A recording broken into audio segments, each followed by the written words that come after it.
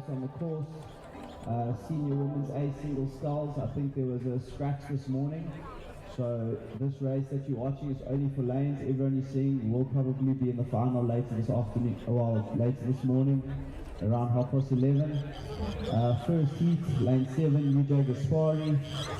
Lane 6, GSRF Brookman. Lane 5, GSRF Bones. I think that should be junior national squad if I'm correct. And then lane 3 is Tux Yarden. So outside lane and the lane nearest to you are the two Tux scullers. They had both been selected to race at the World University Champs in China, but unfortunately that was cancelled.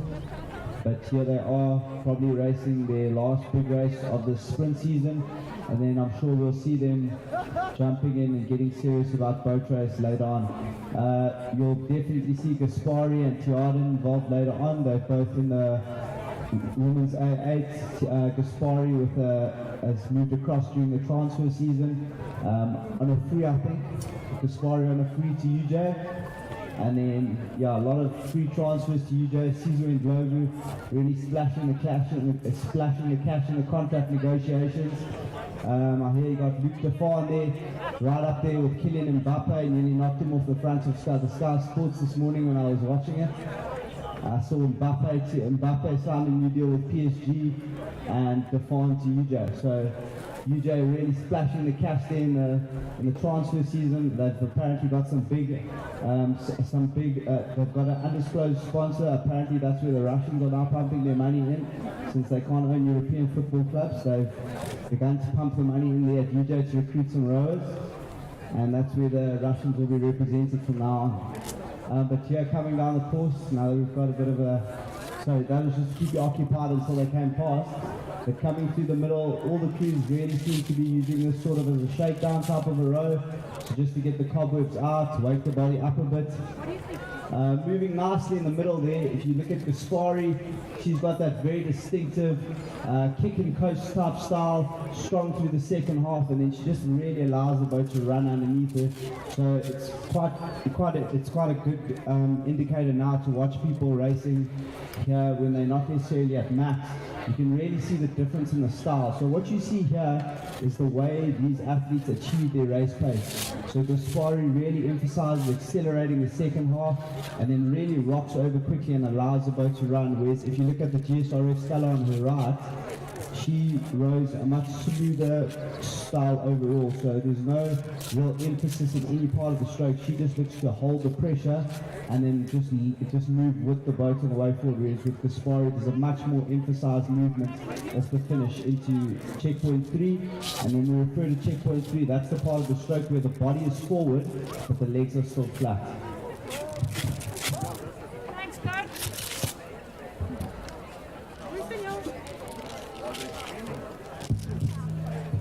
So I've got to ask you a question. There's different types of rowing styles. You just described the two. Is it a preference choice? Is it the coach that teaches in that way? Is it the natural style of the athletes, or is it a choice? How does that work? So rowing styles generally, it tends to differ by country. So if you look all of the rows that you'll see today, generally row style where they emphasize moving the hands off the back end. It's not, some may exaggerate it more or less. So if you look at Gaspari, she rows quite an exaggerated version of the hands off the back. Whereas now you'll see the evolution of the South African rowing technique is to more of a smoother, more continuous movement off the back. So if you look at Tiarden, if you look at Bones or Brookman, they row that smooth, continuous style, whereas Gaspari emphasized that that's a bit more of an old school technique. If you watch the VLC, some of the masters from VLC, they tend to row that style where it's very quick off the back. But generally the coaches will sort of send that style, and then the coaches will have been coached a similar style, and everyone believes they have the correct way. So the idea behind the quick hands is that you get the body prepared, and then you just have to really wait for it so you can really concentrate on what's happening at the catch.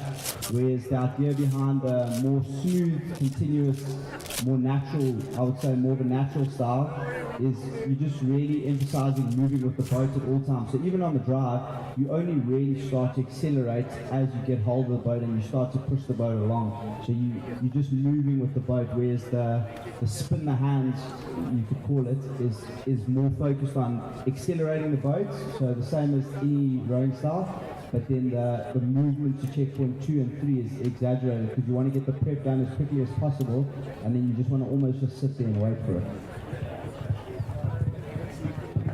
And the two girls are actually looking at each other out the boat. They're trying to see exactly where they're positioned. I can see Gaspari just having a sneak peek out to her right, trying to see exactly what's going on with Brookman. That's Gaspari over there. She's got that sort of flick in the actual oar, in the blade. So it's pretty cool to see that. In terms of the changes, somebody's got a style. They arrive with that style. Would some coaches try to change that style? Because this is going to take quite a bit of time to do that. It just depends on the level of the athlete. So like someone like Gaspari, so she's been rowing this way for years. So it's actually, someone like Gaspari won't change. Even if a coach goes to them, unless it's at like a very high level. So if Gaspari was in the national squad, they would potentially try to change her style if she was rowing with someone who rows differently to her. But generally at a Gaspari's stage of rowing, you're not really going to change how the athlete rows. Even if Gaspari was to change her style, you'd see she'd always sort of resist because she believes that's the way she needs to row, because that style has been successful to her. Like if you look at Tiarden, if Tiarden and Gaspari row double, it'll look like they're fighting with each other. Because Tiarden rows like quite a flat style, quite a smooth style, whereas Gaspari really emphasizes that backing. If you watch Gaspari race the double later on with Caitlin Cook, you'll almost see that there's like a little bit of a contrast. Caitlin sort of moves a little bit quicker than she normally would, and then Nadia almost rows a little bit less than what she would. So you have to blend it. That's the only time where the athlete changes. But that's why a lot of these girls like the single, because they almost have that freedom. You can row how you like in a single. If you can make it work, then you row your distinctive style. Yeah, that's Gaspari coming across the line now. She's had it under control. She's had sneak peeks out the side just to see exactly where she is with Brookman. Brookman's putting in a little bit of an acceleration at the end. The last few strokes, you can see Gaspari racing up just slightly, and it's a bit more, just under a boat length, coming through to the finish line. We're expecting to hear the beep shortly, and that's Gaspari, first place, Brookman just behind her. And still in the course we've got Gomes and Tiarden. Tiarden from Tux coming through.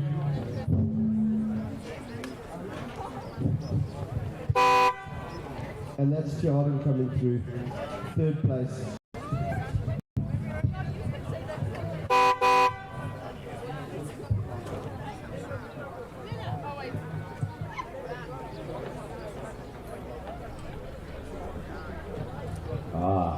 We've just found Gomes. She's in the second race. Changed it slightly around. So it's Gomes, Junior National Squad, Masangu, UJ, Jesso, Keegan, and Stellenbosch, Steltman. They've changed just so everybody's got the last draws. You'll see they've just shuffled those down. They'll be coming down the course shortly. I was at the course with my binocs, just having a bit of a sneak squiz at the first kilometre, and there's a bit of wind that's ruffling the water right at the top, and you can see the dark kind of blue at the top, and there's just a little bit of wind just ruffling it, and you can see some of the rows going out, getting caught in that, and then it smooths out towards the second half of the finish line. Is it going to make any difference? The rows going out, does it really matter whatsoever, that first section in terms of pacing, or they're just going to gun through that and not worry at all? It just depends what type of a wind it is. So if it's a side wind, it's going to push them over a little bit onto the bar side buoys. So that will affect you a bit because you're going to have to work just that little bit harder on the bar side. So that might play a role, but provided that it's not a headwind, it shouldn't really affect them all that much, especially early in the morning like this. It's still relatively flat up there. The nice thing though is that the rows will try to almost power through that, because if you can get through the rough where they head, when you get into the flat with the first. So once you're in the flat, then you can really get to work if you get through that. But if you get stuck in that rough weather, it sometimes does take quite a bit out of you to get through it, and then you've spent energy fighting the rough weather as opposed to trying to go fast in the flat.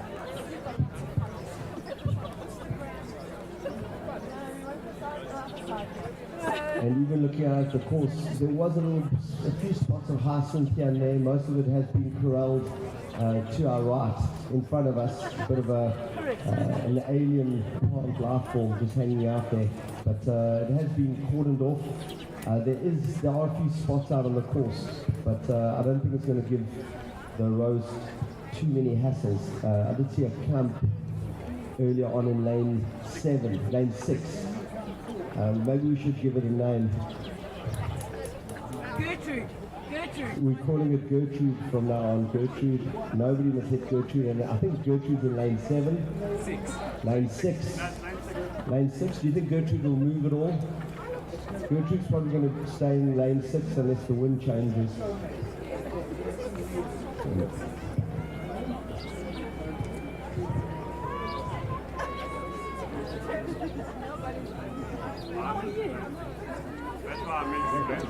Yeah, so Gauteng's just moving nicely out here. I think Gauteng's just shaking out the cobwebs a bit, getting ready. So she's probably just going to bump up the intensity just a little bit here towards the end, just to get the engine going early in the morning. She's rowing a very nice flat stroke. She stroked the Holy Rosary quad that won SA Champs.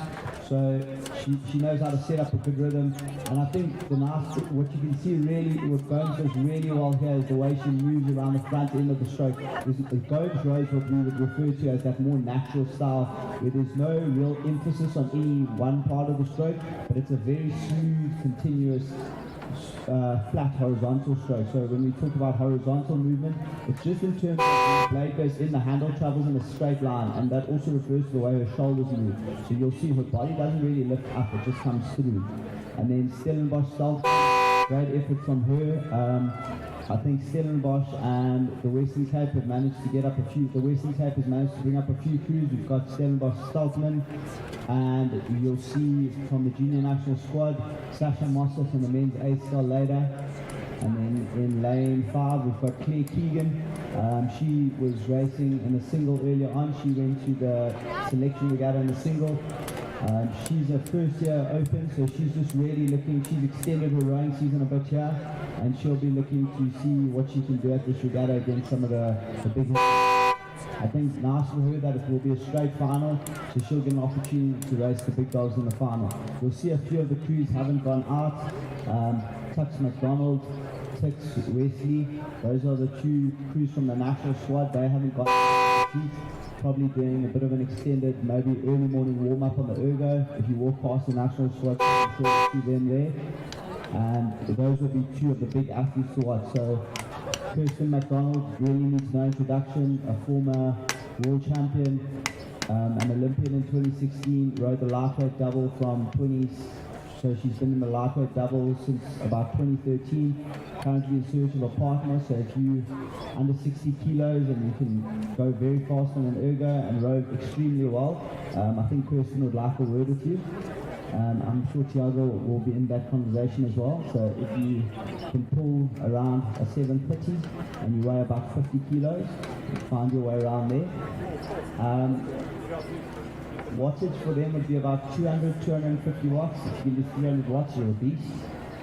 And then if you've got, and now coming down the course is the men's B double. So this is, the men's B division has seen quite a significant entry, I think, this regatta. A lot of crews have shifted out of the men's A events. These are all university students. So if you look at men's B, these are all mostly full-time university students, senior opens, junior opens.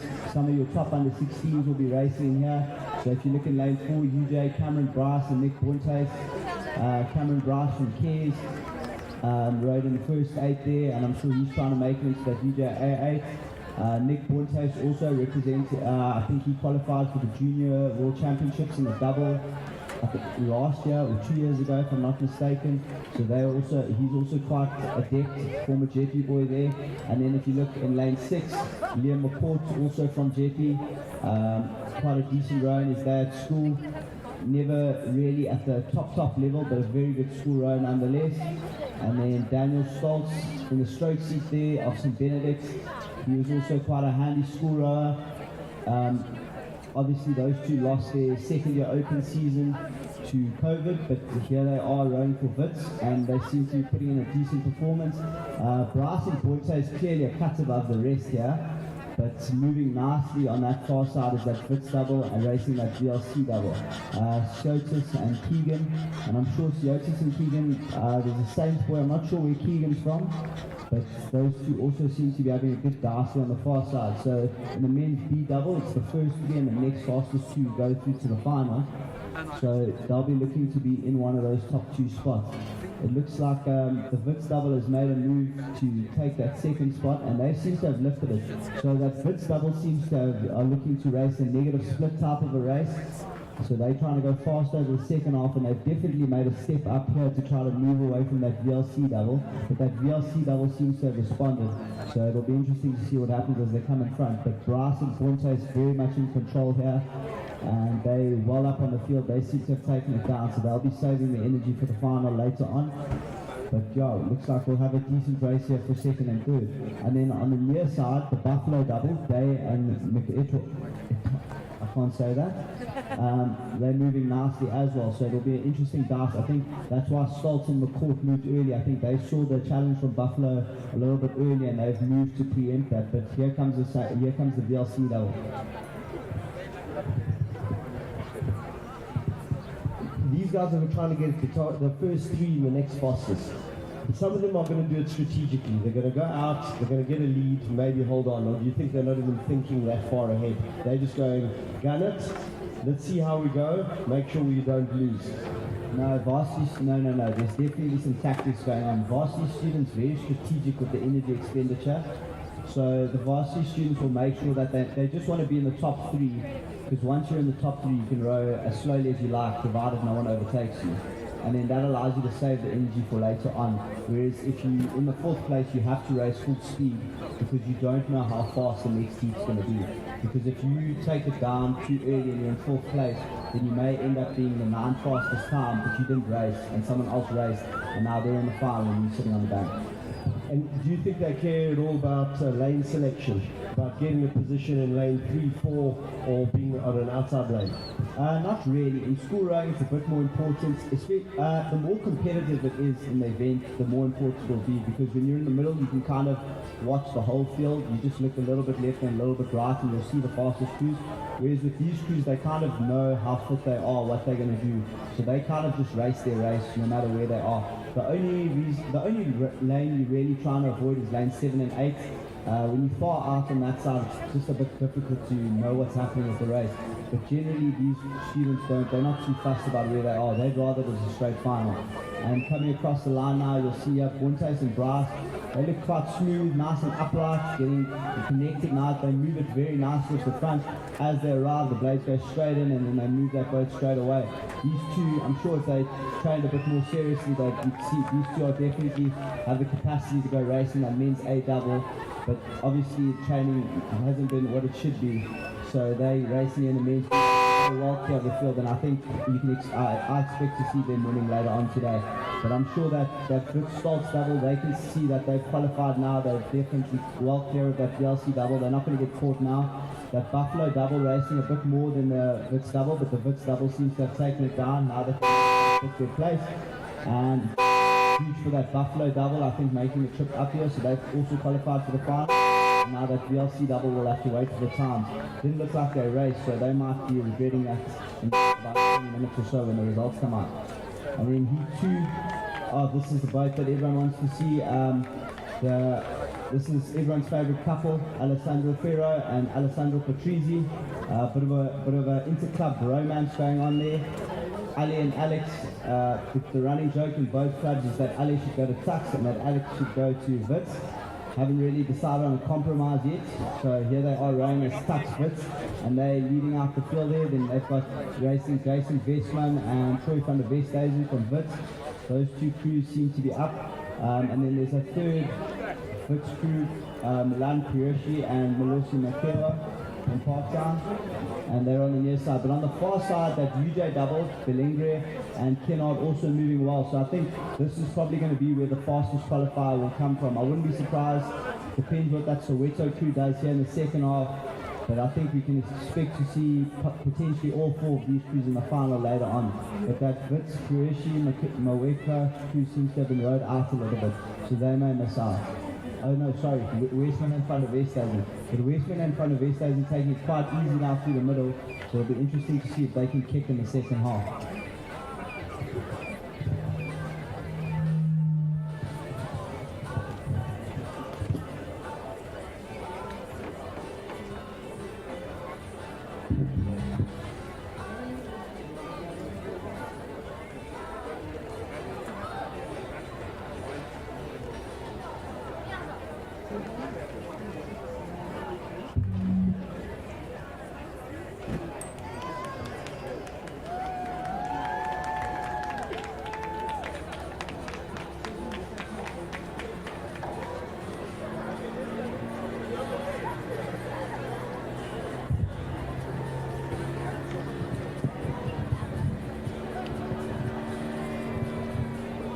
And the crowd's just coming out of the first kilometre.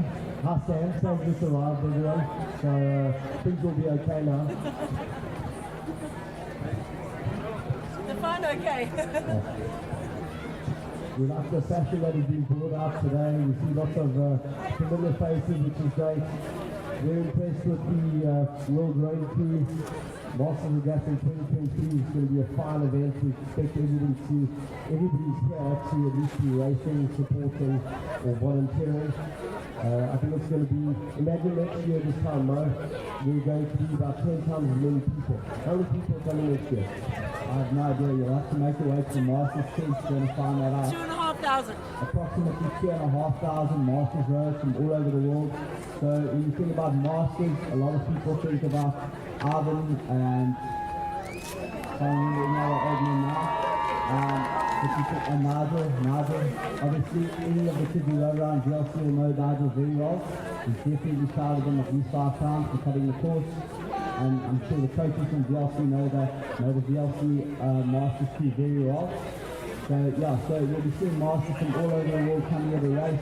So Masters means it's basically anyone, I think above the age of 27, classifies as a Masters, and then they race on a handicap system where you get a prognosis, but you basically get a time advantage based on your age. So the older you are, you get some time taken off at the end. So they sort of just race each other, and then you try and match the time. So usually you'll see, and you see some incredible things with the Masters crew, people well over the age of 60, 70. Occasionally you'll see an 80-year-old still batting it out down the course, and it's always awesome to see that rowing really, you can really row for your entire life. There'll be some kids who race here for 12, 13, and you'll probably see some of them still racing in about 50, 40 years if they carry on. And John prices are Yeah, and then the oldest athlete in this regatta, John Price, at the sprightly age of 92, still batting it out. I think he's been rowing since before Roodeplaat. He predates Roodeplaat. If there's any candidates for the youngest rower, if you happen to have that knowledge handy, please come over to the commentary so we can give a shout out to the youngest rower. Maybe get a photo of John Price and the youngest rower, the oldest and the youngest. Maybe they can double. That will be an interesting combination. I'm sure John's got a lot of experience that he could share. And that UJ double moving well out. So these UJ athletes have been training hard. I think the coach Ati Lekani, since hearing the move of Tatu Mokwena to Tux, I'm sure Coach Ati's up to train. I've heard the training volume, intensity has gone up, and the amount of angry messages that you receive when you don't complete your training has also been increased quite significantly since that. So that you probably start taking it down now, but they look to be shaking out the cobwebs. They don't seem to be backing off at all, and then seems to be that Tux UJ combination, that Tux combination for Treasy and Kiro, and then right next to them that Wits van der Westhuizen combo also, no, not Wits van der Westhuizen, Wits Makewa, and then the other Wits combination also having a bit of a dash for that final qualifying spot.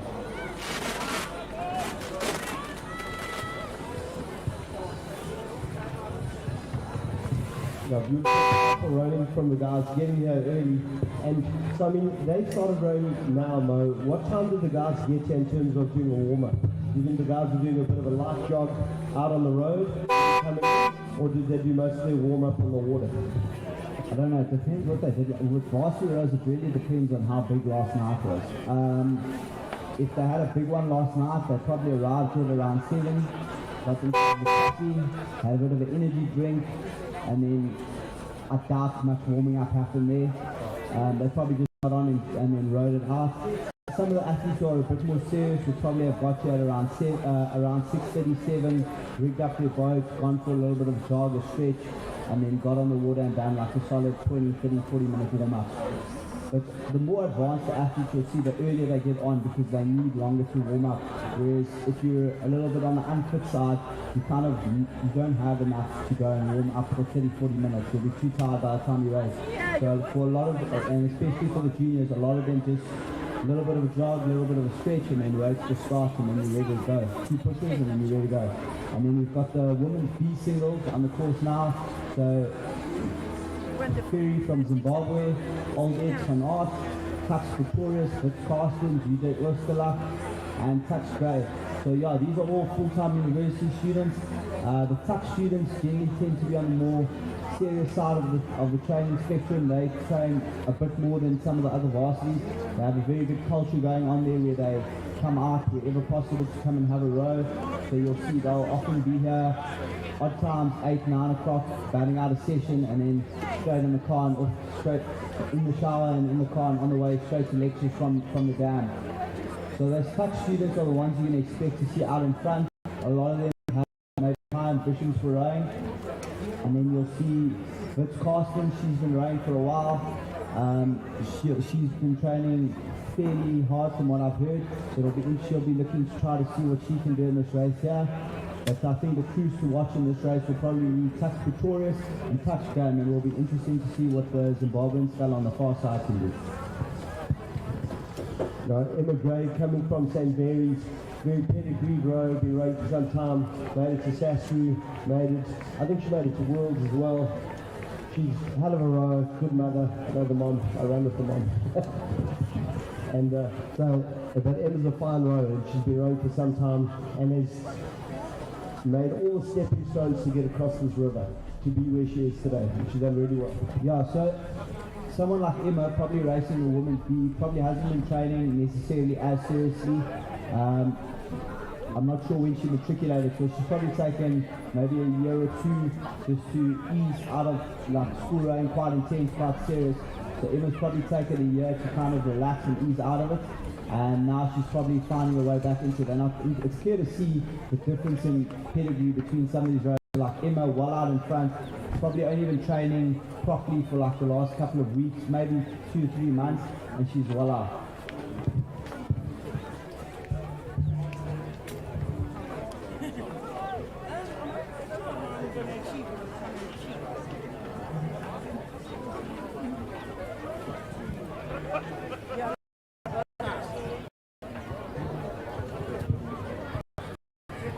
So not only your pretty face, like we've heard you famous for being the ex-Jeppy boy, so that's, I don't know if that is a good or a bad thing, but I've only ever commentated with Jeppy guys, so I think that's my curse in life.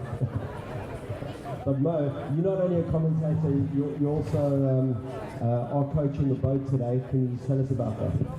Yeah, so I'm coaching the GSRF men's double, Steve Batulas, Ethan Pritchard. They both tried to qualify at the selection regatta about a month ago. Unfortunately missed out there, but very fast double, definitely one of the fastest boats I've ever coached. At Tanin they did about a 6:44 in a double scull, which is pretty quick, quite fast compared to, especially for them. So they probably, I think I was just saying, if you rode a bit and you know what the speeds are like, that's pretty decent in a double. So those two just looking to end off their season on a bit of a, to finish off now. But they've been training hard, they've shown some good speed. We've been training at VLC, which is a bit tough. It's quite rough there. You row in what we call a washing machine. We say it's a bit of a washing machine. Quite a contrast. If you ever have a chance to, I'd highly suggest, especially to the masters rowers, planning a trip to Gauteng and maybe row there for a weekend or a week or so. It's unbelievable out there, and the national squad also uses it as a training venue. But yeah, they'll be racing the men's A double. That'll be a straight final, and then they'll be looking to see what they can do against some of the more what did I say? Distinguished crews, Livornia and Murray Bell Smith. They're going to be looking to see how close they can get to them. I think so the way they would be approaching that race is we kind of race relative to the world record time. So we know on the world record they're about something like they're about 10 seconds faster than us, their world record. So we try to get as close to 10 seconds as possible. And then that's our relative margin. So they probably will be ahead of them, but they'll aim to be as close as possible. And then obviously aim to beat the rest of the field.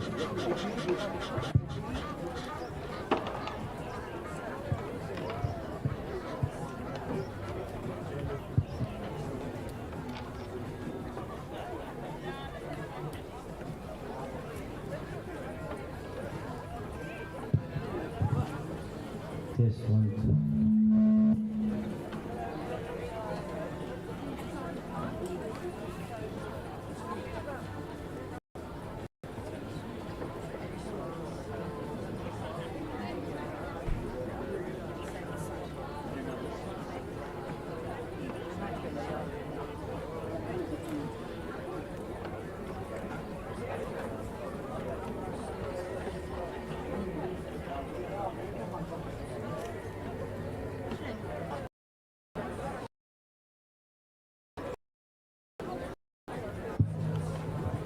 Oh, so here's Emma Gray. Saw her getting her blade set earlier today.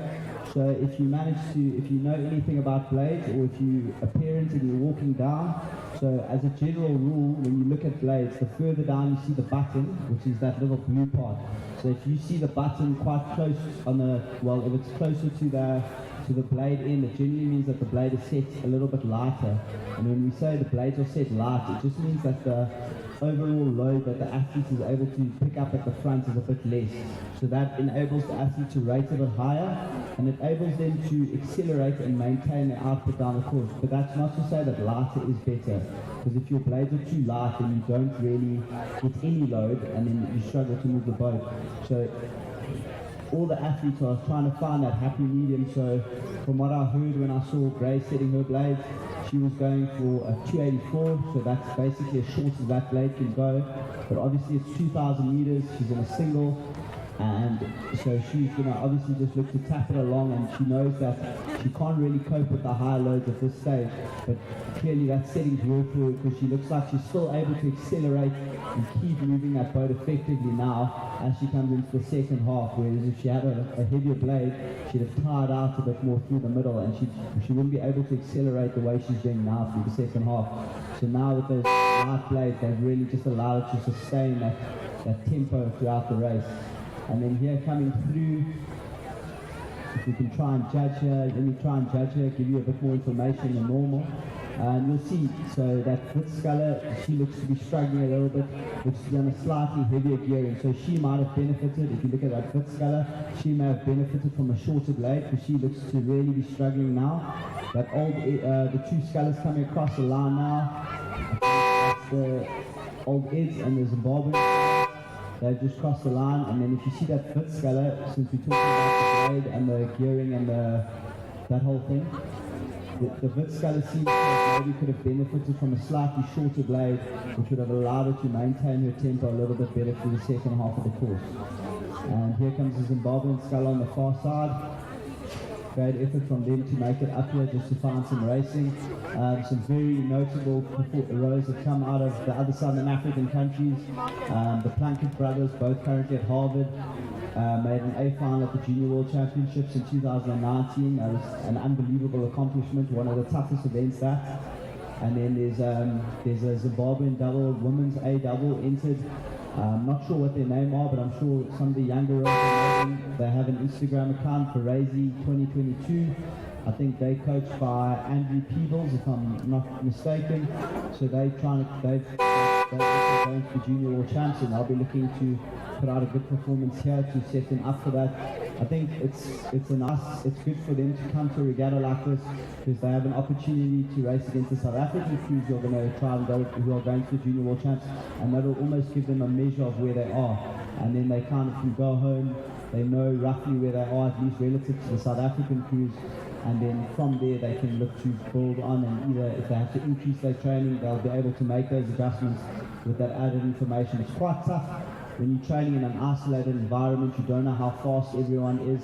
I think the Western Cape crews could definitely speak to that, especially it's a 6K race, so imagine now you're trying to go race the rest of the world, but you're training on your own little island out there in the middle of nowhere. You don't see anyone else really, and you don't really race people your age or your speed. So you can't just race and stopwatch the whole time. And then adding to that is that every single course around the world is unique. So for example, Roodeplaat, we're not necessarily racing at the fastest time of year around here because it's quite cold, so that means that the water is colder and the conditions are a little bit slower. Whereas if you race at Roodeplaat in November, you'll be able to go very fast because the water is a lot warmer, and then if you can catch the right conditions, Roodeplaat can be exceptionally fast. I think the course one of the fastest times of year around here tends to be that first weekend in March when SA Champs is held, and around November when the Gauteng Champs is held. So if you look at some of the course records on the SASRI website, you'll see that they're all set around the same date. So those are some of the, you can call them almost fast days. So when the wind is really pumping down the course, you can do some unbelievable times on this course. I think the under 16.8 record around a 6:03. Yeah, on Roodeplaat, but that was set in what is, everyone who rode on that day calls it the tailwind of destiny. But yeah, if you've rode on one of those fast days, you know that this course can be exceptionally fast with the tailwind. But if there's no tailwind, then it's a bit of a struggle because the water's cold and the dam is just generally not known for being particularly a fast track. And they've also got the sluice gates over here. When they open up the sluice gates, does it affect the rowing at all? Yeah, definitely. When the sluice gates are open, it's similar to when you have the big pumping tailwind, but the advantage with the sluice gates is that you don't need the wind at that stage. So then the water is very flat, especially, so I think 2017 there was a huge storm and the sluice gates were open. So it was exceptionally flat and the water is flowing very fast towards the finish line. So you'll see some of the records are also set there.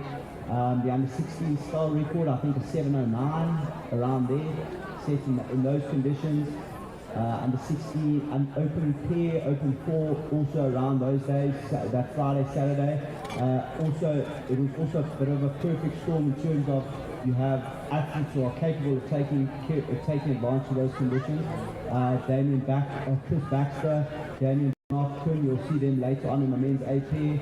So they've been together for almost coming up to about 7 or 8 years. They rode under 16 pairs together. They rode in the first pair at school together. They've been rowing in the national squad together, and they're going to under 23 world champs together. So that's an established combination, exceptionally fast at schoolboy level. So they did, I think they did a 6:50 that year in the pair, or possibly even a 6:45. I'm not 100% sure on the numbers right now, but that was all set with the sluice gates open. So when the wind is pulling you that way, when the water is flowing that way, you can go very fast. I only row when the sluice gates are open from now on, and if the wind is a bit of a tailwind, otherwise there's no point. And then if you look at the crews rowing up to the start, you'll see the junior national squad 4. They're going to go up to the start now. You'll see them, they'll be racing alongside the men's A pairs a bit later on. So those two boats, so the men's A, so just for reference, this will give you a bit of a gauge in terms of what we're talking about when we speak about world record times. So the men's A4 world record for juniors is 6:11, 6:12, and the men's A pair record for seniors is about a 6:08, and then the under 23 pair record is also around a 6:18. So those crews are all within about 5 or 6 seconds of each other. So the idea behind racing the men's A4 in that event is that the pairs have somebody fast to race against, and that the 4 also has a boat that's really tough for the boat like doubles and the singles. That will be an advantage for them this year, but in terms of actual racing at a regatta, it's very hard for them to find boats that are their speed. So they're a little bit slow. They're not fast enough to race against the top coxless fours, but they're a lot faster than some of the coxless fours from the varsities. So them racing the men's AP just gives them an opportunity to come up against that high level of competition from the senior national squad guys, and vice versa. It also gives the senior national squad guys a fast boat that they're not necessarily used to racing against, because when they're racing against each other, it's almost like a training race. You race against these people all the time, so there's that added element of racing someone that you don't know, but it's also that pride element of you don't want to lose to a schoolboy. You never lose to a schoolboy. That's why I don't race schoolboys. So now I've got the senior women's B single sculls. This is B2 of 2. The rows are coming down. The first few rows have gone past the 1 kilometer mark.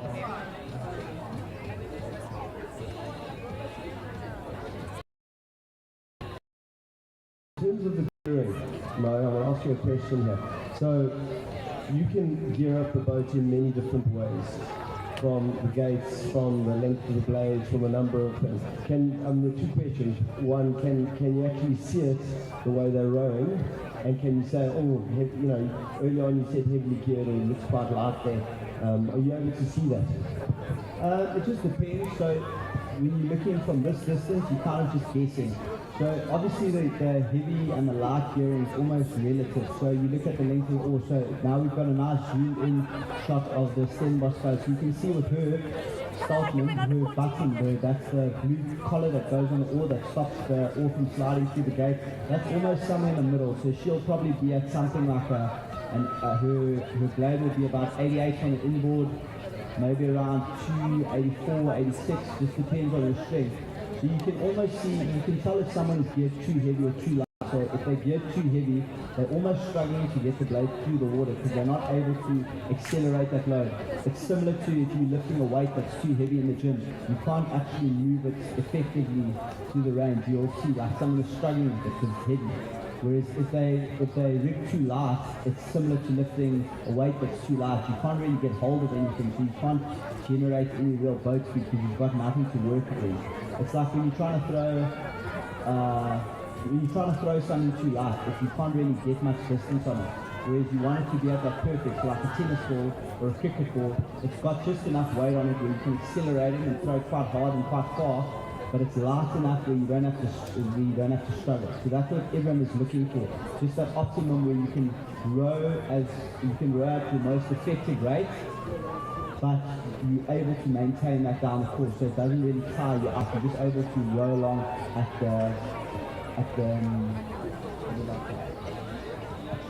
the board of your capacity. You want to be always on the edge of your limit there. You want to be you want to be able to get as much as you can, but not so much so that you can't down the whole course. Right, so Saltman's booked her spot in the final. Well, these morning races tend to be almost a bit of a formality for some people, just only there to get out the way. So it's a good time now because the racing is not necessarily as close. So like you'll see there's the Hugo Sculler setting. I think the Zimbabwean Sculler, I think she's in that double that's going to the junior championships later this year. So you'll see in these races now, people are just sort of ticking the box, getting it over. And yeah, now we're starting to get into some exciting races. We'll see Mossop in the next heat. He's qualified to go to the Junior World Championships in Brazil. He's a very exciting rower to watch. Comes down the course at about 40, and he just blasts his way the whole way down. But it'll be interesting to see now. There's some Dunstan's Mustakas. He's been quite quick in the school season, always in and about the medals. I think since under 14, 15, he's always been in and around the medals. St. Dunstan's well known for producing those fast scullers. We've got Evan from Zimbabwe, St. Swart, Hilton Lyon, Germiston, Evans, as mentioned before, Buffalo, Kusheka, St. Dunstan's, Mustakis, Wemmer, Rantai, and Hilton Thompson. So this is one of the closer races that we've seen so far today. Nice move coming on the inside from that Wemmer Sculler in lane 2, lane 7. Sculler looks across, Evans. So he's looking to see sort of where he is. He's probably, I don't recall seeing him at the South African camp, but he's made his way out here to find some good racing. Not sure whose boat he's using there. That looks like he's managed to get hold of the St. Benedict's boat there. Darren Roth lending that out to try and almost encourage, put it nice of the schools around to lend their boats out to encourage more participation at this regatta. Putting a push. It's going to be interesting to see if that St. Dunstan Sculler can move. So the St. Dunstan Sculler has responded. He's lifted. He's at 32.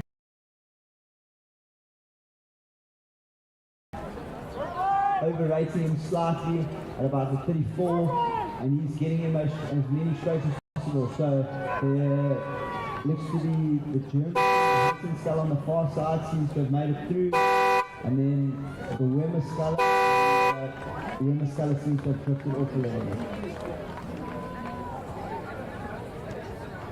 And then the remainder of the heat coming through here, getting up the tail. It looks to be, I'm not sure who's got on the far side. Tough to see with the blades and the lighting at this stage of the day.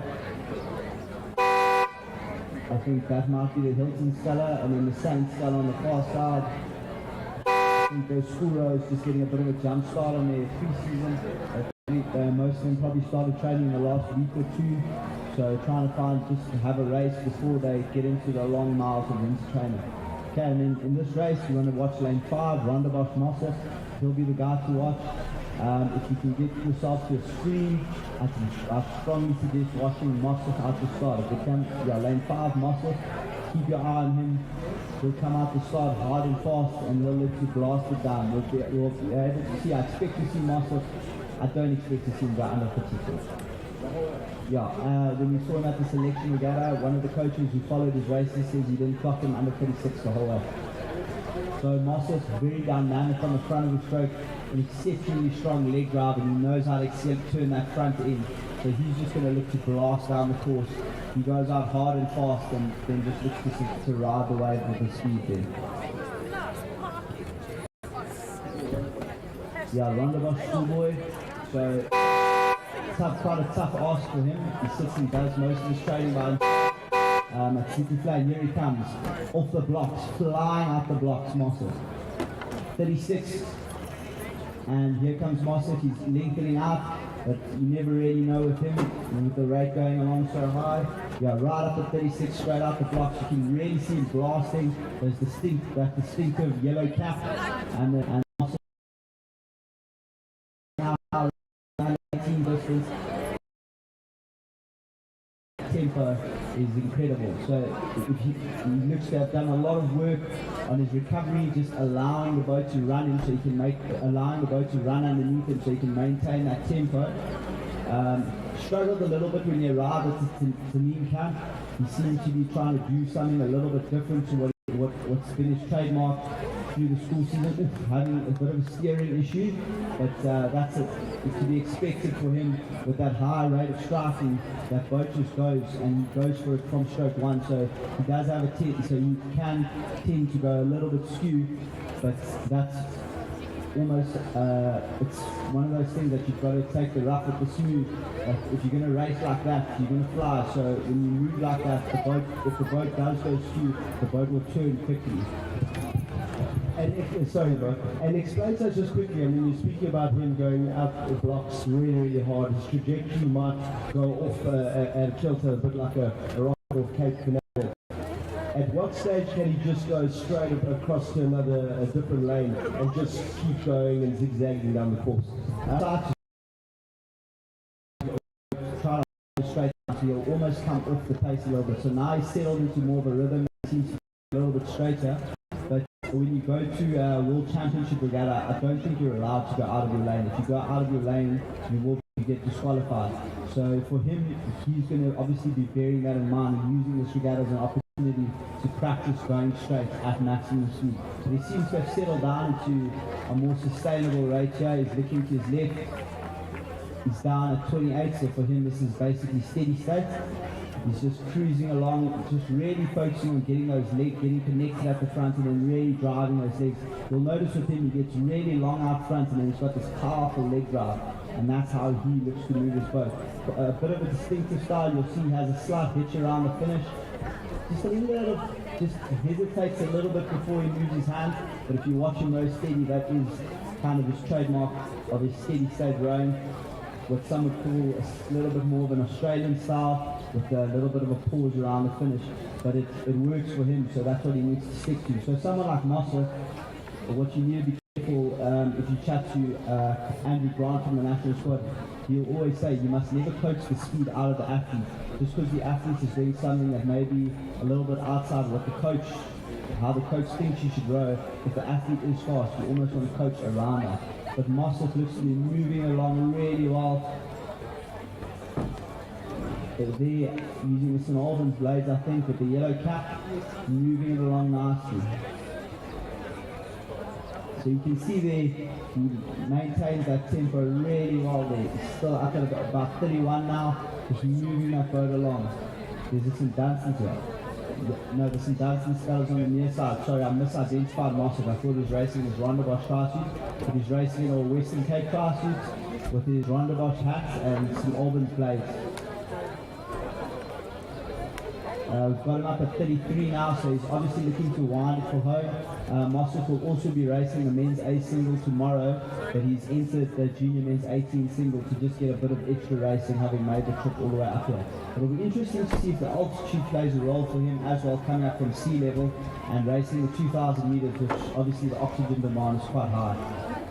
35. Yeah, still at 35 through the second part of the race, so he's looking to maintain that tempo now. To go, but what are we over 1,000 meters there? As far as I'm aware, Tanin's about 700, but the advantage of Tanin is it's very warm there. The water is very fast, and the altitude is not so much that it really takes a toll on you from a... Well, if you come from sea level to Tanin versus sea level to Roodeplaat, you don't feel it as much at Tanin. And then obviously you've got the faster water which helps you. So because you're going faster, the race is over quicker, so the oxygen demand is slightly lower because of the shorter duration of the race. Whereas at Roodeplaat, if it's a slow day, you could potentially be out there for 7-8 minutes. Versus in Tanin, you might be out there in a faster boat around 6-6:30 minutes. So for him, it's anywhere, it can be a difference of almost, it can be between 30 to 40, maybe even a minute, depending on the day. So his fastest might be around 7:20, 7:30. In slow conditions, he's out there for an extra minute. So you're adding a lot of time onto the race, and then that obviously adds an increased demand of oxygen uptake, etc. on the body. And if you've got the choice between Tanin and Lesotho being a lot higher, like over 2,000 meters, isn't it? If you had a choice with your teams, would you use a variety of both, or would you just stick to Lesotho? Just depends on what your thoughts on the altitude are. So two schools of thought with regards to that. So some people believe that the high altitude causes a variety of adaptations, increases your body's ability to produce red blood cells, teaches your body to deal with less oxygen, and then when you come back down, the altitude and the has less oxygen to work with, so you can't necessarily work to your full capacity. So what some people would rather do then is go to a venue like Tanin, which is kind of on the edge of where you start to say the altitude does have some sort of an effect, so you do get, there's some benefit of the altitude, but what Tanin adds versus a venue like Lesotho, especially in winter, Tanin is very warm, so you've got less chance of getting sick, and the water is very fast there. So Tanin is a very nice venue if you want to do for training, and it's obviously a lot more convenient to go to versus somewhere like Lesotho. So you'd look for a variety of both. Maybe you do Lesotho camp earlier in the season to really build the base of the athletes, and then you go to a Tanin possibly 2 weeks out from like a big world championship or an international race to go get 2 good weeks of preparation on a fast track. And here we see Mossel coming past and closes, absolutely gunning it. Well up well up over, he's up over 38 now, and here he comes. Look at that dynamic on the front end. He is absolutely flying. Mossos, I don't know if my rate watch is broken, but I've got him over 40. Mossos well over 40 and through the line. We'll see him, we'll probably have a bit of a lay down. Doesn't look like that. But yeah, Mossos with a huge effort there. And then the VLC sculler crossing. Good effort there early on from Mossos, and it'll be good to see him race later on. Very exciting guy to race. Definitely has watched a few Robbie Manson races. Also known for coming. So Mossos racing that type of a style.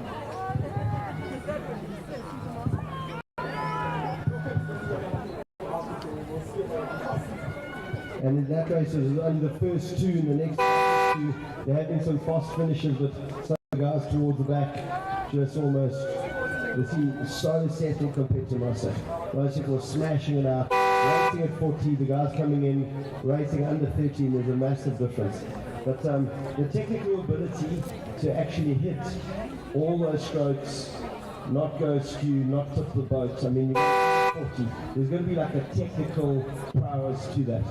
The other thing at a 40 is your ability to get the blade in and turn around at the front. If there's any hesitation at the front end of the stroke, the boat just slows down and you end up working so hard every stroke to pick it up. So what Mark is his ability to drive the legs. You'll see on the recovery, it doesn't necessarily look the nicest or the most controlled, but his ability to turn that front end and to drive his legs and the key thing to rating 40 is to generate the boat speed, so that the boat actually comes to you. He's not pulling the boat to him, he just generates that boat speed and he's able to turn it around, and then he's obviously exceptionally fit, which is why he can maintain that the whole way down. Like if you look at this race and compare it to what we saw with Mossos earlier, these guys look like they're rowing a steady state relative to what Mossos does. Like if you see Mossos rowing steady state, he rows it around like 20, 22, 24, whereas a lot of crews rate steady state no higher than 20. But that's just a byproduct of the way that he rows, and he needs to practice getting that blade and getting his legs down, and that's really what pays his bills. And then if you look here, there looks to be, I think that's, I don't know if it's the Jeffy sculler or it's the UJ sculler, Gillespie, moving quite well. I don't know if he's in lane 8, it's a sculler moving quite nicely there in the middle there, in a white boat. And then right in the middle of the park, I don't know if that's Regatta or Hilton or if that's the Germiston sculler. Just a bit hard to tell with the angle here. Over here, you've also got a few KZN athletes. It's actually nice to see the guys coming in from KZN. You've had some of the guys from Cape Town. The KZN guys as well, they're also going to be having the same issues with altitude. But 2,000 meters with altitude, it's got to affect the lungs. Oh yeah, definitely. The energy requirements, if you just look at the research, 80% aerobic, so that's just your body's ability to utilize oxygen. So if you add altitude, that's compromised, especially if you're not used to it. So it feels like I've heard it likened to breathing through a straw. Whereas the guys who are used to it, for them this is just their daily life, and then when they go down, it feels like they can chew the oxygen. But it looks to be so this looks to be the junior women's 16, no, not the 16 sculls yet. Junior, on the near side with the back. On there, that's a fast aesthetic. The Wemmer sculler there in lane 3, and then when the camera pans over, we'll be able to have a look at the Hilton sculler. One of the scullers looks to have been shot out the back. I don't know if that's Red House. I'm not sure if this is the Zimbabwean sculler that we're seeing, or if this is Gillespie. Oh no, that looks to be the Hilton sculler there in 5, moving very well there. Emmett's moving nicely, allowing that boat to move. Just a nice, clean, relaxed style. And then if you look on the far side, there's another Germiston sculler. I think that's in Flovu. He looks to be quite a big guy. He looks to be really sending it along, thumping it along. He's got a nice, powerful rhythm there. Oh, that's the Zimbabwean sculler. So the Zimbabwean sculler there in lane 6, rowing with the blue blades of St. Benedict's in the blue boat. Geez, that is a unit. Yeah. Okay, I'm going to go over his name. Nyamung Pingita. It's a tough name, and I apologize. But hell of a good rower. Very powerful, very strong guy. He looks like he's eaten one of the other rows. He's got great shoulders. Yeah, he's a big guy. If you look at him, he's what you're actually looking for. If you're looking for an elite single sculler, it's built like him. Very big guy, big upper body. So maybe not so optimal to carry the weight, but if he can harness all that power, he'll be able to generate the boat speed necessary to be competitive on an international level. So, for example, Mossel probably around 70, 80 kilos, maybe in the mid 80s for Mossel, whereas the Zimbabwean sculler looks to be probably in the 90s at least. And if you look at the elite scullers, they're all very tall, 90 to 100 kilos. So you need to have that extra bit of weight to generate the horsepower that's requisite to be competitive. And he definitely seems like he's got the potential. If he can put in a couple of years of good training, I have no doubt that this guy could potentially be a bit of a weapon on a single scale.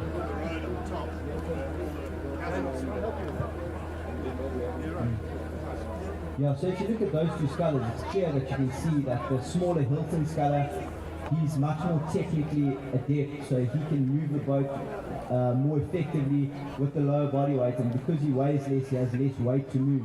Whereas the Zimbabwean sculler needs that extra power, and then also he seems to have a good idea of what he's trying to do, but maybe lacking the fitness to maintain the tempo to really make that power work for him. But he's really, but as you can see, he's able to use that power to cruise along at a manageable pace, where he can just lay down that power.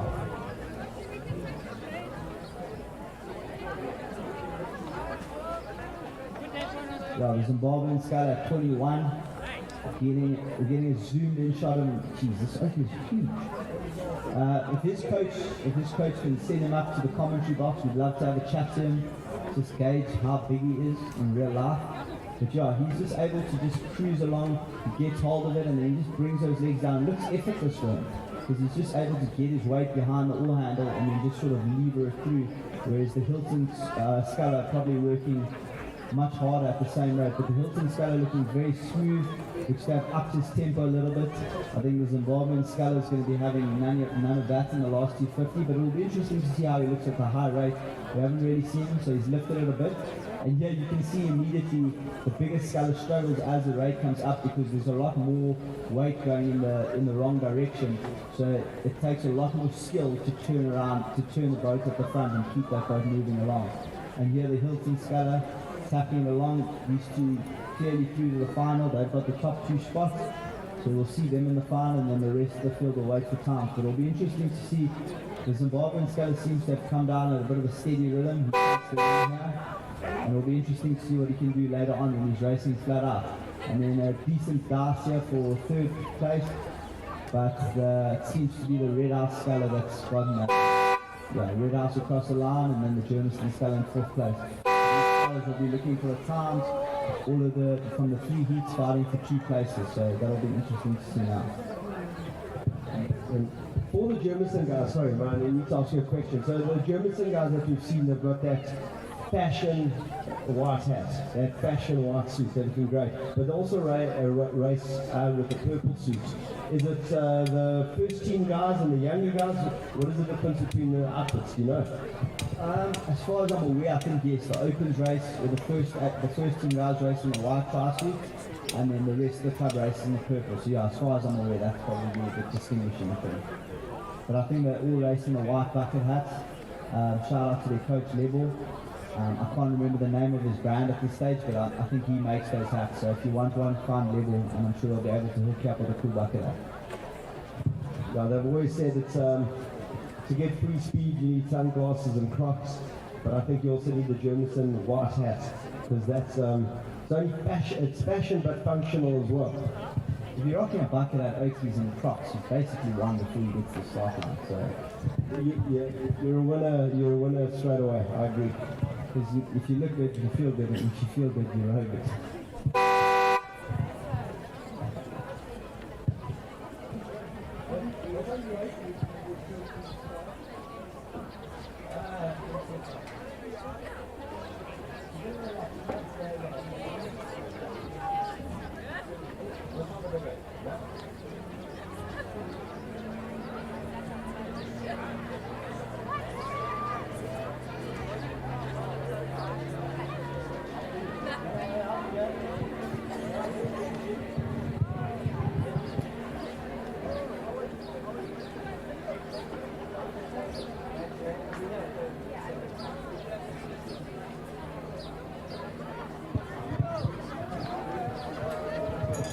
Okay, 9:15. I'm sure this, especially if you've had a race now or a big night before, the stomach is starting to rumble now.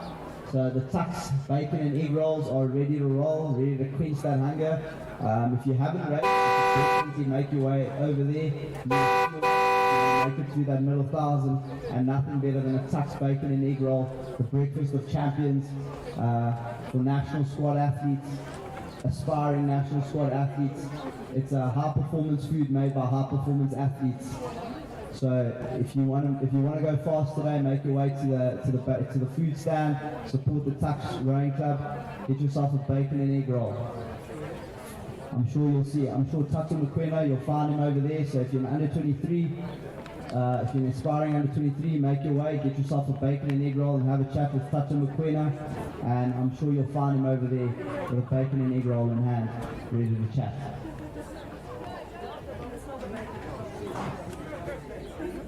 Yeah, you can hear the Masters rowers, they're veterans, they know a good bacon and egg roll when they smell one, and I'm just hearing rave reviews from everyone who's had one so far.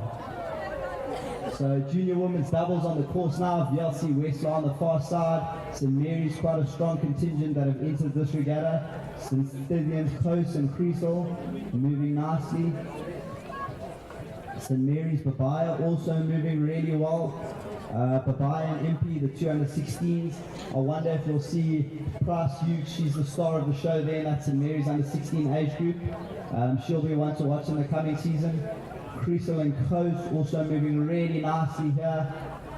I'm sure they've had their pre-season underway, so getting in a nice early season race just to prepare themselves for the season ahead. Nice to get some racing in before the long winter miles set in.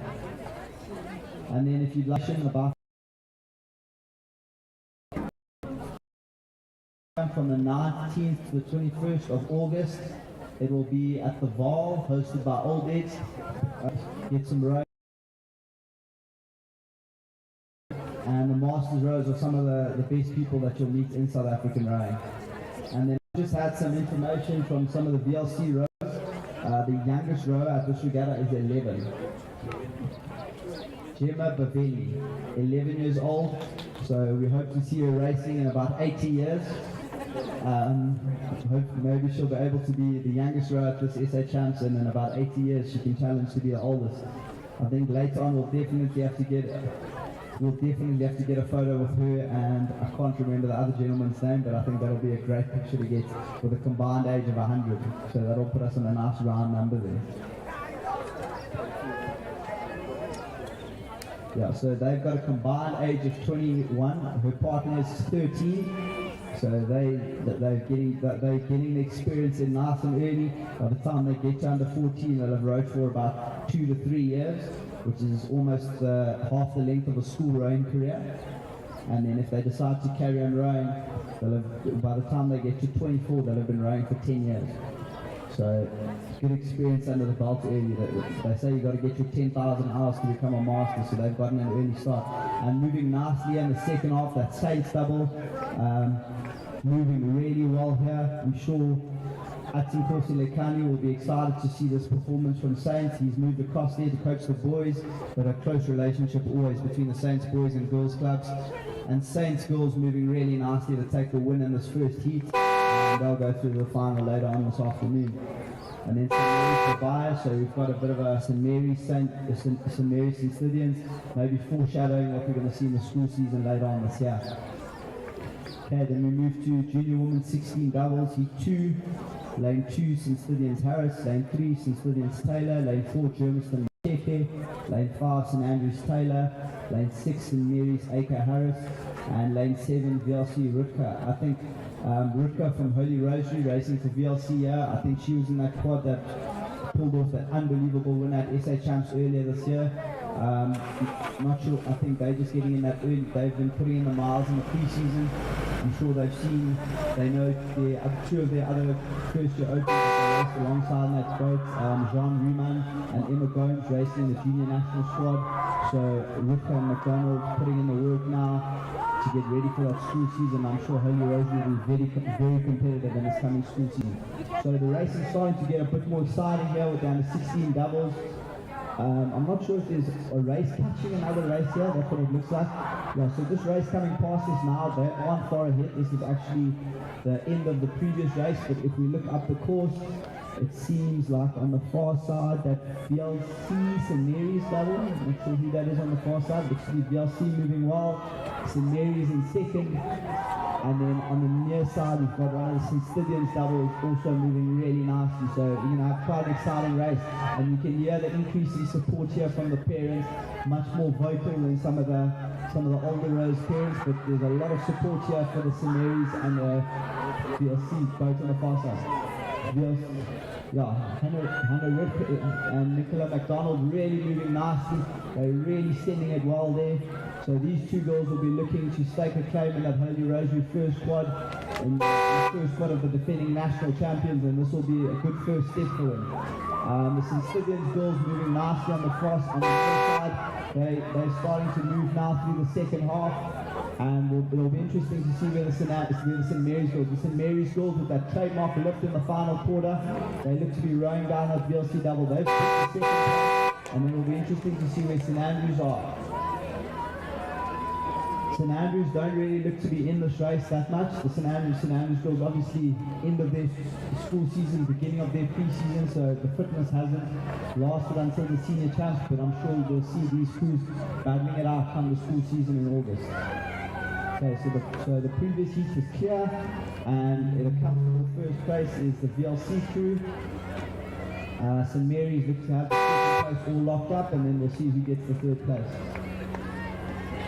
So it's the first three that are automatically through. She's got energy saving, a max. Take notes if you want to know how to cruise through a heat. Take notes of that crew that came in second. They just let the guys across the line. And then the St. Stithians crew in lane 2, St. Stithians McKay. Well, St. Stithians Harris. They put their place on. And then now next on the course, this is the reason I made sure I got on the commentary early in the morning. I've been waffling along here trying to keep you all entertained, but none of that necessary now. As we look to the start, we've got heat 1 of the men's A pairs. So you'll see some of the national squad athletes, and these are the top sweep athletes from around the country.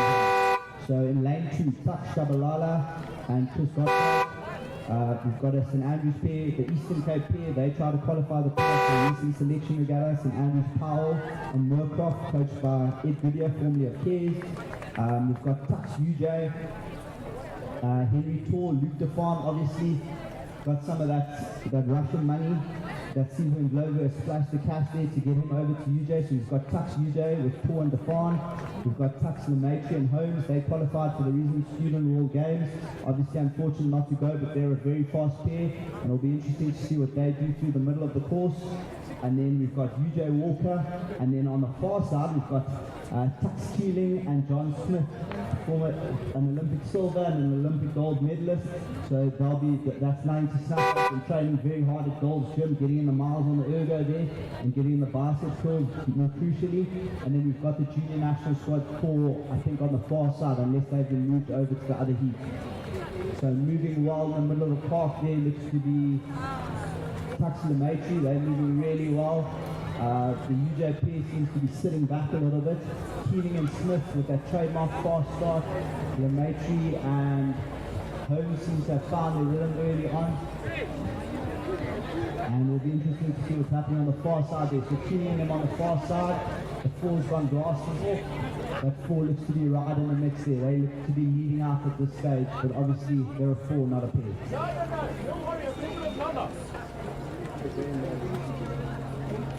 Yeah, if you're a betting man, you'd obviously bet on the 4. You've got to pull out. And then moving nicely in the middle of the park, Tux Stefan and Tor. Luke DeFarm looking to prove he was worth the money in the transfer window there. Massive contract apparently. I've got his coach sitting here, Ati Lekani. He did the negotiations there, a tough negotiator, Ati Lekani. But if you want a scholarship to UJ, pop up to the commentary, and I'm sure if you've got a good ergo score, he'll be able to sign you up. So Tucks, Lemaitre and Holmes look to have tracked the Fawn and Tor through the middle, and then moving well on the far side is Smith and Keeling. I'm sure we'll see the trademark big look to the right from John soon, and then Gottschalk and Shabalala not looking too bad on the near side either. They look to be right in it there with Defan and Tor, so it'll be interesting to see if Defan and Tor move, and then that St Andrews pair also moving really well, tracking those universities, tracking that Tucks pair on the near side. So here through the middle, this is where the crews will look to do the damage. That UJ crew's been dropped, but Holmes, Lemaitre, and then Defan and Tor are going to do battle in the middle now. So Defan and Tor now stretching out. Henry Tor with that signature long stroke, really long stretched out. Luke sitting up a little bit more, but Luke with an enormous amount of power. Former single sculls, won the single sculls as a junior, and he's going to be looking to lay down the power. Luke known for being a powerful, confident athlete. Henry much the same, so there'll be no shortage of confidence in that national squad pair as they look to move through the field. So they've really separated themselves now through the middle thousands, and now they'll look to be Holmes and Lemaitre, Smith, Keeling, and it'll be interesting to see if there's a challenge from Shabalala, Gottschalk, or Murkoff and Powell.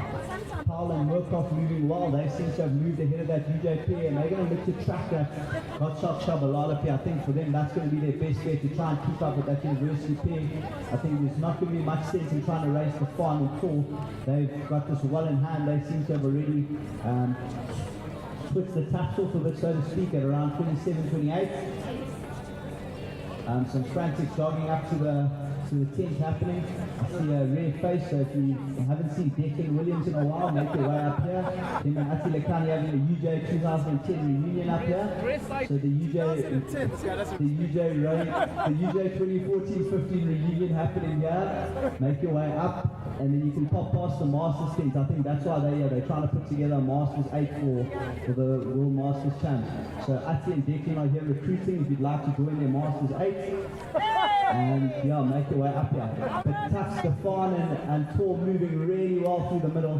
They're really showing that slick style. Clearly a Kato McQueen coach crew there with the smooth hands around the back. As he says, we don't spin, we don't pause, we just glide. And then the Defan, Lemaitre pair also moving nicely, but Smith and Keeling right in it, maybe on the comeback trail. Those two qualify for Masters, but it's a bit unfair if you see them in the Masters. But John will come with the thunder in the last 500. So John and Sean look to have maybe put a bit more training, shed a few of the extra kilos they were carrying 2 weeks ago, and they're moving really nicely in the last end. John's obviously given a little bit says he's overtraining there with the switch classes. Devin was pulling John onto the boys at VLC sprints, but Smith and Keeling moving really well now in the third 500, and they've actually tracked Defan and Tor. So the young bucks in the middle there need to keep an eye on the far lane. They don't want to be surprised here because they know John. Both of them have trained alongside John, and they know John if he beats you. Also tracking Keeling and Smith. So the crews here are really looking to book their place in the final. We see those four putting on a bit of an exhibition now of good solid sweep rowing. I'm not sure if they've got the tandem going on in the middle there with the two rows on bar side. I'm waiting to have a look there, and then I'll be able to let you know about that. But Defan and Tor, they're going to make sure they get the win over John. They've got to keep an eye on John. John is very sneaky. He'll tell you he's not going to race, and then he'll go sprinting through in the last 500. So keep an eye on him. He's a wily operator, John Smith. And then that junior national squad 4 putting on an exceptional row here. I think just well in control, probably going to be in the final a bit later on. And all the top 3 pairs here seem to have all taken it down. It'll be interesting to see if there's any jostling for lanes here, but Smith and Keeling looking very slick. The muscle memory still there. Defan and Tor with that long, powerful stroke. You see that strong acceleration from them. They've got a lot of time around the finish, very clean, very in control. Lemaitre and Holmes, so these crews are going to have an epic battle later on, so they're saving everything that they can for that battle later on. Smith and Keeling also through, and then Lemaitre and Holmes, so going to be an exciting final later on. And it looks to be that St Andrews pair has managed to row away from Gottschalk and Shabalala, so that's a good win for them to be the first schoolboy crew through the line.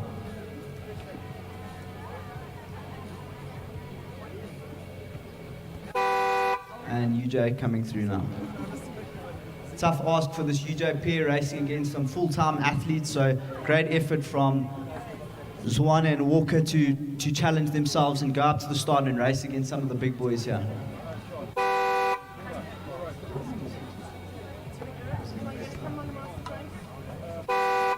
Okay, and then heat 2 of 2 now. Again, jostling for position. We've got those GSRF pairs, Spammer and Taylor in lane 2. Junior national squad, Carrera and Hurst.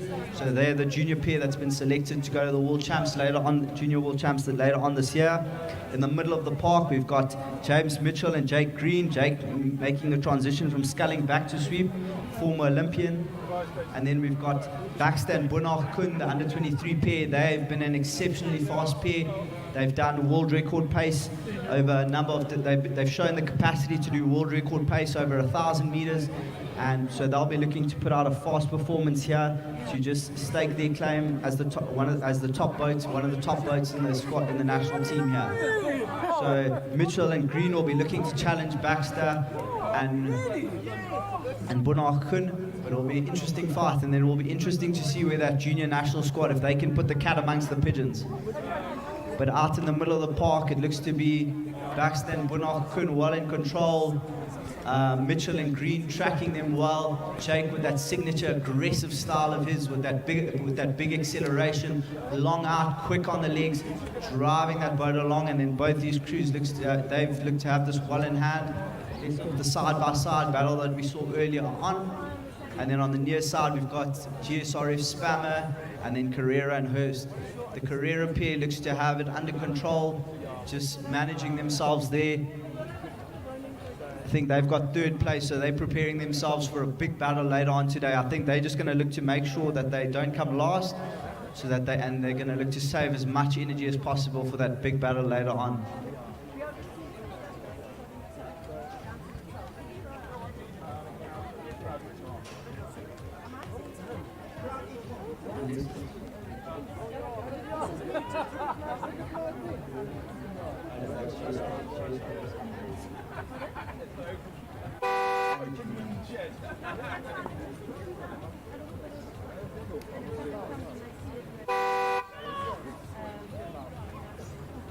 Okay, yeah, then on the far side, I don't know if that's Lecitlo. I don't know if one of the GSRF pairs is scratched. That looks to be the UJ pair in third place. And then this is definitely the GSRF. So Carrera and Hurst have scratched, so they won't be racing this race because I don't know if they've pulled out due to injury or illness, but it'll be, we don't know what's happening there. And then that Spammer pair doing a good job. They've been training hard. Two athletes with aspirations to maybe try and make the junior national squad next year. They've been training alongside those other guys for the past 2 or 3 months, working really hard.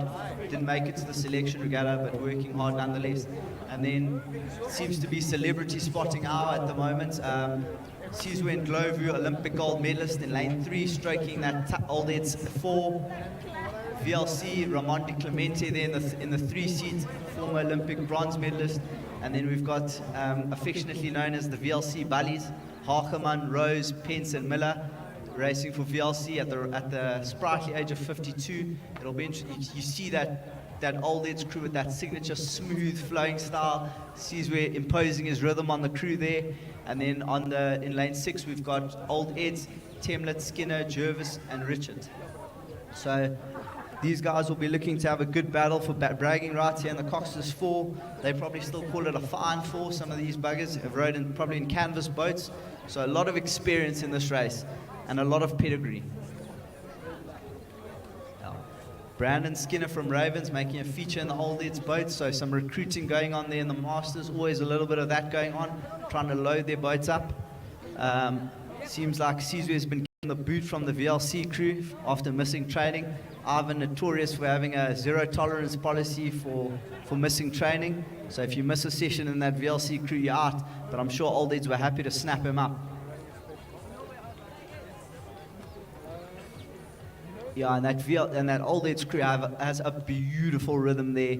If anyone wants to see how to row a good rhythm, have a look at that old heads crew. Slick, smooth. What makes someone like Caesar an unbelievable rower to row with is that he's so easy to row with. He sets such a fantastic rhythm that you've just got to follow behind and put as much power down as you can, and he'll get you home. You can almost row as hard as you want with him because his rhythm will always get you home. Age of 43, De Clemente, Hodgson, Zanoni, stroke by Schlew at the age of 44. They seem to be moving along nicely, much more dynamic. Looks a little bit more aggressive on the rhythm, but more of a thump. This is what I was talking about earlier when you see the way that VLC crew, they're very quick off the back end and onto the next stroke, in contrast with Caesar, who's just got that long flowing rhythm. Long off the back and then all the time in the world on the slide there, but they'll come through now in the end. Caesar will start to lift here at 1500. You see them start their burst, but the VLC crews looks to have imposed their will in the middle of the crew. So these two VLC crews are going to battle it out. Lane 4 is going to have to move if they want to win this race. They're 8 years younger than the other VLC crews, so they're going to need to make sure that they win by a ridge. Now,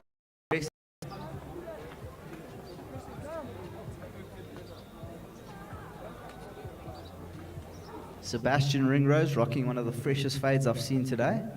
Coach Dave Porter also making his way to the tower. Liam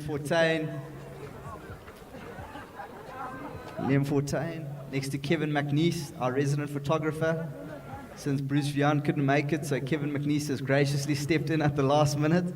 And then we've got Liam Fortain having a good laugh, Kevin McNeese giving me the dirtiest look I have received in a very long time. And yeah, a lot of people, some entertaining people, and some good personalities at this regatta, so find some of these people around. If you see them, have a chat. They've always got something entertaining to say. Kevin McNeese, one of the friendliest people you'll ever meet, as long as he hasn't had to tow a trailer that hasn't been tied down properly. If you tie down the boat, he's a happy camper, but if the boats aren't tied down and the trailer's late, he'll let you know about it. He's just flipped me an interesting hand signal. It was not a peace sign, I can confirm that. The Tux, Bakang Sebatlani carrying the hydration. I don't know if that's the regatta hydration or the post-regatta hydration. Several cooler boxes making their way down now from the Tux contingent. So I'm sure brandies and cokes won't be in short supply later on today.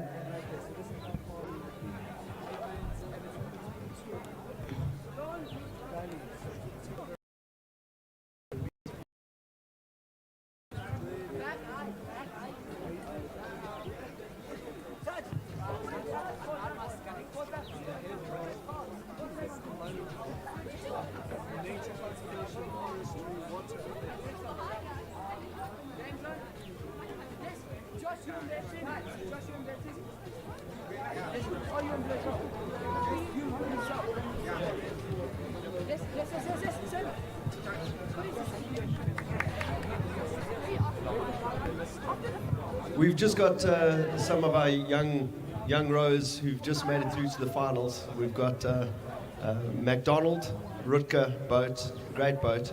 So Nicola, just tell us how was that race, especially so early in the morning? What are the conditions of the water like?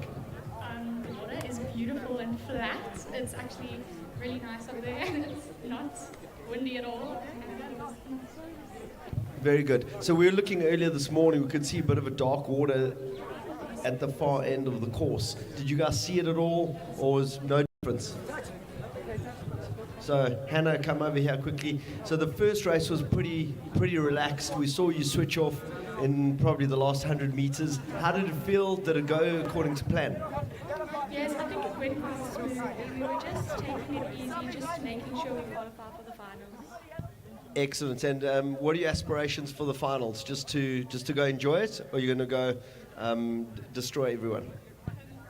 Probably go destroy everyone. See, that's what we like to hear. We like a little bit of a little bit of healthy. Okay, and they've run off before I ask them some really tough questions. Okay, but we'll ask the tough questions later on. You, Jake, the Tux novice coach, Dave Porter, keeping a close eye on here. So in the women's C single, we've got a lot of these rows have started years. Regatta Gavirate, he's one of the up-and-coming international rowers. There's also international. Just rows arms and trunk. And then we've got VLC Hindley out in front, Fitz Morrison in 7, Hlongwa in 8. It'll be interesting to see where he ends up in the field here. Always tough for the para rowers, just with the use of the arms and the trunk. If you've ever tried a row, if you've ever done an extensive period of touching, you'll know just how tough it is when you can't use when you don't have the usage of your legs. But it's unbelievably inspiring to watch Lifa and Sandra train. Their perseverance and their determination is second to none. And every row here can take a page out of their book. But in the middle of the course, it looks St. Mary Spencer looks to be moving reasonably well. Tux Joubert not looking too bad there. The St. Mary Sculler Spencer seems to be moving it along quite nicely. And it will be interesting to see how the St. Mary Sculler Spencer looks to be leading this race at this stage. And it doesn't look like any challenge will come. There may be a challenge on the near side. There is a challenge coming from the near side here. Looks to be the St. Dunstan Sculler, or is that Tux Joubert? No, it's the St. Dunstan Sculler moving nicely here. And she looks to have locked up that second place. And then on her inside, there's another challenge. Oh, and then there's a challenge coming on the far side as well. So the field's starting to bunch up here towards the end. Not sure if that's Wits or VLC there on the far side there. So the St. Mary's Sculler coming through in second place. Looks to be VLC in first, St. Mary's second, and then looks to be St. Dunstan's in third here, for my money. Don't quote me on that. Bit tough at these senior regattas, without the strong dress code requirements. Bit of a crab here in front of the enclosures, but I'm sure she'll make it across the line. I think Tux Joubert just regaining her composure, just looking to make sure she gets across the line. Not sure what's happening there. Yeah, she's... I think that crab's given her a bit of a fright, and she seems to have, the courage seems to have deserted Tux Joubert. But I'm sure we'll be looking forward to watching Tux Joubert race in future years. I'm sure we'll be seeing her racing in the women's A-Scull in a few short years. I'm sure Coach Dave Porter, Coach Bakang and Coach Tata Mokwena will put in some big mileage on her, and then she'll be ready to go in a couple of years. And then, so some variety here in the women's C-Scull. You see a wide variety of age, anywhere from 14, 15 to 24, 25. These are people who are, you could consider it the novice event. This is people who haven't been rowing for that long, or people who have just started rowing, who are entering the women's C. Oof, nearly a crab there from Wits Theo. She's going to hope not to take a swim. But then moving out well in front is the Soweto Sculler. On the far side, we've got UJ Rack, St. Mary's Root, and they're moving quite well. The St. Mary's Sculler, so she's probably about an under 15 by the looks of things if she's racing in the women's C-Scull, looking to race 1,000 meters, but she's moving very nicely there. The UJ Sculler on the far side also looking quite good. It'd be nice to have a look at VLC Stoltz and Soweto in the middle there. And then once the camera pans over, we'll see if that Wits Sculler has managed to avoid taking a swim in the slime. Looks like when you come out the water, you look like you've gone to the Nickelodeon Awards. You've got the Soweto and VLC Scullers doing battle in the middle of the course. So you can see here, novice rowers rating slightly lower, just so that they're more in control of the movement and able to keep that boat a bit more stable. Whereas the more experienced rowers, if you contrast that with Mossach early on, able to just go blasting down the course.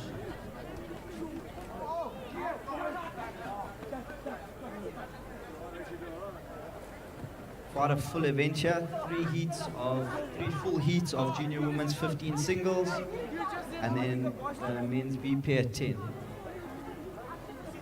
Oof, and someone's taken a swim, so we have our first swim of the day. Let's keep an eye on that Wits Sculler. Let's have a look at the skills here to get back in the boat. Okay, we've got the blades. Let's get the blades sorted out, and then we'll see how quickly she can get back in. That'll be the PB she's looking for today, since it's not going to be a time PB. So interesting how to get back in the boat, variety of techniques. Technique number one is look for your coach and get him to hold the boat for you. Always position A in terms of getting back in. But if you strand it out there the way she is, you've got to get the blades organized, and then you do a bit of like a seal flop onto it, and then you jump in the boat while it's stable. You just hang over it.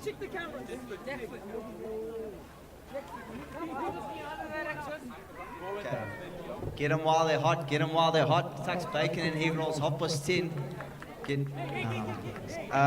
And then since we're doing the product placements, as you can see, the the Ergo advert from Rebel, proud sponsors of the stream. And then Wits, in conjunction with the Sushi and Panda Foundation, are hosting a raffle with 8,000 Rand. Prizes include sushi and panda merch, tech, and a MacBook Air laptop.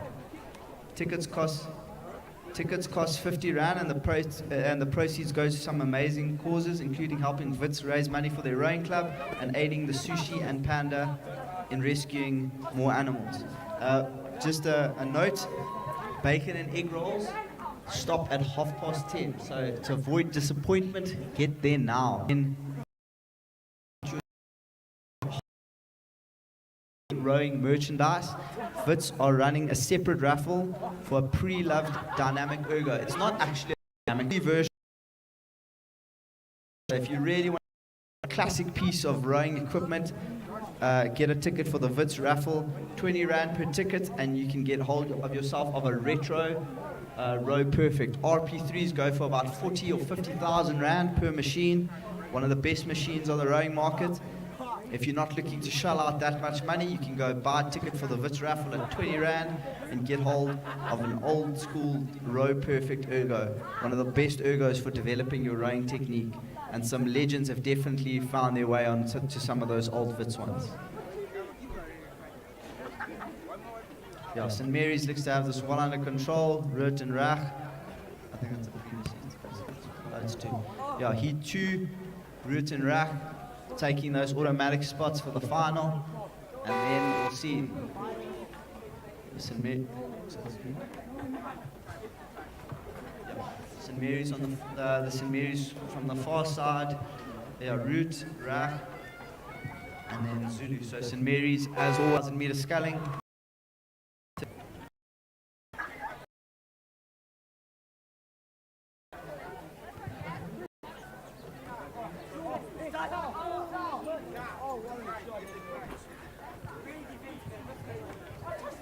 We're now moving on to Heat 3 of 3 for the senior women's C single sculls. First two going through, then followed by the next fastest two. The one sculler whose boat had tipped, being moved just to the side. But everything seems to be okay. Marshall's right on the scene.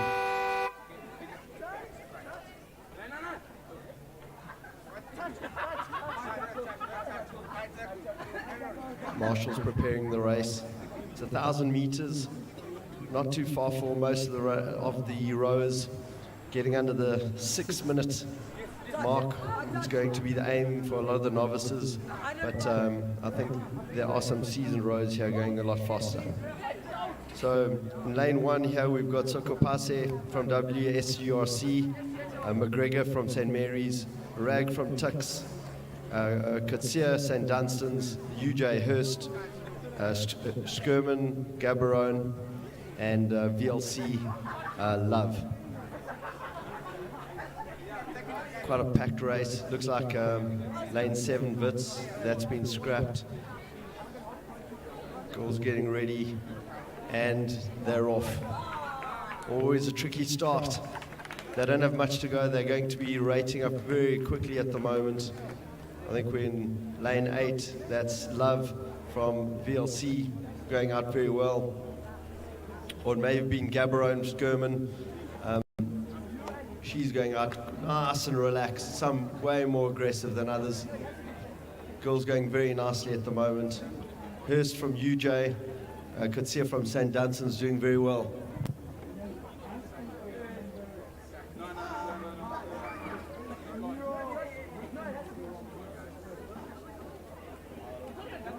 Okay. And from Gaborone we've got Sherman, and I've got a coach with me. Miss Suthis. Excellent. Tell us about yourself. Hi, we just came down for SA Champs this year. Got a few rows in Botswana that were pretty keen. First two months ago, they just started rowing properly, and it's been a wild journey ever since. We competed at the Gauteng champs, got some pretty good results, and now we're here for the SA champs to test our luck. We're going to see how it goes. Thanks. Tell us about your row. You've got Sherman out there. Great starts out of the blocks. What are your expectations for this race? The expectations, they're not too high. This is a test run for all of us. This is very new to a lot of the rows we've got out here, and I'm just happy to see that she's on the water and she's going up against some of these women sea crews. It's amazing. And so tell us about when did you guys get down here for the race, and what have your preparations been like?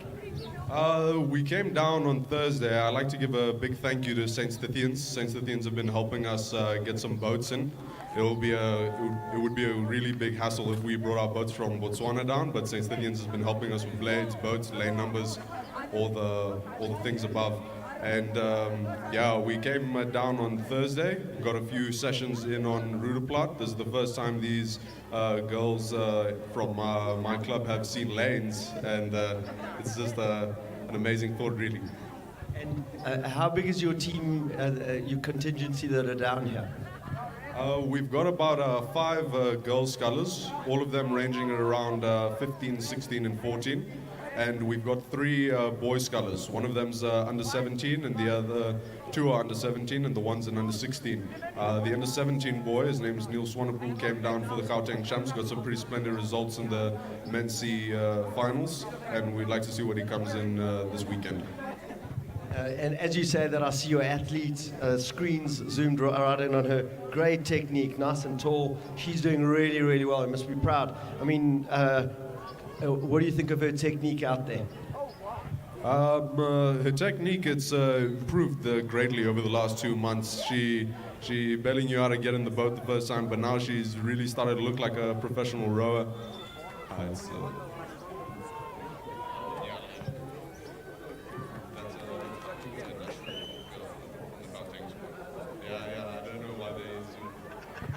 Yeah, I'm just very happy that she gets to get on the water and get some racing, and this is going to be her first race and quite many to come over the next few years.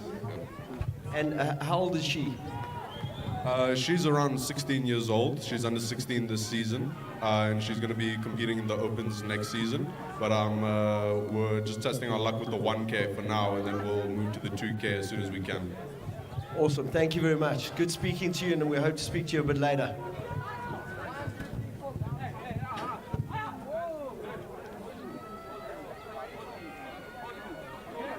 So the C single sculls women coming through. The conditions look great out there. Very nice and relaxed.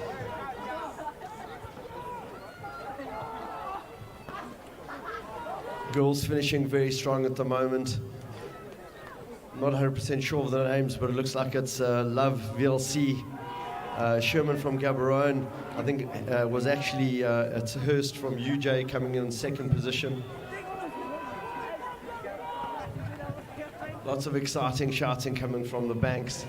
People having woken up, had their coffee, had their bacon roll. The last bacon rolls, by the way, you've only got just over 30 minutes to get that inside you.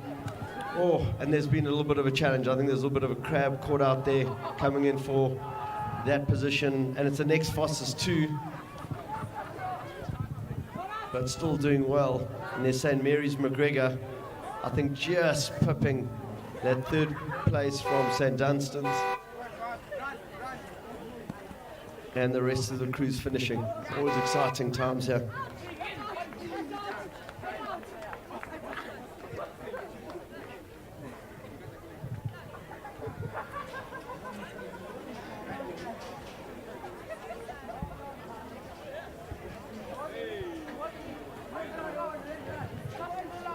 And we're getting ready for the next race. It's the junior women's under 15 single sculls. It's 1,000 meters.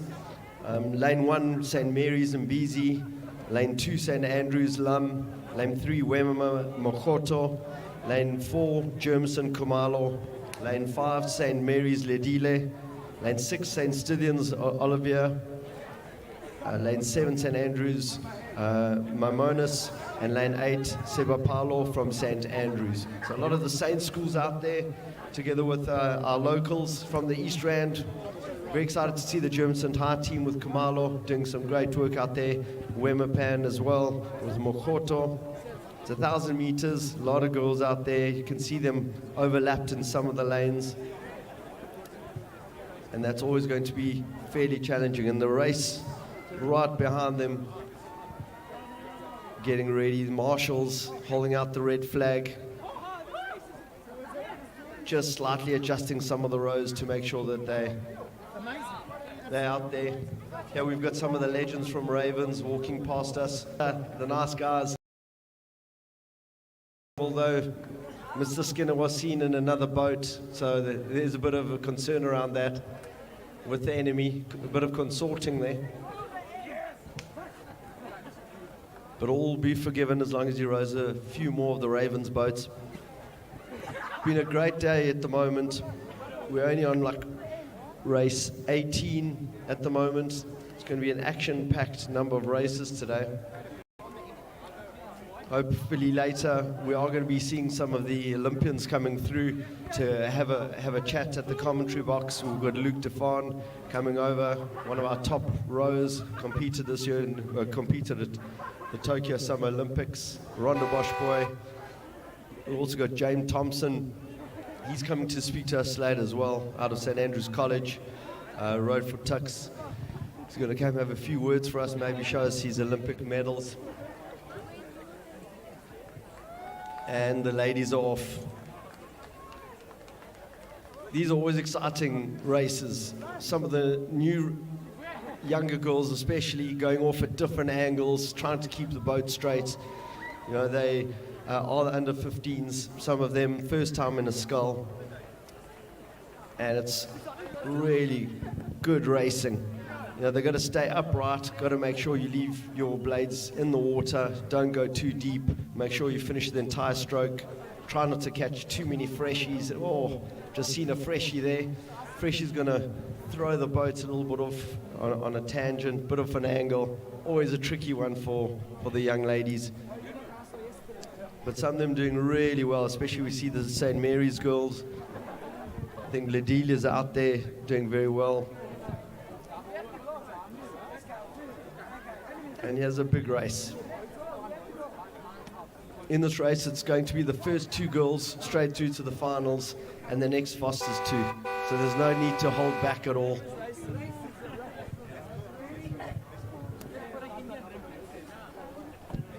And Tux, without missing a beat, have gone straight on to selling hamburgers. The bacon and egg rolls are done, and they're now moving straight across to the hamburgers. So if anybody's ready, there's still bacon and egg rolls until 10:30, but there is an overlap. We've allowed the overlap.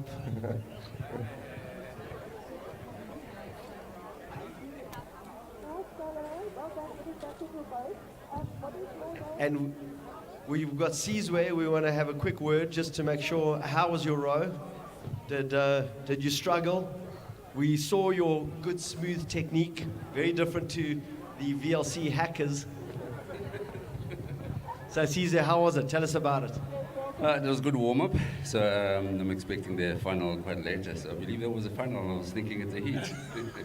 So now you, but some people think you were just holding back, trying to keep the nitrous oxide for the finals. No, that needs a bit of practice. So we've put a crew on in the past 2 days. Good session yesterday, and then the final was something else. We thought we were good, but yeah, we need a bit of practice. I mean, you've got the VLC 8. They've split them into 4 over there, like very, very fast guys out there. Yeah, no, there's big dogs in that VLC 2-4s. You've got obviously Ramon and Ivan Pence. So we knew we were just fighting for second and third place. So we quite happy with our performance for today. Yeah. And did you see the old Ed's boat on the other side? Was it the other old Ed's boat? They had Brandon Skinner in there from Ravens. What did you think about that boat? Yeah, I think that's the only boat that's upsetting me right now.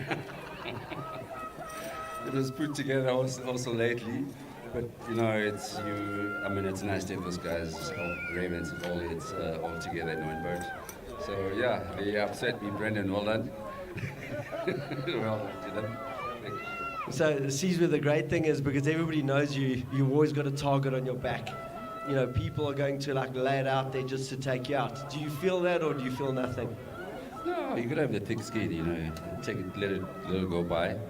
But, you know, that was there. Now it's a different day today. So you gotta work to stay fit.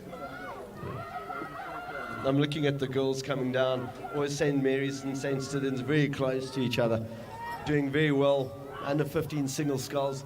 But it seems like you're going to come speak to us a little bit later as well. For sure, yeah. I'm gonna get busy with the day for one, and we can have a chat a bit later on. Some racing. It's good to be back in this dam again, seeing the clubs back here. So yeah, we can have a chat later. Was that the only race, the only boat that you're racing in through to the finals, or are you doing any other racing? So yes, I've got another race, but that's tomorrow. Masters 8 at 3:30 tomorrow. Awesome. I wish you all the best. Enjoy the rest of your day, and we'll see you later. Thank you. We'll see you at the bar when you come get some drinks. Sounds like a plan, my friend. That was a very close race. We got the St. Mary's. Looks like a Wemmer, but from my screen, I'm not 100% certain with the angle here. But some very good racing. You got St. Andrews finishing very strong.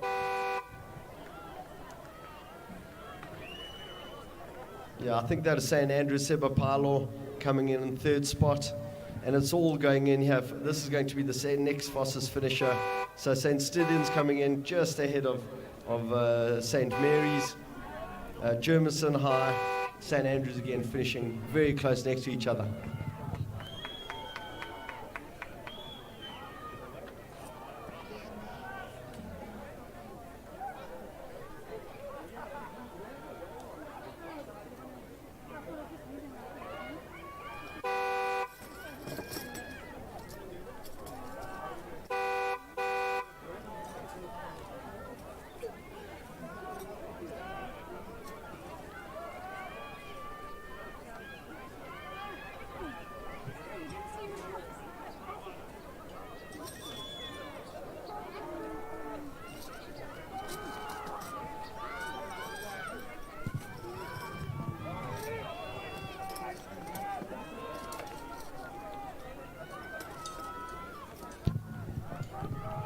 And this could be Bravelli in the race. I mean, Gemma is our youngest rower. I think it could be her. Looking at the race, lane 1, St. Andrews, Dallas. Lane 2, St. Mary's, Kingwell. Lane 3, St. Andrews, Manson. Lane 4, one of the Gaborone athletes, Xavier. Lane 5, St. Stithians, Taylor. VLC, Bravelli. Lane 6. Lane 7, Dos Reis, St. Andrews, and Gaborone, Malesi, lane 8. And is that the Gaborone athletes? Very strong finish there. St. Andrews coming in second, St. Mary's in third. Some really good racing there from the girls, leaning straight into those blades. That's St. Andrews. Some tight racing. We are looking at some of our younger athletes. Gemma Bravelli, 11 years old. So far, I think she's going to be the youngest. It's going to be your first South Africa champs in the sculls, doing a fine race in the junior women's under 15. We've got St. Andrews coming through, and together with Gaborone and VLC. Great racing there.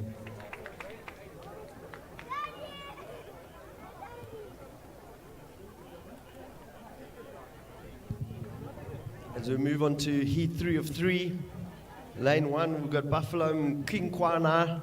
Lane 2, from VLC, Bravelli. That's German's sister, Fran Bravelli. Lane 3, Germiston, Awesu. Lane 4, St. Andrews, Brown. Lane 5, VLC, it's Stewart. Lane 6, Gaborone, Sirumola. Lane 7, St. Andrews, Dietlefs. And lane 8, Gaborone, Brewer.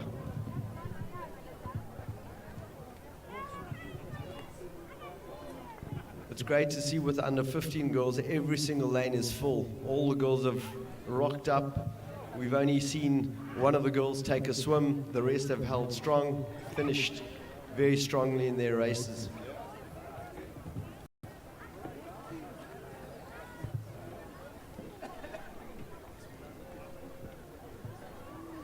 For those looking to get a bacon and egg roll, you've only got 20 minutes. Otherwise, you're going to have to go for the burgers. Big decision to make. Nice to see the silverware coming out. Lots of trophies. Lots of people going to come have photographed with those. Nice to see Fran Bravelli out there looking around. The Jermison rower holding nice and strong.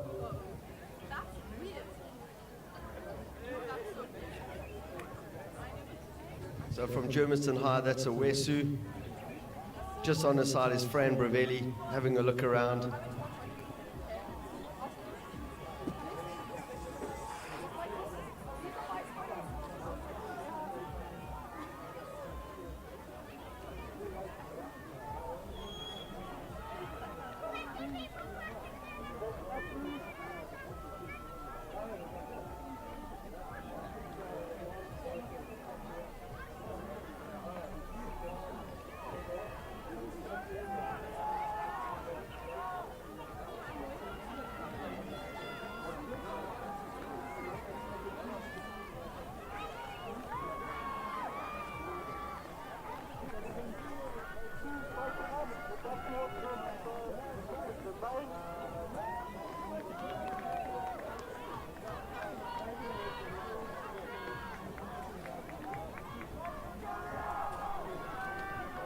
One of the girls has just fallen in there.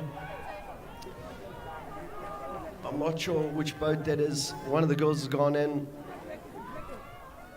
We've got some of the, and everything happened in the last 250 meters. The girls seeing the wreck up the rate.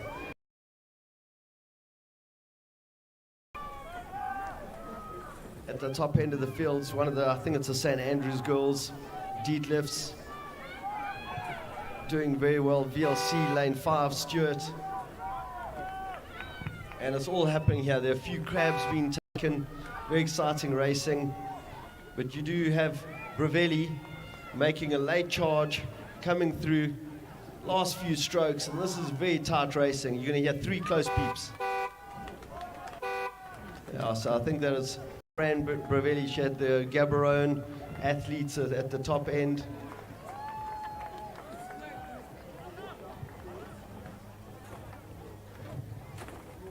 And just the last few girls coming through in the junior women's under 15 single sculls. And one of the girls did tip over. The marshals are helping her back on.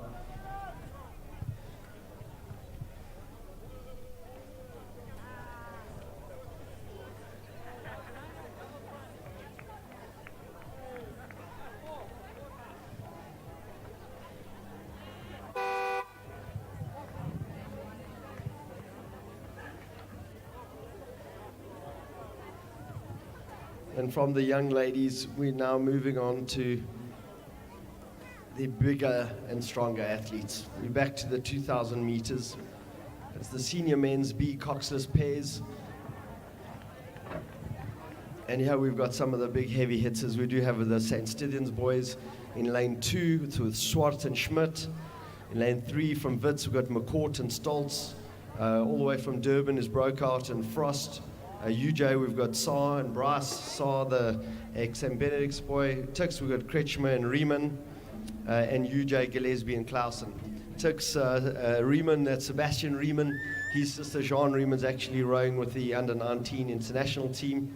She'll be rowing later this year in Varese. She's currently Holy Rosary girl. Sebastian, young St. Benedict's boy, now studying out of Tux.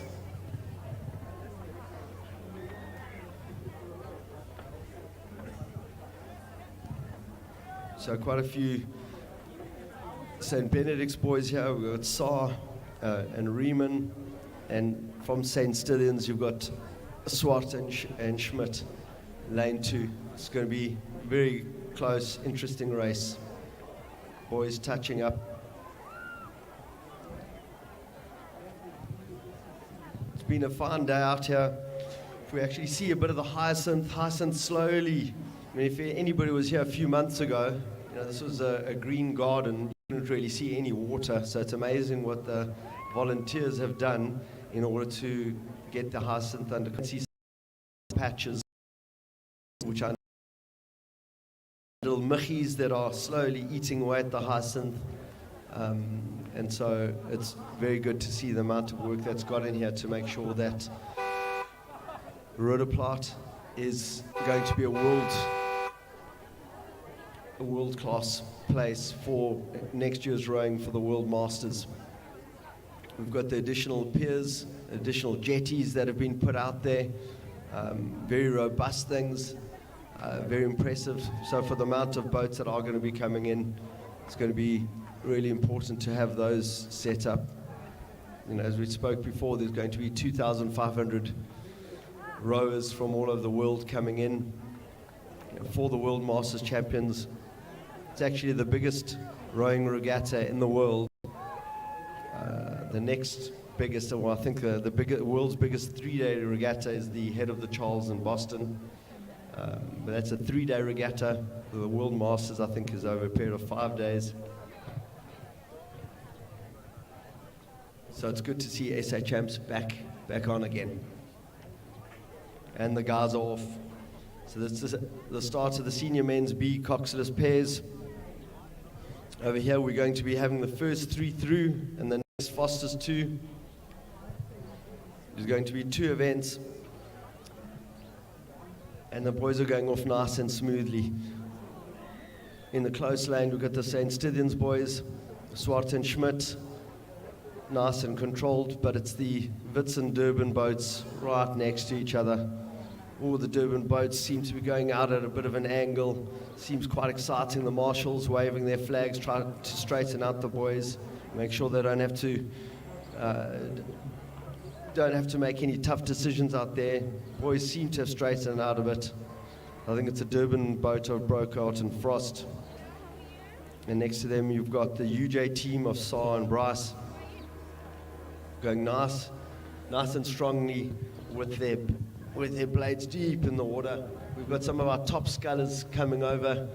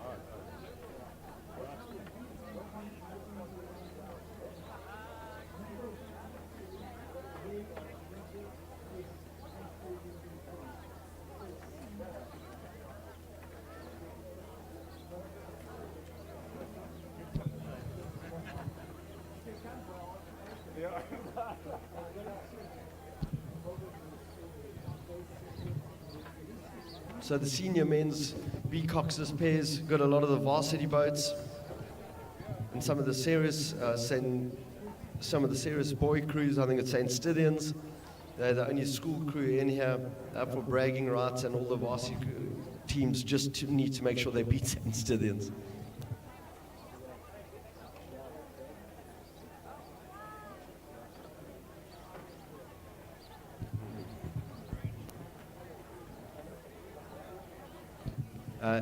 If I could ask Hannah from Peterhouse to come to the control tower. We've got some shoes for her. So Hannah from Peterhouse, if you could come to the control tower, thank you.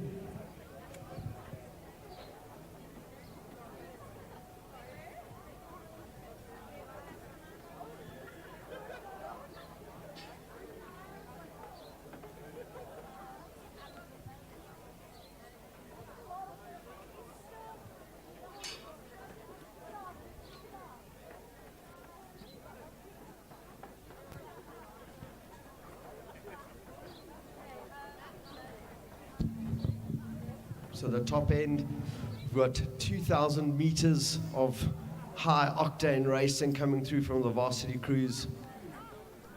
Some of them need to get through to the finals later today. So they are putting it out there, keeping strong. UJ crew going nice and powerfully. You know, Kretschmann and Riemann holding really well there in the boats. UJ crew of Saar and Bryce, as well as we move up to lane 7. I think we've just seen the Tux crew. In fact, that's the Tux crew there with the single red line across their white vest. That's Kretschmer, Riemann, nice and controlled, good smooth rowing.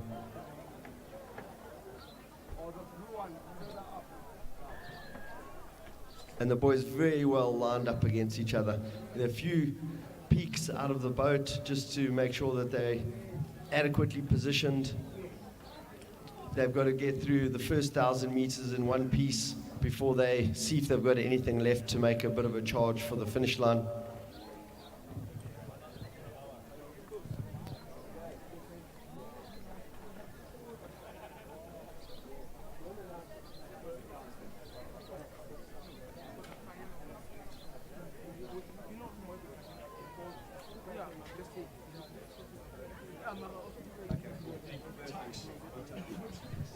So the Tix guys have just given me some breaking news. There are only 4 bacon rolls left.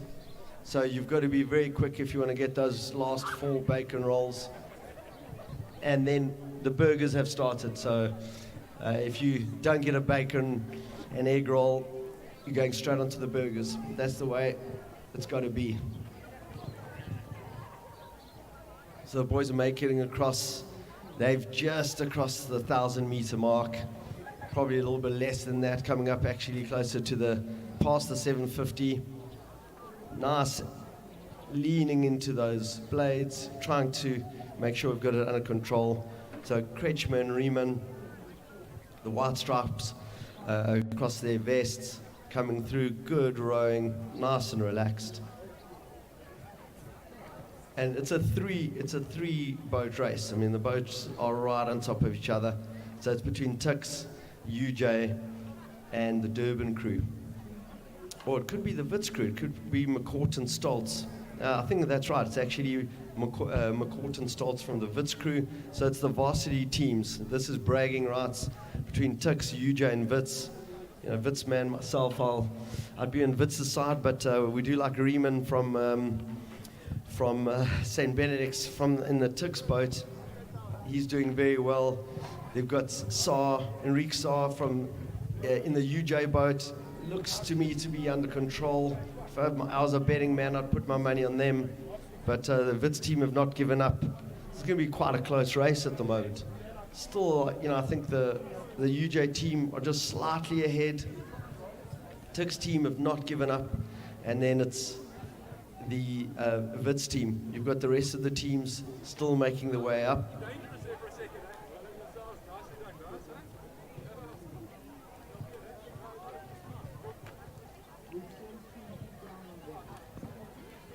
And this is where it's all happening. So as you'll see, they're starting to hit the red boys.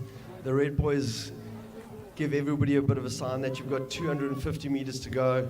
No need to hold back from there.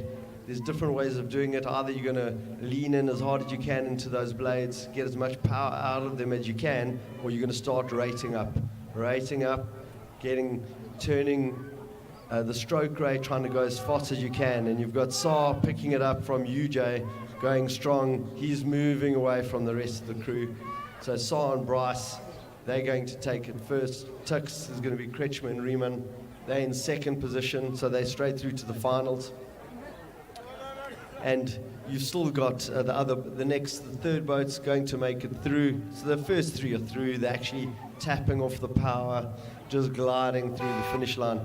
So you've got UJ, you've got Tux, and I think that's actually the St. Stithians boat in third, doing very, very well. Next boats are coming through. No, these are the St. Stithians boys. There's a bit of crossing of lanes there. So I think it was Wits in third place. Those are the St. Stithians boys. Swart and Schmidt doing very, very well there. Well done, boys. And then you've got our Durban Rose, Brockhart and Frost coming through to take the last slot. There's still a chance that they make it through to the first 3 and the next fastest 2.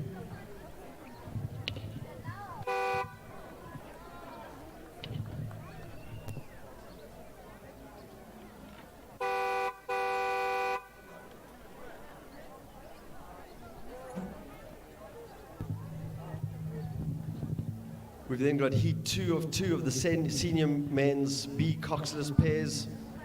It's at 2,000 meters in lane 2. So here we don't have anyone in lane 1 and lane 8. Lane 2 from Wits, we've got Prioreski and Van der Westhuizen.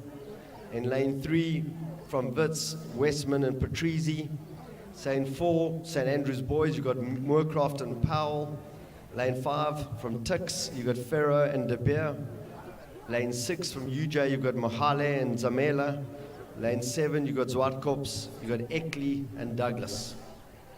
Nice to see the St Andrews boys, Moorcroft and Powell. They're doing some great racing early on at Buffalo. Very strong contingency over there. Nice to see Jeff Brown. We'll be racing with him a little bit later in the quads.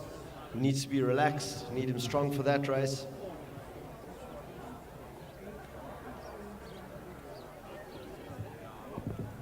And the boys coming through, they're really like 500 meter mark. That's about where the Hyacinth is. You know, from there, they're starting to hear the crowd. They're starting to sniff at home. You've got Tix, you've got Ferro and De Beer. Nice and controlled, long, powerful strokes. Don't seem to be stressed at all. St Andrews boys, Moorcroft and Powell. Very nice and relaxed. Good work. Nice to see the boys coming up from St Andrews. Always nice to have our coastal brothers up here. And Westman and Patrizi from Wits, the Wits boat. And they've got that yellow streak down the back, together with on their white suit with the blue trimmings. So it's a great race. So the Tix boat in the lead. You've got the St Andrews boys, I think, who've got it under control. They do have a little bit of power towards the end, but they seem to be just tapping off. First 3.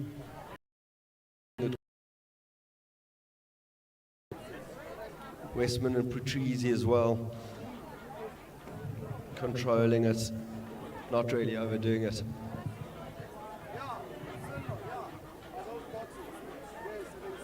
And probably the best racing is happening towards the end of those last 3 boats. Only 2 are going to make it through. I think the Wits boat with Van der Westhuizen and Prioreski, they've got it under control, make it through. So it's the UJ boat, followed by St Andrews, and then the Wits crew in 3rd position. Nice and controlled, able to row straight through the finish line, which is the way you should do it. Now got the 2nd Wits boat. They're going to make it through, hopefully, as the next fastest 2 finishers.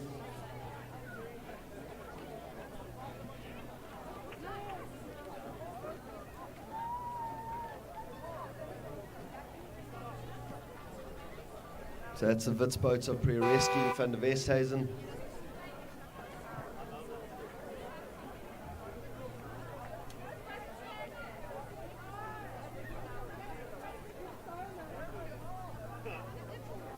Followed by the next 2 boats, Zwartkops and UJ. And it's UJ just tapping right off, cruising through the line.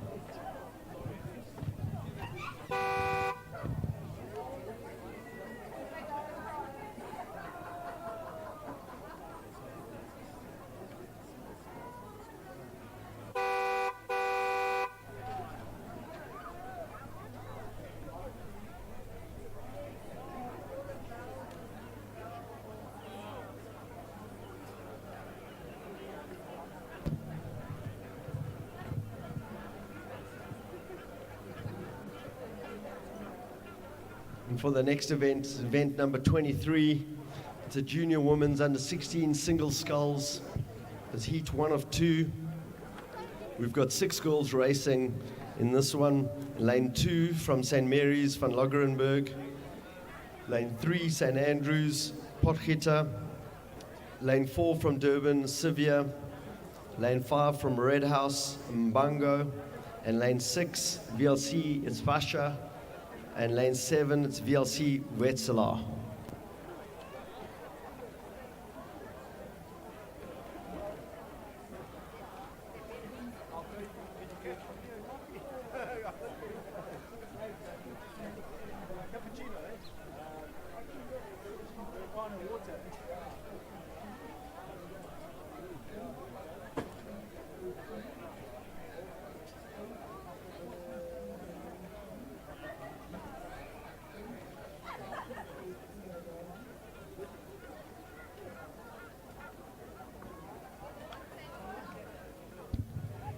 So it's the junior women's under 16 single sculls. Got a lot of the Saints here and the VLCs, the Red House and Durban. So from St. Mary's van Loggerenberg, you always expect good things from the St. Mary's girls. Very strong rowing program there for the girls. And St. Andrews. St. Andrews are not going to let the St. Mary's girls take it away from them. So it's always going to be quite interesting. We've got some of our friends from Durban and Red House. We can see them lane 4 and 5. Just a little bit off the pace. But it's all the Saints. Not going to let each other go, and they keep looking out the boat, make sure they can see exactly where they are.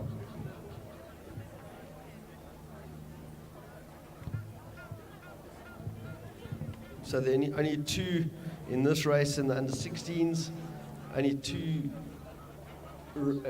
heats that are taking place.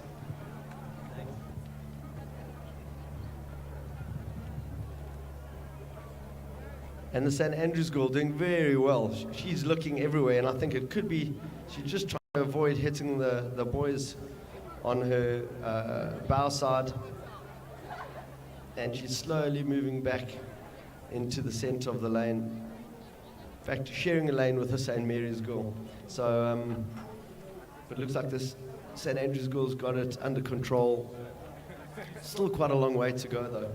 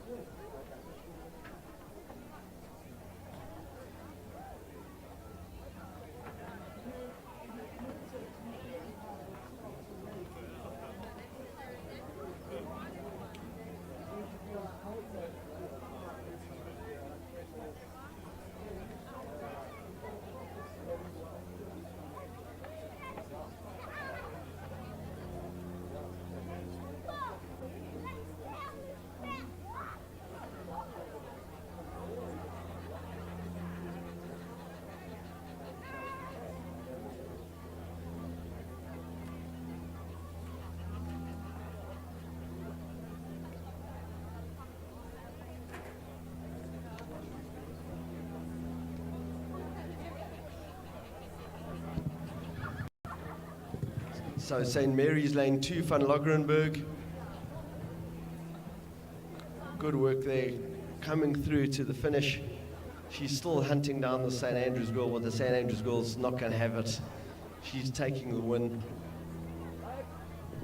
Thanks, Johnny, for the coffee. You're a legend.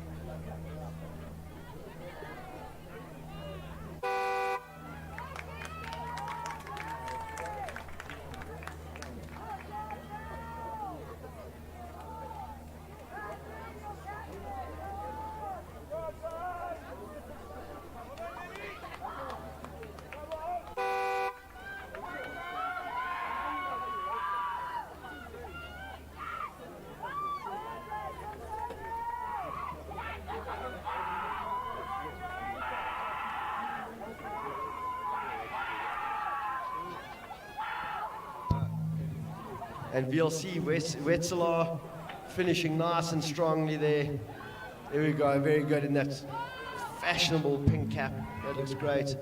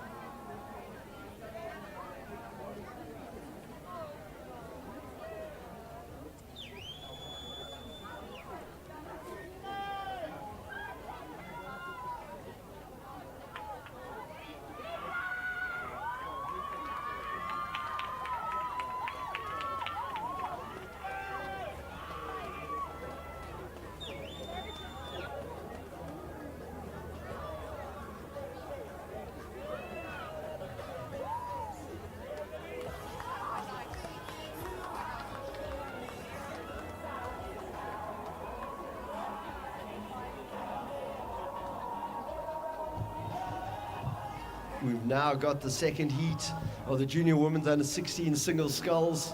Lane 2 from St. Stithians, we've got Chrisel. Lane 3, VLC Rutger. Lane 4, Jermison Macheke. Lane 5, St. Mary's Kingwell. And lane 6, St. Andrews Taylor. My money's always going to be on Rutger. She's done really well. I haven't seen her actually lose a race since I've known her. So I'm pretty confident she's going to have this under control. Nice, beautiful, smooth stroke. Can't be rating more than 20, 21. Very nice and relaxed there in lane 3. We've got the St. Mary's girl, Kingwell, just on her bow side, doing very well. Nice and strong.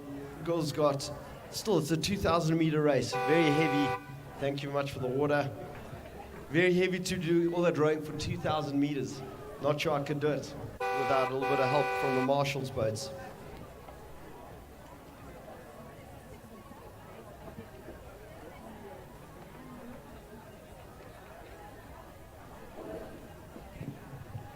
So, Anne, thank you very much for joining us here in the commentary box in the plush studios of Roodeplaat.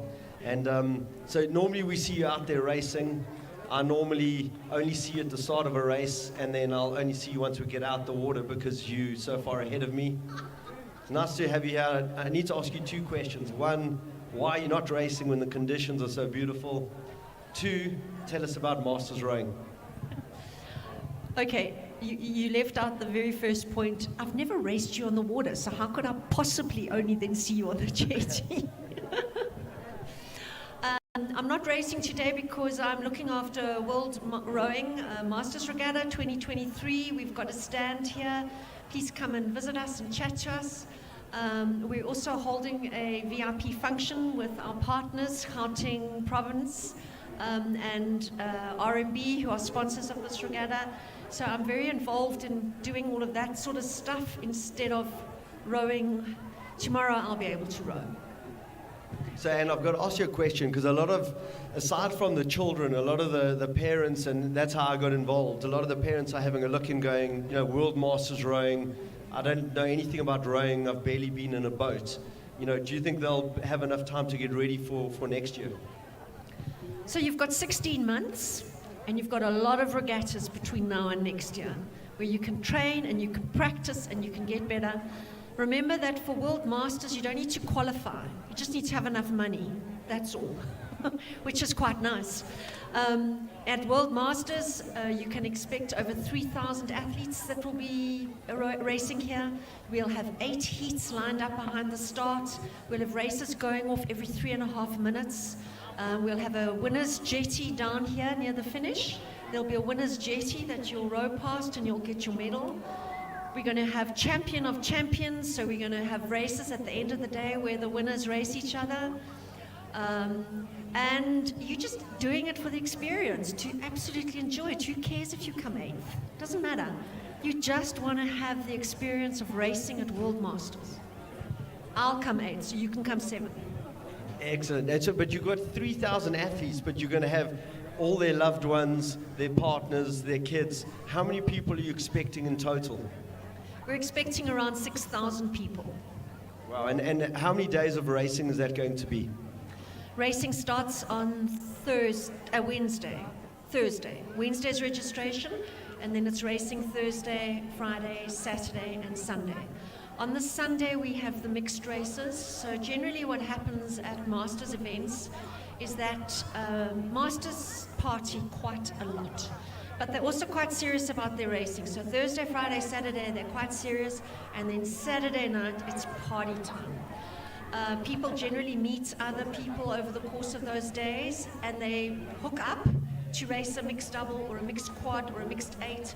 So Sunday racing is really chilled, and it's about fun, about having fun.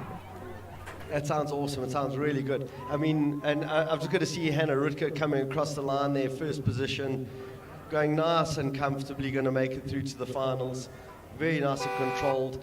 You've got VLC coming through there, or it's actually one of the St. Stithians girls coming through there, doing really nicely. I think that's Crystal.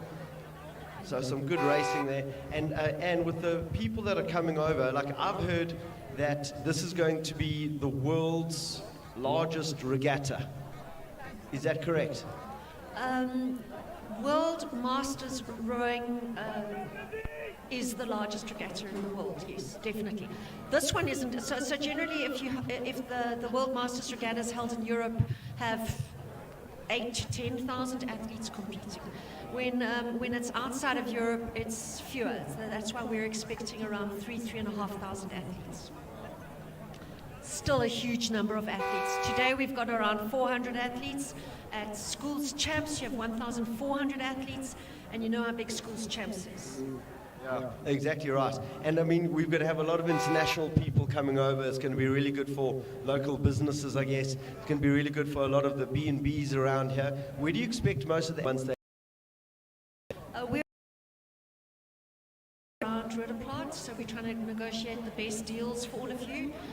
That'll be on our website, World Rowing Masters Regatta 2023.Africa. That'll be on our website by the middle of June. Plus, we are going to have a tented camp, so you can have a really awesome bush experience here at Roodeplaat.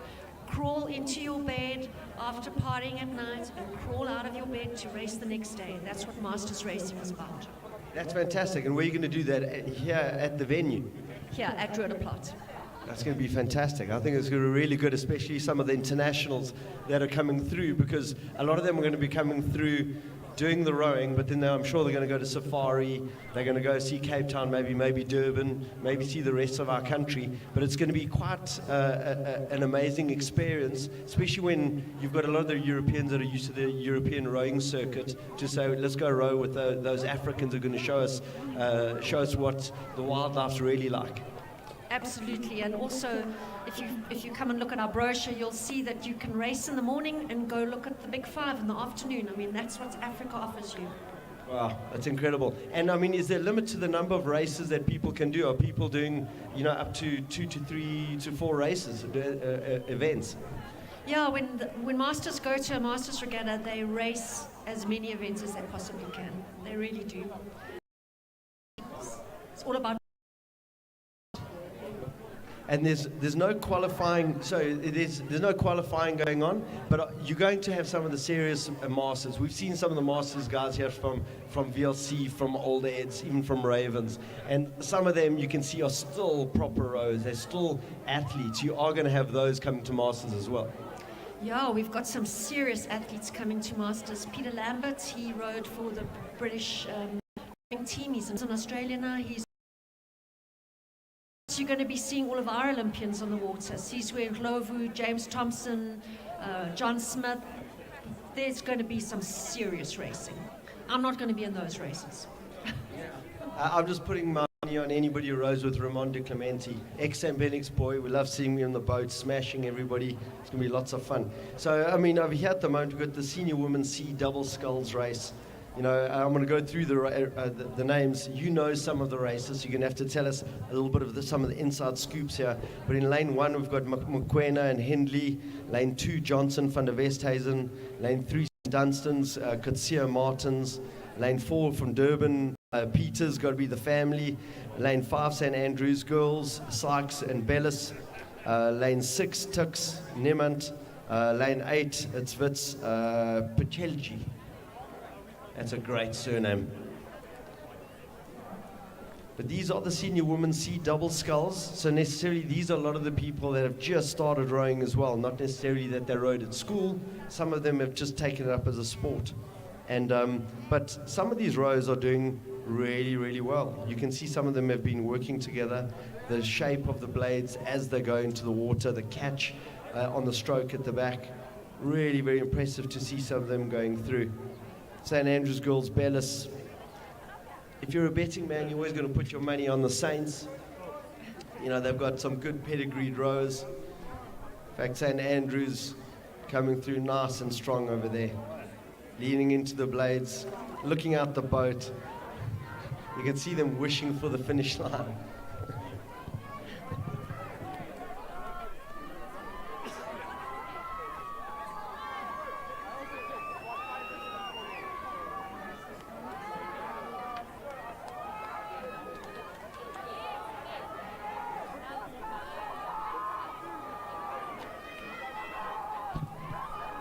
And this is a great race. You've got the St. Andrews Girls, and I think you've got St. Dunstan's that made a charge for it. Oh, look at that. This is great. That's a very strong finish. Different tri-suits. It's down as they finished in the VLC lane, but my money's on that being the UFH boat. I'm not 100% sure. St. Andrews just making it across the finish line.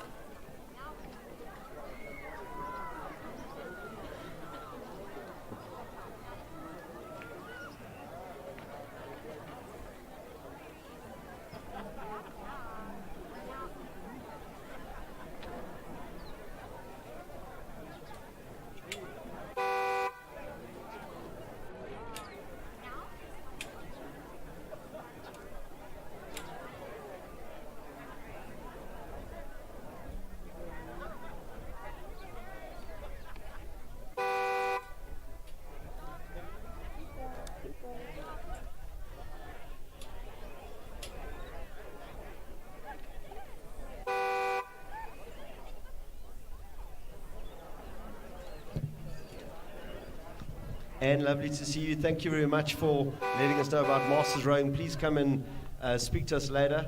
We'll come visit. Will do. Enjoy the day. Yeah. Thank you very much. The next race, we've still got some of the rows coming through over the finish line. St. Andrews Girls with the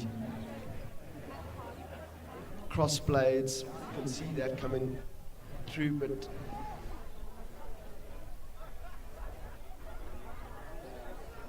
And we're already on the senior women's C double sculls, heat 2 of 2. And it's a St. Andrews boat. They're way out in the front. Very impressive. It almost looks like 2 races.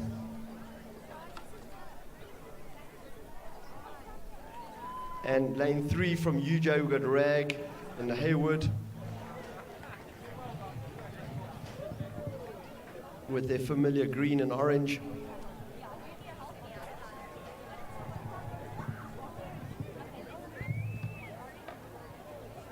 And so in lane 7, I think in the lead there's St. Andrews Saltus. Lane 8, WSURC Lapuzzi. Lane 6, VLC Stoltz. Lane 5, Wits Theo. Lane 4 from Gavin Sherman. They're from the Botswana team. Spoke to some of their guys a little bit earlier. There's a team of about 6 that have come across from Botswana using some of the St. Stithians boats. Lane 3 from UJ got Haywood. Lane 2, Durban Sarju, and lane 1, Tux King.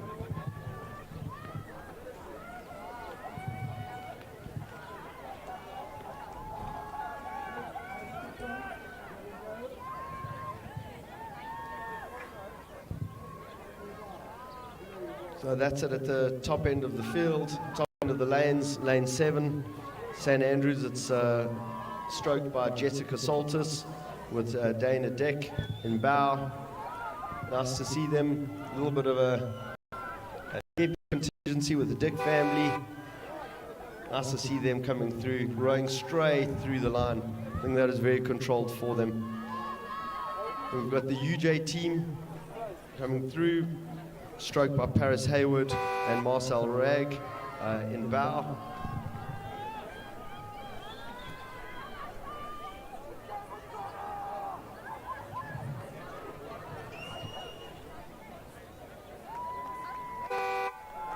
Well done to the next team finishing. This race, it's a first 3 in the next fastest 2, so there is going to be a little bit of excitement in the back end of the racing. Some of the girls really pushing hard. Yeah, we've got the VLC team, stroked by Sarah Stoltz. There's Genevieve Stewart in bow. They're pushing through nice and strong. I think right on their heels, they've got the Wits team, Joe Theo and Sarah Morrison.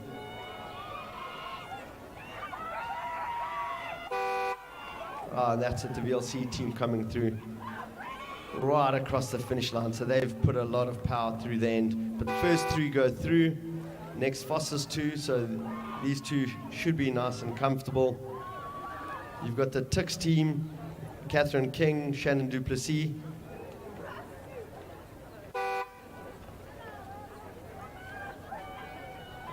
Coming through in lane 1.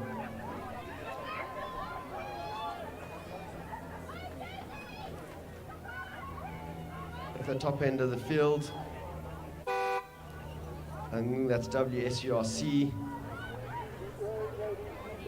and that's our Durban team. You've got Clarivet and Sarju and Ayana Clarivet coming through.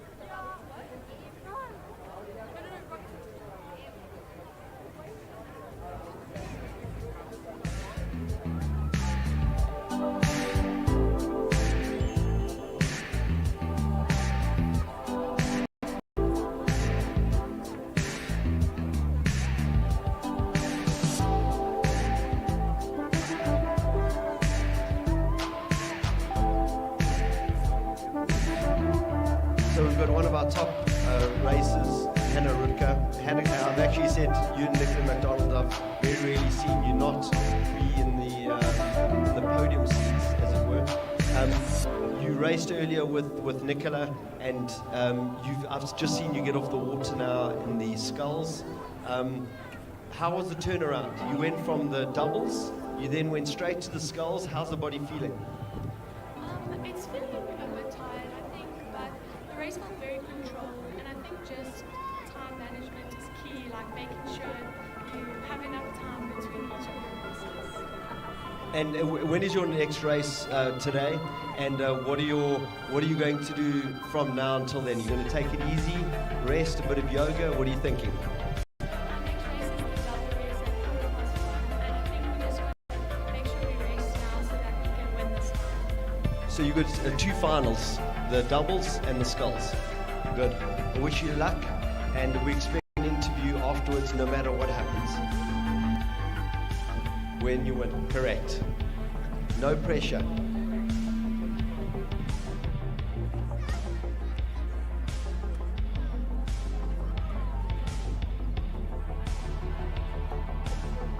We've got some official results coming out now.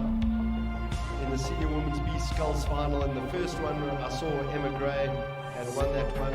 Senior women's in the heat 2, Steltman Stellenbosch, also UJ and Wella in third place, and Z's fourth position there. For the men's under 18 single sculls final, Evans from Zimbabwe in 8:12, Mustakas 8:15, B. Thompson from Hilton 8:17, Swartz and Siddons boys in fourth place. The next one, Mosek, he's the guy we've been looking out for from Rondebosch with a 7:51. Williams VLC in second position, M. Peters from Hilton College in third. He in third with an 8:11, and then after that Braithwaite also from Hilton College in an 8:31. But very impressive there to see Mosek with his sub-8. We've now got from Zimbabwe then 18 single sculls, Nyabumpingin Inza from Zimbabwe with an 8:17, just behind him Jay Gillespie, UJ just off by 0.2 of a second. Mishik from Wemapan Rowing Club in 8:29, and then Skosana in fourth place from Germiston High School. I've seen some of our top Ravens rows coming through there. Richard Kinlock, ex-Benedict's rower.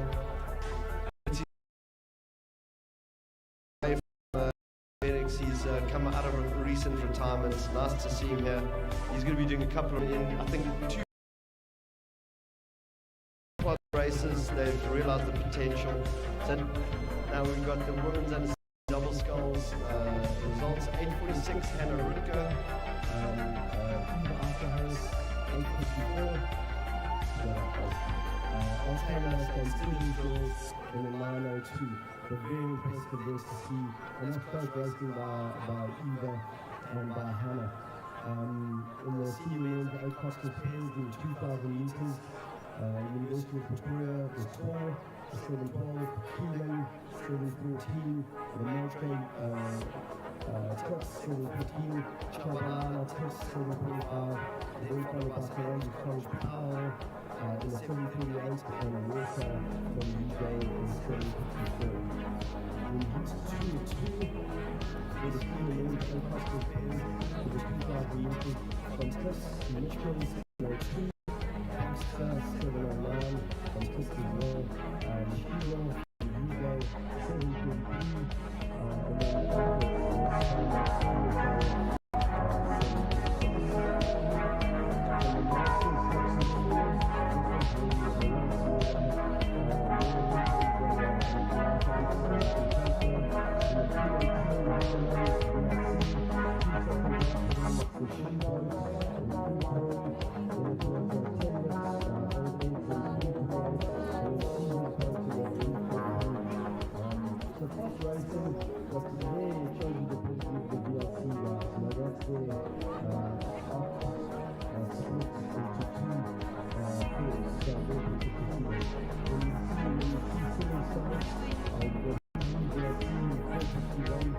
Spencer, St. Mary's 5:05, Martins from St. Dunstan's 5:08, Joubert from Tux 5:39, Peters from Durban Rowing 5:47, and Morrison from Wits University in a 6:45.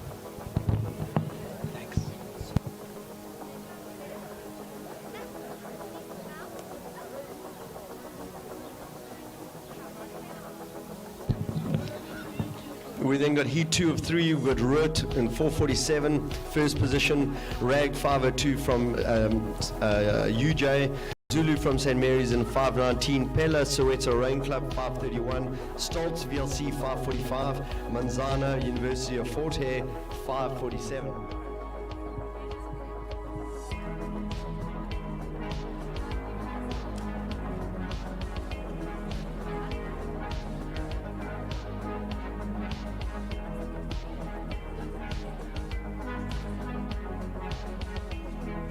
And heat 3 of 3, I was right, I wasn't wrong.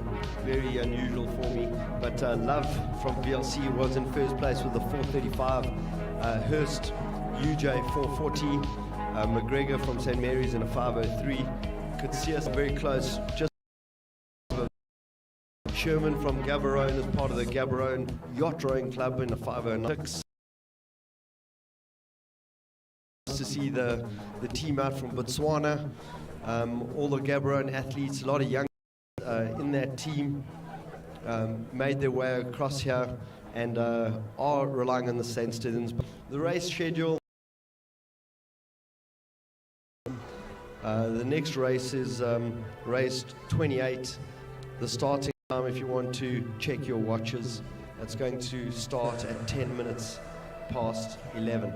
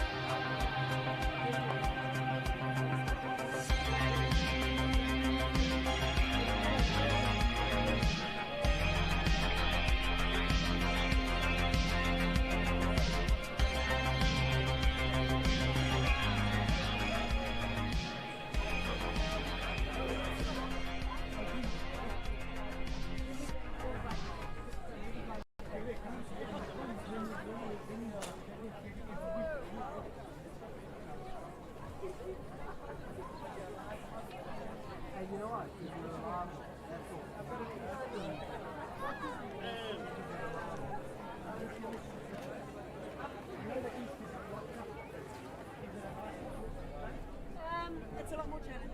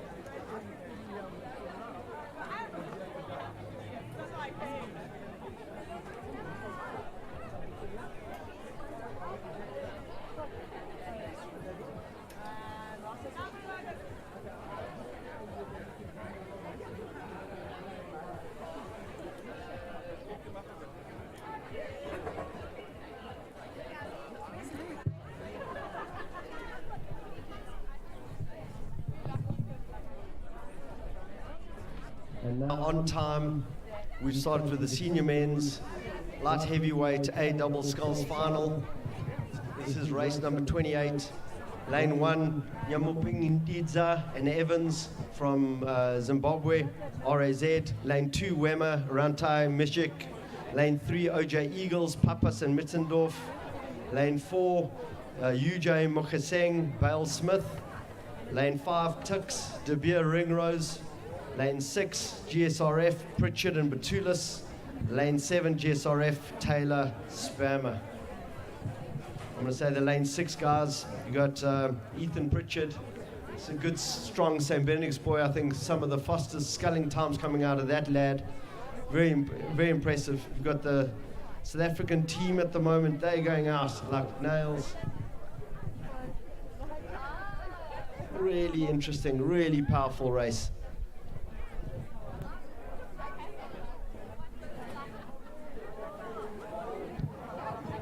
And if anybody knows Luke Defaan, he can come straight up to the commentators tower. We're looking forward to speaking to him. I think he's finished off with some of his racing, should have done his cool down already.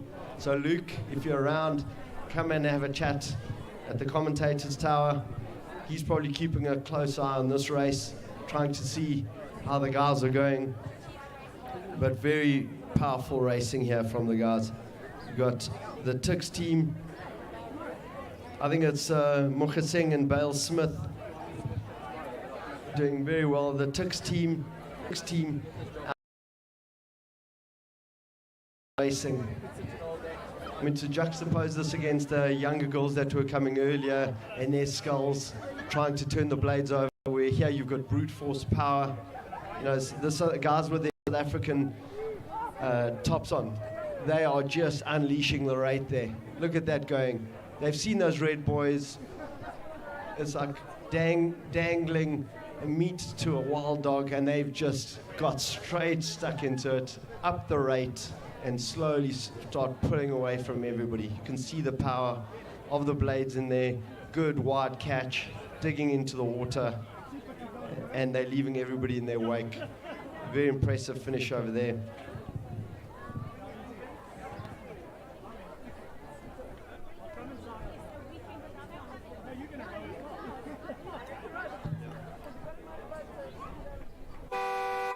That's a very strong finish from the guys. It says OJ Eagles.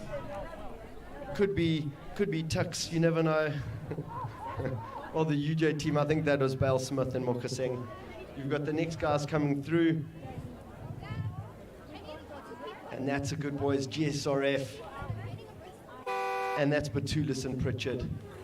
Very impressive for the young men there. And the Tucks team, Sebastian Ringrose and Dirk de Beer coming through.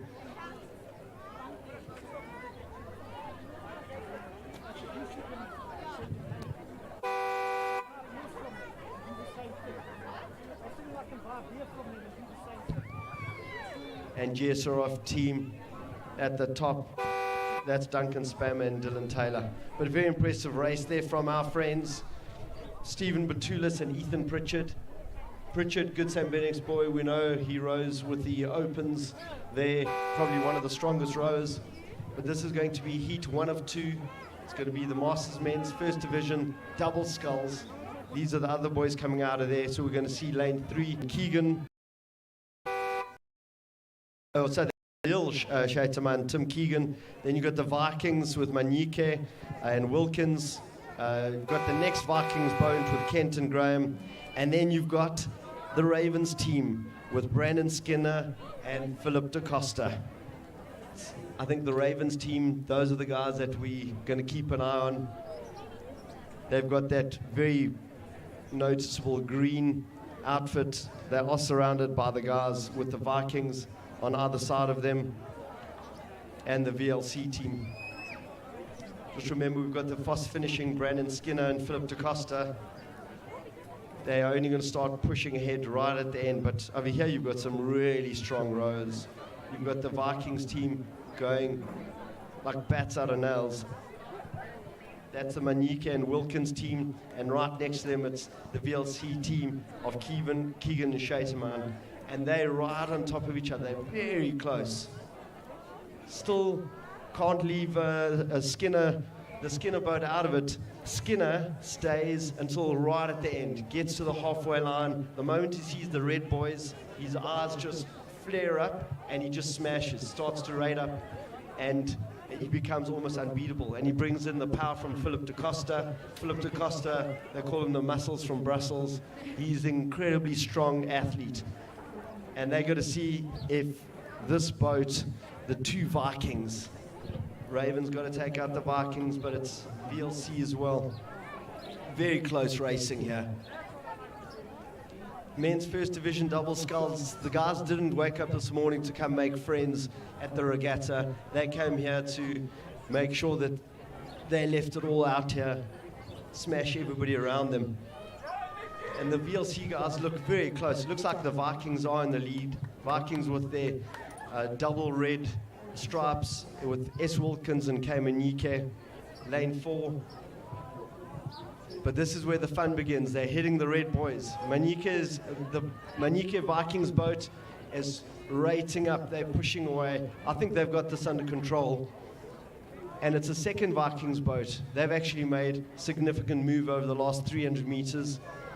VLC guys are still holding on, but I think it's the Ravens crew. They're in 4th place, but they're going to start rating up now. If you have a look at there at Brendan Skinner, his shoulders just keep rotating, getting stronger and stronger. So it's going to be a good, strong race there.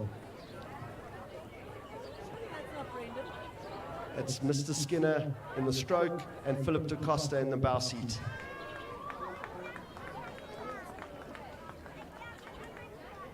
And that's it, Vikings coming across there. Good, strong race. First place, VLC finishing strong at the end. The last few strokes, who's going to take it? And it's the Vikings boat with the fast finishing VLC. Ravens boat coming in with a close 4th. They've got a lot of racing to do in the next couple of days, maybe tapping off, saving some energy for some of the other races.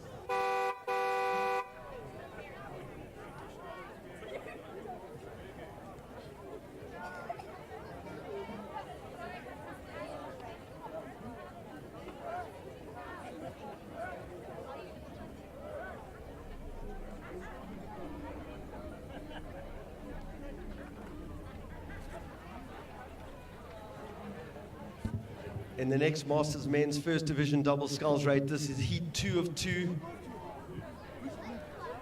This is the second finals. There aren't any other races after this. But in VLC, lane 2, VLC, you got Williams Rose. Lane 3, Vikings, Dreyer, Bentley. Lane 4, Roodeplaat, Hutton, Philpotts. Lane 5, Roodeplaat, Meyer, Ingram. And lane 6 from Vikings, Hoots and Hale.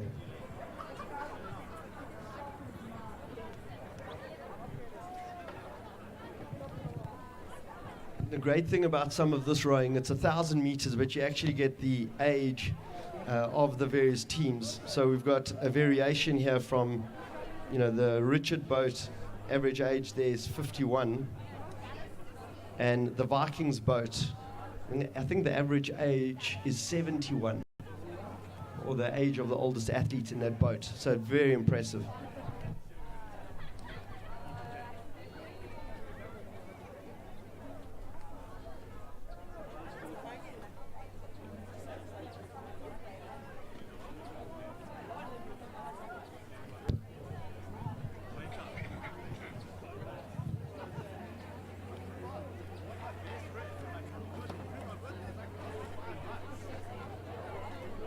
And in this finals, you've got some of the boats going really well there. You've got the VLC boat of Williams Rose in the lane closest to us. They've started to pick it up, holding really strong there.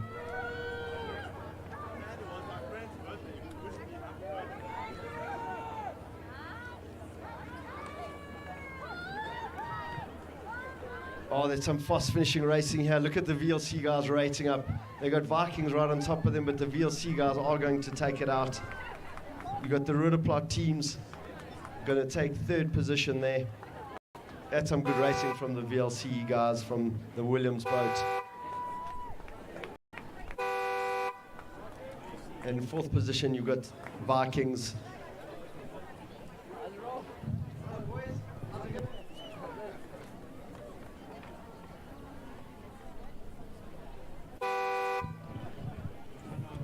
That's it, and in the last place there, you've got the 71-year-old Vikings boat.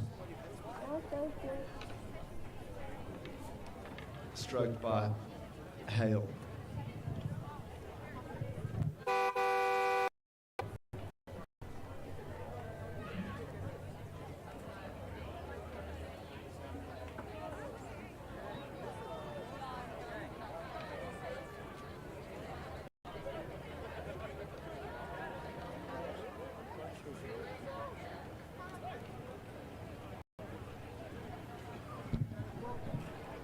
If anybody knows where Luke Defy is, if Luke could come up to the commentators tower, thank you.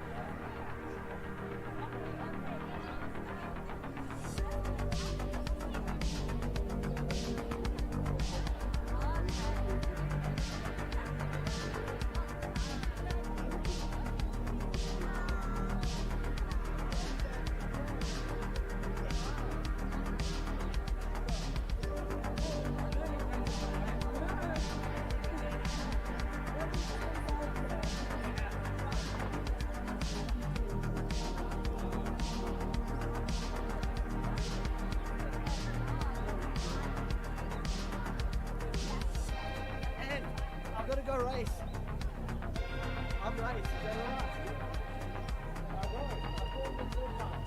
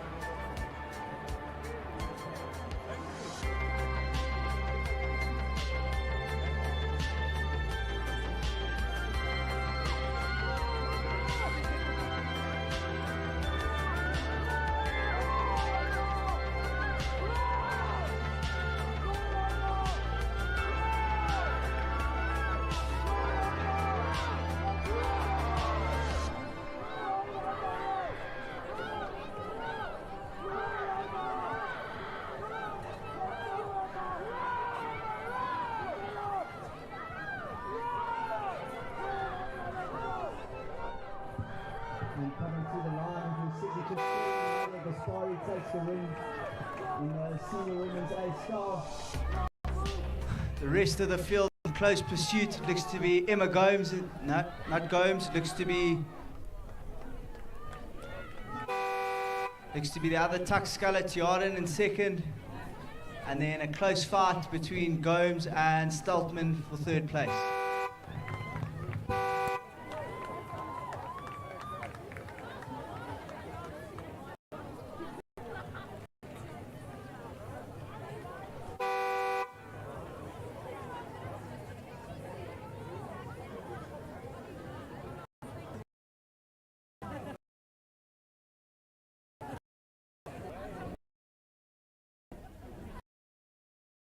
Apologies to the ladies for missing that race.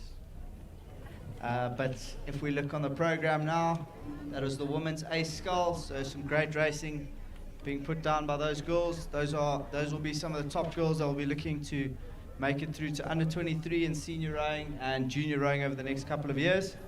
And if we look down, we've got the junior women's 18 double. Keep an eye on lane 5, rowing Zimbabwe Wela. These are the two girls who are going to the Junior World Championships to represent Zimbabwe and Varese at the end of July, I think. And they'll be looking to put out a good performance here today to really test themselves. They'll be probably keeping an eye on how on the women's A doubles tomorrow to see how they stack up relative to the rest of the field.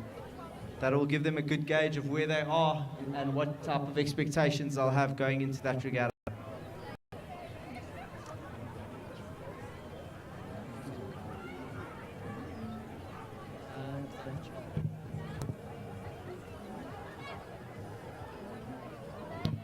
And then make your way down. If you're sitting here, it's nearly lunchtime, so if you're thinking about lunch, make your way to the food stand.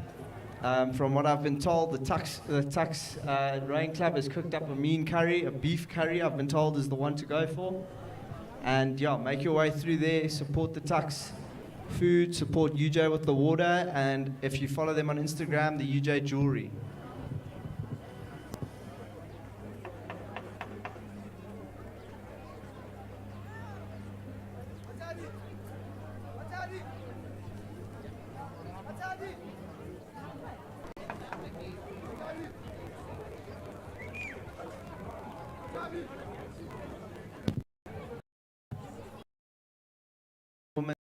Double coming through the middle now. So on the far side we have Buffalo, lane 6 Germiston, lane 5 Zimbabwe, lane 4 VLC. The Rutger sisters seem to be giving it a good go there. Always interesting to see how siblings go in the boat together. I don't know if Soweto lane 3 have scratched, but they look to be on the course, maybe struggling a little bit there, maybe a crab or a breakage of some sort. And then lane 2 we've got Buffalo, and lane 1 we've got St. Mary's. It'll be interesting to see once the angle goes away where these crews sit relative to one another. That St. Mary's crew looks to be having a few issues with their steering. They seem to be trying to avoid some buoys on their bow side.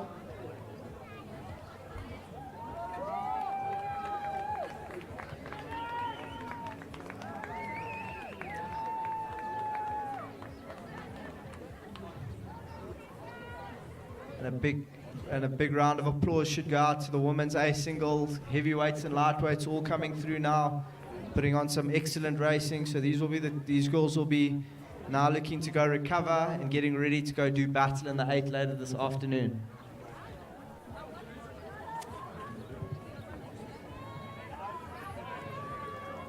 I've got Dave Porter joining me in the car. Now Dave is chickened out. Maybe he'll say a few words here and there. Maybe he'll chip in for the Tux. Dave, a multiple-time winning boat race winner. I think 2019 came away with 3 gold medals out of 3 races. Men's A, women's B. So quite a good guy to have alongside Tato Mokwena. They worked together at St. Benedict's in this previous season. Tato coached the first 8 and Dave coached the second 8. So they'll be looking together to put together a strong Tux program. So Dave, what would you suggest to the school rowers finishing school now, coming to row at Tux? What would you tell any school finishing rower if they'd like to continue their rowing, like explain to us what's the difference between rowing at school and university? Would you recommend it, and why Tux?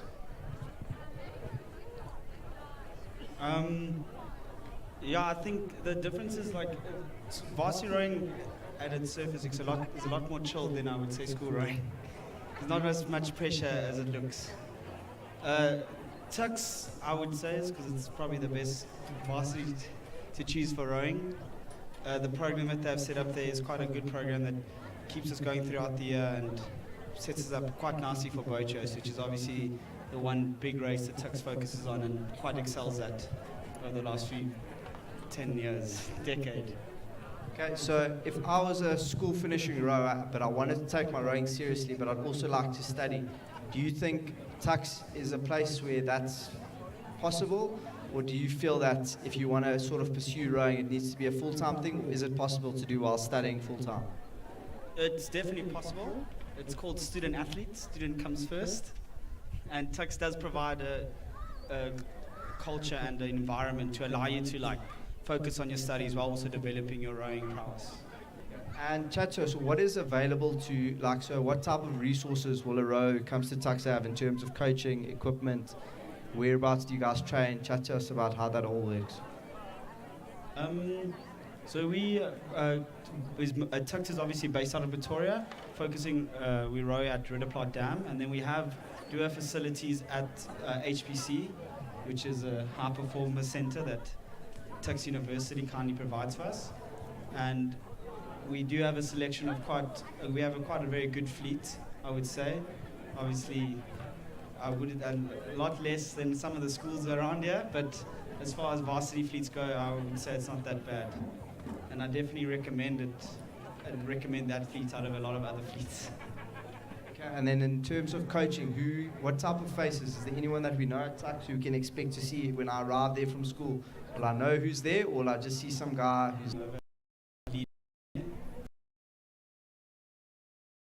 Make some big changes and obviously take Tux to a new legacy, a new step forward. Okay, Shad, thanks for your time, Dave. If anyone wants any more information regarding the Tux Rowing Club, please pop by their gazebo, and I'm sure the students there will be happy to chat to you.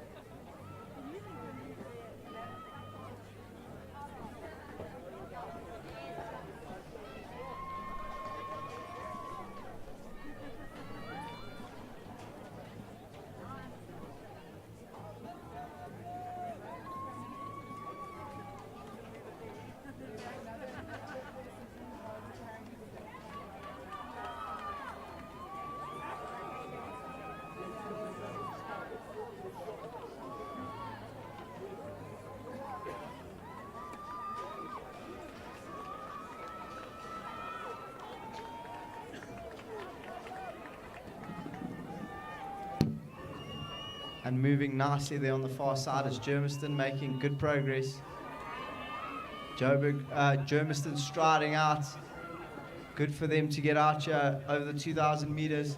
That Germiston crew really cruising along nicely. We've got Buffalo in second, and it'll be interesting to see where that Rowing Zimbabwe crew comes through, Ferry and Wela. So a good effort from all these athletes to get out here, do some racing. And this will set them up nicely for as they go into their pre-season and they begin their preparation for the upcoming rowing season. Buffalo moving nicely into a headwind. I'm sure these girls are accustomed to rowing in the wind, coming from hard.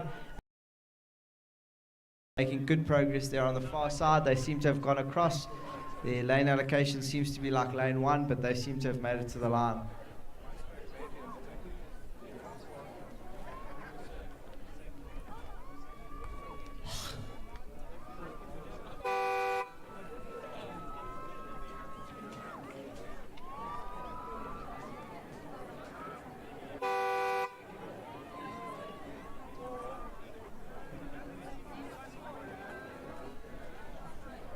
Okay, so next up we have the women's C4s. We've got St Andrews girls, Market Sellers, Wits Luhadi, St Andrews girls Bayers, UJ Hayward, UFH Langa, Wits Komane. So in the women's C event we've got a mix, some under 16s, some opens, some rows who've just recently started, but generally in the C events what you're looking for is rows who are maybe a bit more social, some of them just getting into rowing, not necessarily training the house down, but enjoying their rowing nonetheless. And these crews only race over 1,000 meters, so it'll be hopefully it stays nice and close the whole way down. Some coxless fours, so don't be surprised if you see some steering issues, but hopefully we get a good race here in the women's C4s. And then following that we'll have the men's C quad, followed by some masters, and then we'll have some good racing in the men's B double before the lunch break.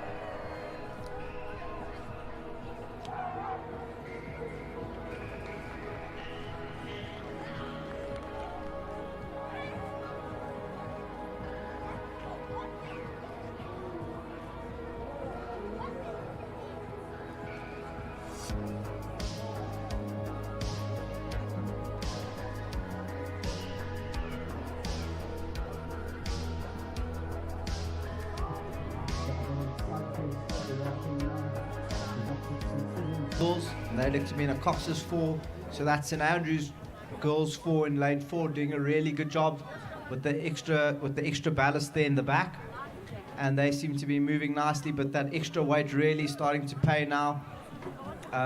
St Stithian's really starting to take advantage of not having that extra weight. And then on the far side, that looks to be hard to tell from here, possibly UFH, possibly Wits, not really sure here in the coxless. As they zoom in, that looks to be St Andrews leading it out in lane 4. So St Andrews doing a great job. They've drifted across a lot. If their cox could lie down, as Sean Kerr would say, there she goes. and that's going to help them a little bit with the weight sitting a bit lower. But the St. Stithians coxless 4 looks like they might run out of real estate, but if they can have a big lift in this last 10 strokes, they might be able to pip them on the line. And the St. Andrews girls, just getting across the line in time. St. Stithians in second in that coxless 4, so that's a great effort from St. Andrews to win there in the cox 4.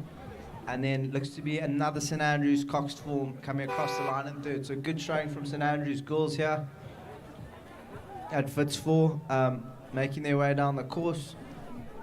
Looks to be some novices in there, so they just looking to make sure that they get down the course in one piece in a relatively straight line, trying to row together. Big look to the side there. Where is the finish line? The 2K can be quite long, especially your first time down. And as David's just reminded me, it is a 1K, so my apologies for that. But yeah, it can be a long day on the track sometimes. 2K can defeat you at times. But as we go to the top, swiftly moving on, we go back to the 1K. We've got the men's C quad and the men's C coxed and coxless quads here. So we've got Walter Sisulu University, Wits, Durban High School. That's an amazing job from whoever's managing the development of rowing in KZN. We've got Durban High School who've managed to put together an entry, St. Dunstan's Martins, and Gaborone in lane 6. So the two Ciotis brothers seem to have kicked into that crew there from Gaborone. And then we've got St. Dunstan's, Durban High School, Wits, Walter Sisulu University. So with the exception of St. Dunstan's, and I'm not too sure about how experienced that Gaborone crew are, this looks to be what we'd call a pure novice event, with everyone here having started rowing in the last year, maybe 2 years, not necessarily vastly experienced, but people who have started rowing. They probably were recruited at a O week or an open day. They're probably very good at 100-meter ergo trials. These people, that's how they were recruited, and it'll be interesting to see who wins out the blocks here. For my money, I would back the Wits crew out the blocks. I saw them getting on. They've got some big boys there in the front there, so they should be able to get them off the line. But I think don't be surprised if you see St. Dunstan's there. They look to have it together. And then on the far side, Gaborone have got off to a good start, but I don't know if they've called the crews back. Bit of steering issues there in the Wits crew, so that's the commentator's crew striking there. And Walter Sisulu seem to have hit a good rhythm straight out the blocks, and they seem to be making good progress across the course there. On the far side there, St. Dunstan's and Gaborone getting into a good battle. Watching them perhaps might have been a good idea for them to wouldn't have been a good idea for them to enter the men's B. But I think this is quite a high standard for the C division, and hopefully with some work we'll see them racing in the men's B quite soon. But here they come, moving nicely on that far side. We've got Gaborone. So Gaborone and St. Dunstan's are going to have a battle for first and second, and then I want to have a look at that DHS crew. Always good to see a new school name on the program, a new club, and hopefully Durban High School can make it down for SA Schools Junior Champs in March.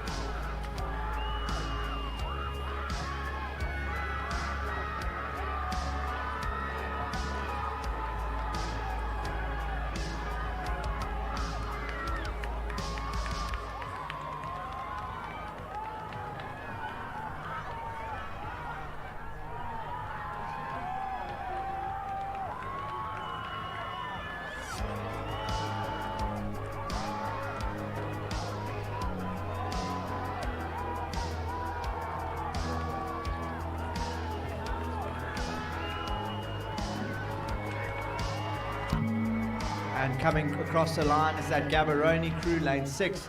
That's a great result for them. They've borrowed a UJ boat. Big thanks to UJ for making that happen and facilitating their participation in this regatta. I think always a tough ask for crews to get. Durban High will be the crowd favourites here. It will be good to see them get a medal. And here come Durban High School. Durban High School coming to the line with a Cox. Are Durban High School going to get across the line? They look nice and together. Wilderson Dunstan's crew managed to pip them, and it's Durban High School coming in second. Great result for them. Just sneaking across the line ahead of Gaborone there, and then Walter Sisulu University in 4th place. But great effort there from Durban High School to get a boat on the water, and a big shout out to whoever made that happen. Okay, and we move back up to the Masters 3rd Division.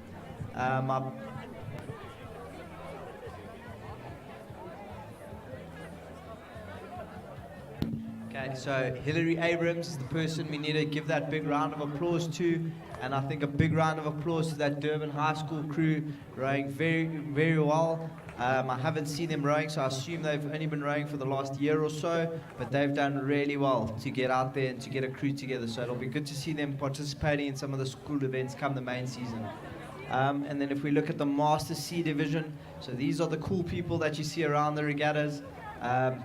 Probably if you're a school kid, this is probably one of your friend's dad racing who've started rowing. Strong Benny's contingent here racing for Ravens. We've got VLC Williams, Ravens Riccardi, Red House Daimani, Red House Burnett, Ravens Metza, Roodeplaat Temlet, Durban Ward. So these are a lot of the people you see here are veterans of the Masters rowing fraternity, and we see a bit of a slugfest breaking out in the middle of the track. There seems to be looks to be Burnett here making a nice move. In lane 2 we've got Roodeplaat Temlet at the sprightly young age of 48, and then Ravens Metza really moving nicely there. With the aerodynamic haircut there, you can see there, not being restrained by any hair there, so he seems to be making a move, a big look to the right. He's going to be looking to try to move through here in the final 500. So make no mistake, these Masters, once they see another boat beside them, the power goes up and they try to summon some of the last vestiges of their youth as they come through the last 500. So the Raven Scull are pushing really hard, but the Roodeplaat Scull on his home turf, not going to be outdone here in the last 500. He knows he's near the finish, seeing the familiar landmarks, and the crowd gets to their feet to cheer these guys as they come home. And it's going to be Roodeplaat who's going to take this race. Fantastic here, nice solid rowing technique, not looking to overrate, but just moving the boat effectively with every stroke. The Raven Sculler has a big look to his right to look for the line, so it's going to be Roodeplaat first, Raven second in this Masters 3rd Division scull.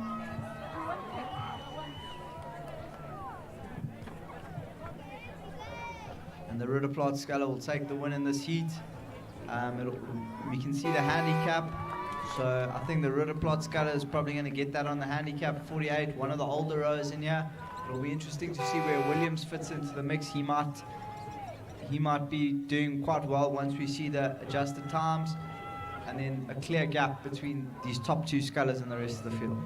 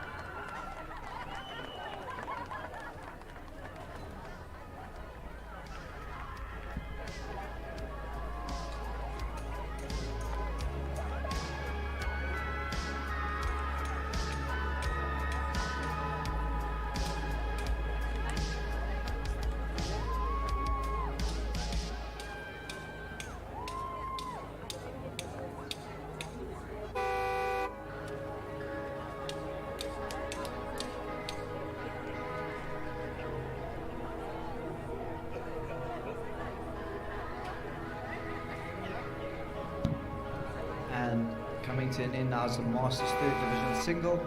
And if we go back up to the start, I think this is one of our first finals from the heat. So from the heat, we have the men's B double. So lane 1, VLC, although they look to have scratched. Lane 2, Buffalo Etua. Lane 3, Vid Stoltz. Lane 4, UJ Kennard. Lane 5, UJ Bontes. Lane 6, the Tux Wits Bromance of Patrizi and Ferro.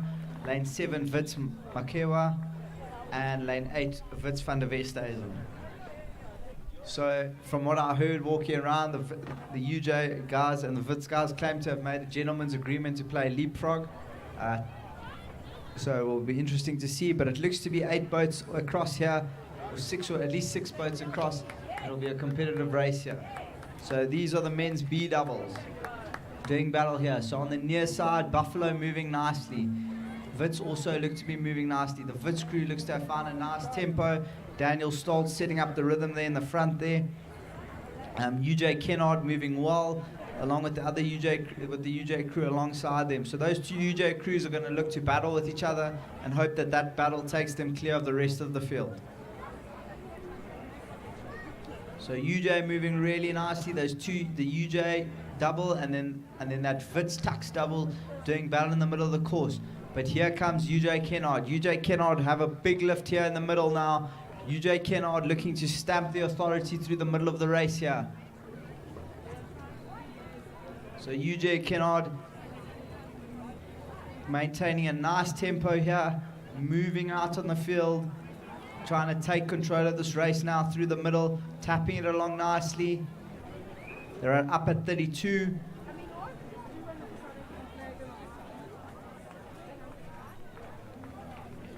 Ferro and Patrizi at 33.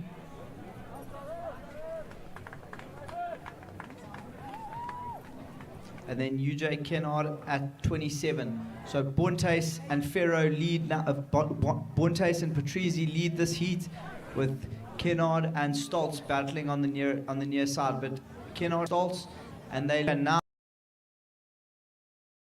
How much training two crews done, because this is where the conditioning will kick in. So here comes Bontes, Nick Bontes, a powerful athlete. He looks to make his move now. Bontes starts to lay down the power now. Kennard moving nicely. It'll be interesting to see where Kennard and Patrizi are relative to one another. The Wits crew on the far side, Maquia moving quite nicely as well. They don't look to be out of it just yet. But on the far side, Van der Westhuizen looks to be up on that other Wits crew. So the Wits battle looks to be moving them closer to the race. But in the lead now is Patrizi and Bontes. Patrizi and Bontes going stroke for stroke here. Patrizi and Ferro are going to have to lift if they're going to move on Bontes, because Bontes does have a good gear change in the last 500 meters. But as they come through the middle now, the legs will be burning, the lactic acid will be building up, and these crews will be wishing that the line could come now. But here comes the Wits crew. The Wits crew have been rode out of it, so it's going to be a straight fight. Bontes also looks to have moved and taken a commanding lead. It'll be interesting to see now what can Kennard move into the medals, and can Patrizi and Ferro hold on to that second, and can they do anything in the second 1,000 here? Ferro and Patrizi look to have eaten up all their cookies in the first 1,000 as Bontes moves away from them. That UJ Bontes crew looking very strong. It'll be interesting to see if UJ Kennard can reel in Patrizi and Ferro now. On that near side, Kennard and Belengre are moving nicely. They look to be moving up on the field with every single stroke. Patrizi has a look across. Patrizi starts to go. Ferro and Patrizi keep moving it along. Every stroke they take takes them closer towards the finish line, and that just gives them that extra burst of energy. When you're up and you can see the other crews coming back at you, that is a huge psychological energy giver. But here come Ferro and Patrizi, not going to let it go away early. Ferro calls for more for Patrizi. Patrizi looks for a gear change. Patrizi looks to lift. What does Bontes have in the tank for the last 500? Will Bontes turn on the afterburners? Bontes starts to turn on the legs now. UJ just starting to inch away again from Ferro and Patrizi, but for Ferro and Patrizi not going away without a fight. Maquia and Prieshi also making good progress there. They look unless they've been dropped, and it's Westman and Van der West. It looks to be Westman and Van der Westhuizen from Wits, also moving quite well there on the far side, but they don't look to be in the mix for a medal. Bryce and Bontes in a commanding lead now as we come towards the last 500 meters as the crews come into view, and it looks to be Bontes and Bryce by a length, with a length of clear water. And right behind them, Ferro and Patrizzi. It'll be interesting to see. Ferro and Patrizzi have made a nice move now as they've come to the 500. The lightweights going through the gears now as they lift. The lightweights lift and go through the gears. Can they row them down? Bontes and Bryce don't seem to have the gear change, but I'm sure Bryce and Bontes are keeping something in the tank now. But here comes Patrizzi and Ferro. Bontes and Bryce have seen the danger and they've moved. Bontes and Bryce as they come past the... Okay, Bontes and Bryce now have gone and they've turned on the afterburners. They move to a length of clear water, 2 lengths of clear water, and they go towards the line. Bontes and Bryce have this. Barring disaster, Bontes and Bryce will take this. Patrizzi and Ferro have clear ownership of that second place, and now the field starts to bunch up for that third place. UJ Kennard look to have the third, but on the far side, Van der Westhuizen and Westman looking to moving nicely. Will they be able to go through? Kennard and Belengri have had a good gear change through the middle, but it looks to be that Wits double lead. It looks to be Wits Ferro and second. Wits and Tax. Sorry, Patrizzi and Ferro lead, and it looks to be UJ Kennard taking the third place. They've rode through those 2 Wits crews. On the far side, we've got Westman and Van der Westhuizen. They seem to have 4th place locked up, and then on the near side, McCourt and Stoltz. So the bragging rights there goes to Patrizzi. I'm sure he'll let the Wits guys know about that. And Ferro and Patrizzi, the bromance continues. Wits McQueer coming across, and good race from all crews involved there. Some nice competitive racing throughout the field. Reasonably bunched up, so everyone had a nice, decent race there. Had someone to race against the whole way down. And now we go into the officials' break, and this is a perfect time for you to make your way over to the Tax food stand. Some food and drinks on sale here. Support UJ, support Tax, support the chip and dip. I know we rowers are huge fans of the chip and dip, so please support. While you're getting your chip and dip, I'm sure the Tux Rowing Club will be happy to supply you with a chicken burger, and UJ will quench your thirst. So if you can make your way down there to support these clubs, all proceeds from here goes towards the running of the club, making the tours as cheap and as accessible as possible for all the athletes, and just helping these clubs carry on running. And then a big thank you to our sponsors. You'll see some of their representatives walking around. The Rand Merchant Bank, the proud sponsor of South African rowing, obviously the title sponsor of the national squad, but involved with supporting rowing at all levels. If you go to many of the schools, you'll see the RMB billboards. They support the university's boat race. They sponsor VLC sprints, and they're involved at all levels of South African rowing. So a big thank you to Rand Merchant Bank for getting behind South African rowing. As we know, rowing generally struggles to find sponsors, so a big thank you to RMB for getting behind rowing in South Africa and helping boost the profile of rowing.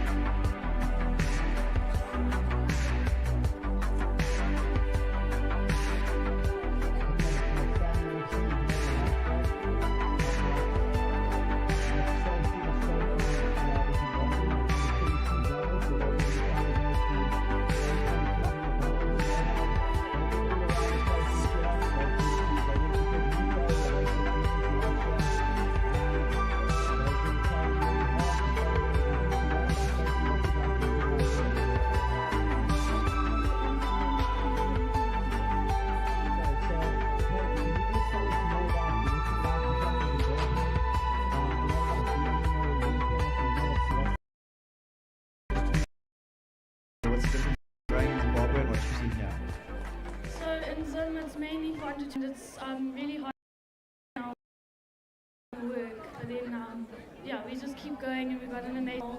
She's been there for. Okay, and you raced earlier this year at the Pedaluco Regatta, so can you talk to us a bit about that experience? It was quite nerve-wracking as we haven't been racing much, as we don't race in Zim, or we do 2Ks by ourselves on the water. It was an amazing experience, and it opened our eyes a lot. Okay, Stacey's off the hook now, so I'm going to jump onto the bargle. Can you just introduce yourself?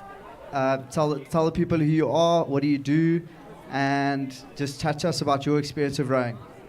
So I'm Danae Erasmus, and I row. I sit at bow, and I row with Stacey Dunstan as well. So yeah, in Zim it's quite hard to do rowing there, but also we get through it together because we row in a double and we push each other. So it's really good because we know that we can push ourselves, and when we get opportunities like this to race, it's really good for us because then we know we can push. Okay, so if you could have so tell us what's your favorite thing about racing? What's your favorite thing about rowing in Zimbabwe? Like, is there anything that stands out that you think would make it worth it for someone from South Africa to make the trip? Do you have like some amazing secret dam that no one knows about? Do you have this amazing training facility? Tell us about that. So we race at Mazoe Dam, and so sometimes when there's a nice tailwind, you get very, very fast times. So I think everyone should come and we should hold a big regatta, and we can all hit those very fast times. And it's a very beautiful dam as well with mountains in the background. We don't have any jetties, and we don't have any lanes, but that doesn't matter because we'll get the fast time. Okay, cool. Thanks a lot for that, and we wish you the best of luck with the rest of the regatta, and we look forward to seeing you race later this year. Cheers.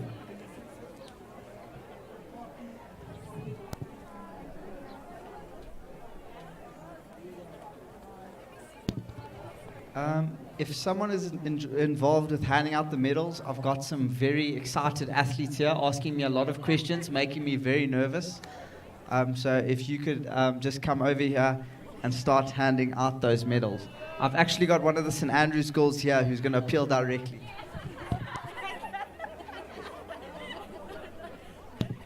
They were talking a big game, but now they don't want to say it now that I've put them under the pressure. Okay, but please can someone come hand out the medals? These athletes keep asking me and I don't know what to tell them anymore.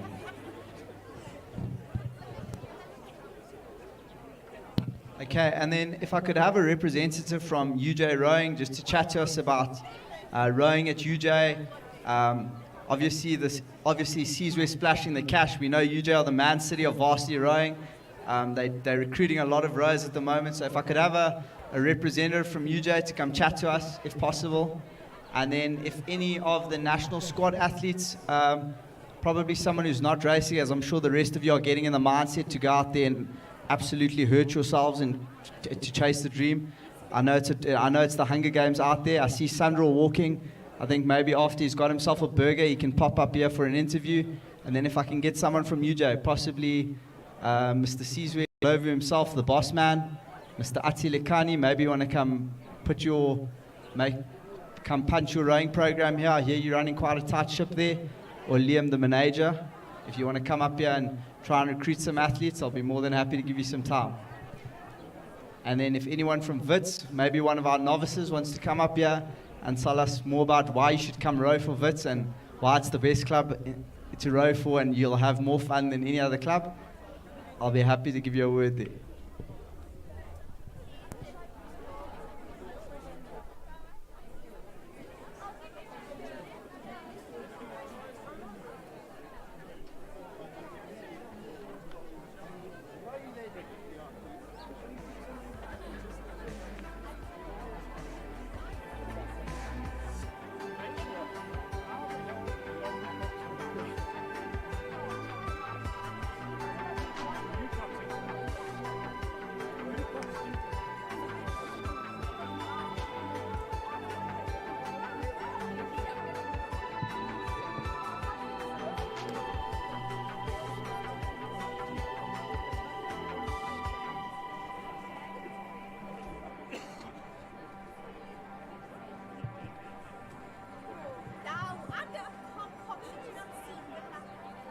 If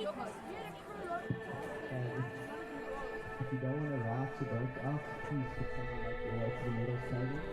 There's a ride about to go out.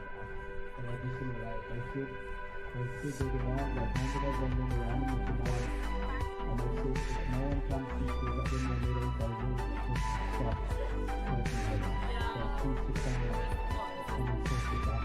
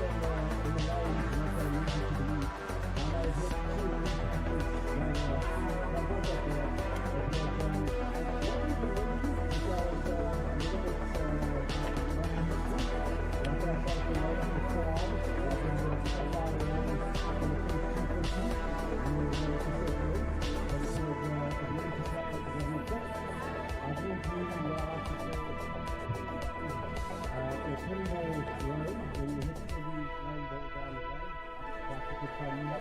And but there's some good rowers there. We need the novices. They're coming out here.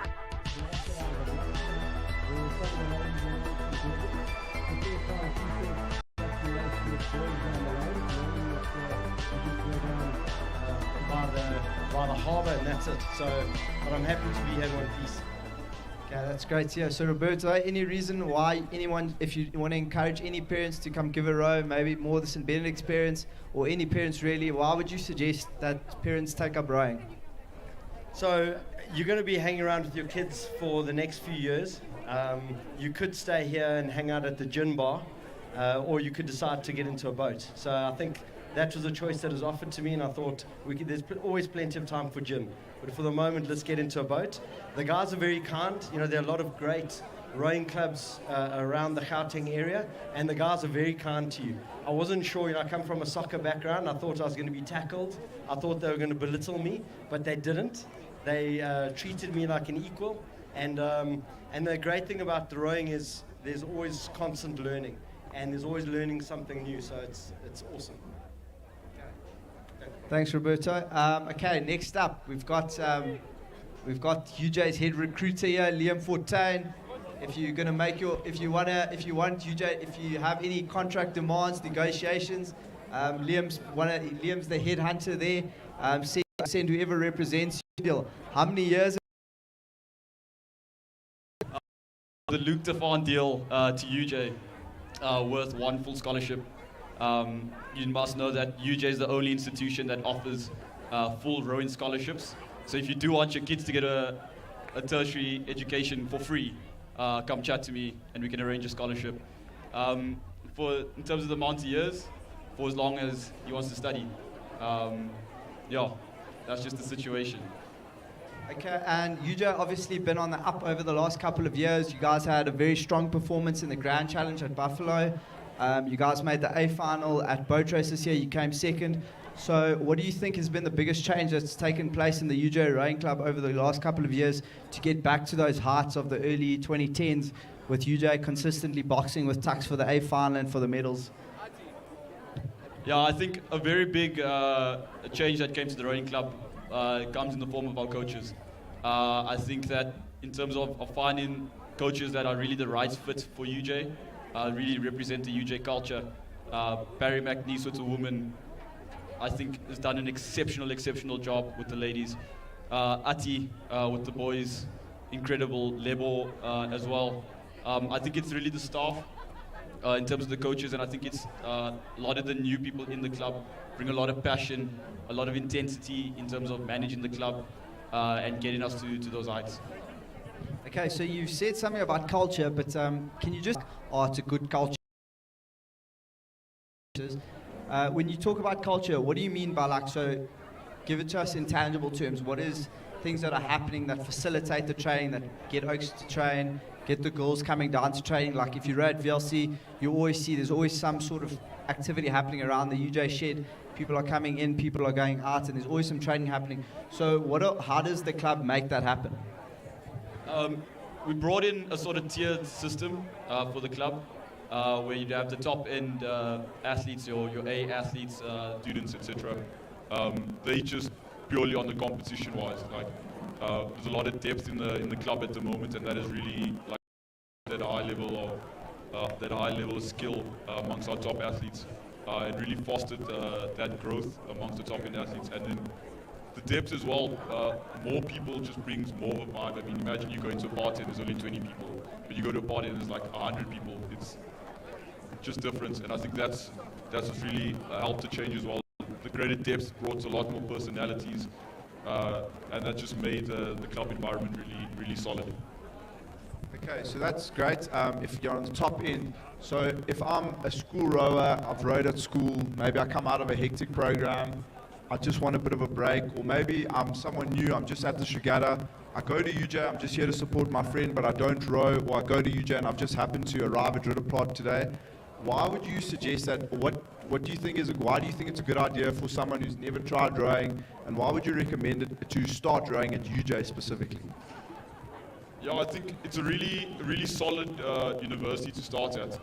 You think in relation to to some other institutions where you might come into a very high pressure system, very high pressure environment where a lot of expectation is placed on the athletes to perform and excel. UJ is a little bit more laid back and a lot more catering. Like I said, we have the staff, we have the development programs to assist all of those that want to start joining rowing and that sort of thing. So I think we have a lot more to cater back environment. Liam, we look forward to seeing you out there in the women's A8, and I'm sure you guys are going to have a great battle with Tux. Chat to us. You guys pipped Tux at UJ. Tux pipped you last at Gauteng Champs. So, and I think that. I think it's best to be left up to the imagination on how the races are going to go down. So if you are out on the weekend, please do have a look at those races in the Premier 8 races. Ever the politician, Liam, off to work, bud, go to Benz. Okay, if I can have someone from UJ, maybe someone from the Masters Organising Committee, want to have a word about World Rowing Masters, chat to us about what that is and how to get involved with that if you'd like to, or if I could have someone from WITS, Rhodes, Walter Sisulu, any of the varsities present, any of the clubs. I'd love to have a chat to someone from Durban High School Rowing, chat to us about how you guys have gotten started rowing, tell us about your crew and your training. We'd love to hear from you, just to give us a wider view on what's happening with rowing.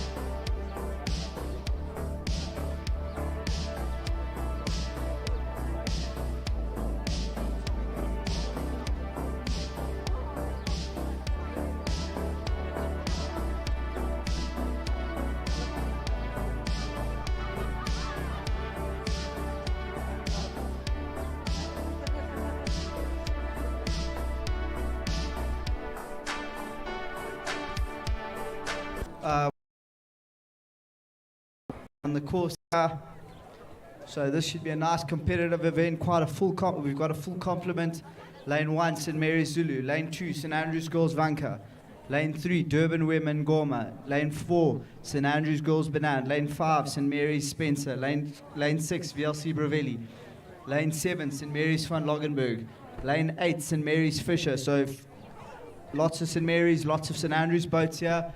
These girls looking to kickstart their pre-season, getting a little bit of racing before the cold sets in and the long winter miles start happening. So in the middle of the course we have St. Andrews Banan and St. Mary's Spencer. Those will be our two crews to watch.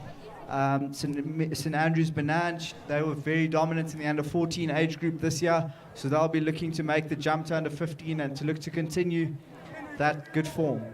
I'd be interested to know if one of the St. Andrews coaches or someone who knows about them could indicate, is that the St. Andrews squad, under 14 quad that raced at SA Champs, or is that a scratch crew that's been entered there? So if we look at the crew in the middle, that St. Mary's crew looks to be moving nicely in lane 5. They seem to have found a decent rhythm and they look to be moving clear of the field. Bit of a steering issue on the far side there. The VLC crew seems to be struggling a little bit with their steering. Sorry, yeah, not the VLC. The VLC crew looks to be fine. It's one of the crews in the middle that's having an issue with the steering. On the far side, Loggenberg, Fisher and van Loggenberg moving well. The St. Mary's crew in lane 7 looks to have been dropped, but lane 6, VLC Bravelli moving nicely now through the middle. The St. Andrews crew also starting to move very nicely there in the middle of the park. So at the moment, from here, it looks to be St. Mary's leading St. Andrews. The St. Mary's crew on the near side, though, look to be moving up slowly. They've gone about their business very quietly on the near side. They've made their way through the hyacinth, and they're going to look to move now in the second half of the race. So that's St. Mary's crew on the near side, starting to move now. St. Andrews look to have found a nice solid rhythm there. St. Andrews finding their feature. But St. Mary's on the far side, starting to stride out. They've got good length, they've got a good rhythm. Working on that pickup, a little bit of a flash of the blades up in the air, but nothing too boat stopping. St. Mary's moving nicely. Here comes St. Andrews. St. Andrews seem to have found now. St. Andrews find their rhythm. They've seen as the speed increases, their technique seems to have improved with it. So now they're starting to take good, solid strokes, moving through the water. Every stroke they're moving on that St. Mary's crew. That St. Mary's crew on the far side is going to have to respond, otherwise that St. Andrews crew is going to go right through them. But St. Mary's now, they're going to look to have to engage that other gear as they come into the last 250. Will St. Mary's find another gear? St. Mary's tried to lift now. The Cox asks for more. St. Mary's have lifted their rate, but it hasn't yet made any impact on the boat speed. St. Andrews starting to move on them, and that St. Mary's crew on the near side, if they can put together a big finish, it'll be interesting to see where they can get themselves, if they can get themselves into the mix here. So it looks to be St. Mary's holding their lead. They seem to have, now they move again. Now they find the boat speed. They've moved away. They lead by a length of clear water ahead of St. Andrews. St. Andrews and St. Mary's on the near side, battling it out for second place. But St. Andrews looks to have secured that second place now. And as they come across the line, it will be St. Mary's first. St. Andrews look to have second, and St. Mary's also third. So that will be your finish order, unless there's a disaster for one of these crews. But it doesn't look like anything's going to stop St. Mary's. St. Mary's cross the line, they take the win. St. Andrews in second, and St. Mary's in lane 1 coming through in third. So that will be a nice result for these girls as they go into their winter training. Some cold and long months ahead now as they go away to train to build up their base of fitness and prepare for the upcoming season. And then if we go back to the start, we've got the women's B single on the course now. Lane 8, Wits Carstens. Lane 7, Old Eds van Aert. Lane 6, Tux Pretorius. Lane 5, Stellenbosch Staltman. Lane 4, Tux Gray. Lane 3, UJ Puso. Lane 2, Zimbabwe Weller. Lane 1, UJ Zedius. So in the middle of the park, rowing with the St. Albans blades, I think that's for my money, that's Stellenbosch Staltman, moving really nicely. Great effort from her coach Bevan Heskes to get her up here to race. Staltman, and big thank you to St. Albans Boat Club for facilitating her participation in this regatta with the borrowing of a boat. So it's going to look to be Staltman and Gray as they come through now. So just coming off the blocks now, still in early days of the race, but it'll be interesting to see as the fitness kicks in. Gray looked to be the dominant force in the heats, and Staltman also won her heat comfortably. So it'll be a straight fight between these two for the gold and the silver.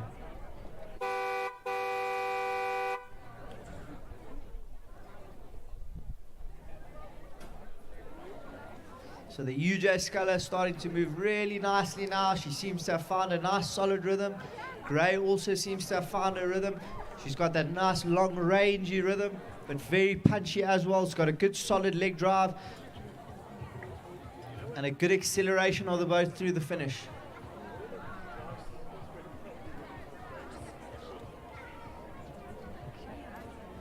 And here they come through. It looks to be Staltman looks to have the lead, so it'll be interesting. Staltman's done the work early on. She seems to have front-loaded the race, moved through the middle of the race. They look to establish a big lead on Gray, and it's going to be interesting to see what Gray can do in the second half. Old Eds van Aert moving really nicely on the far side there. Carsten's also not out of it just yet. Old Eds van Aert moving nicely. Old Eds van Aert seems to have found a nice solid rhythm, just going about it, racing her race in lane 7. But now Staltman looks to engage another gear. So Staltman has put in good work through this first 500 and good work coming into the middle 1,000 now. Staltman just pushing away every stroke, but Gray looks to be very focused, very locked in on her rhythm. Gray tapping along nicely. Gray just keeps it moving. Every stroke, she looks to be trying to just take a little bit out of Staltman here with every single stroke. Gray striking 27.5.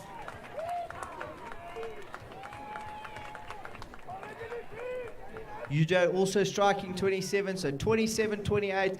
That seems to be where these crews have decided to sit. Oof. The Zimbabwean Sculler Weller seems to have clipped the buoy a little bit there, but she's just working away in that rhythm. Weller 24.5. She's going to need to lift that rate. She's going to need to maintain that high cadence if she's going to look to make any impact on this race. At this point, it looks like it's a straight fight between Gray and Staltman, but Staltman and Gray now going stroke for stroke through the middle.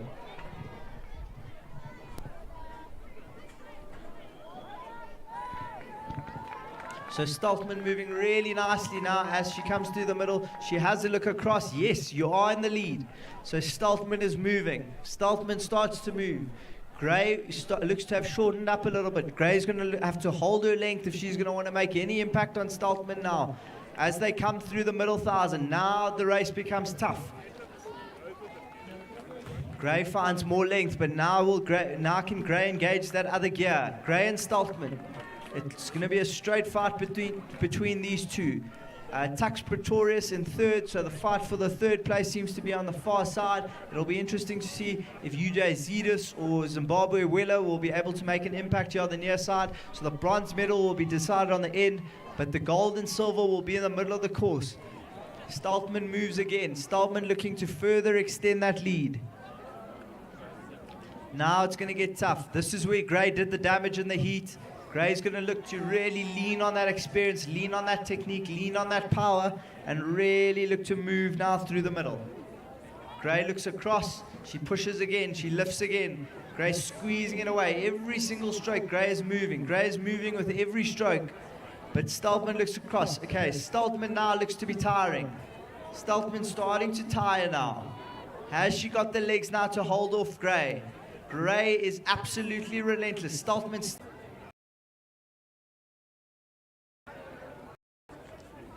Gray also at 27, but Gray just looks to be getting that little bit more out of the boat every single stroke.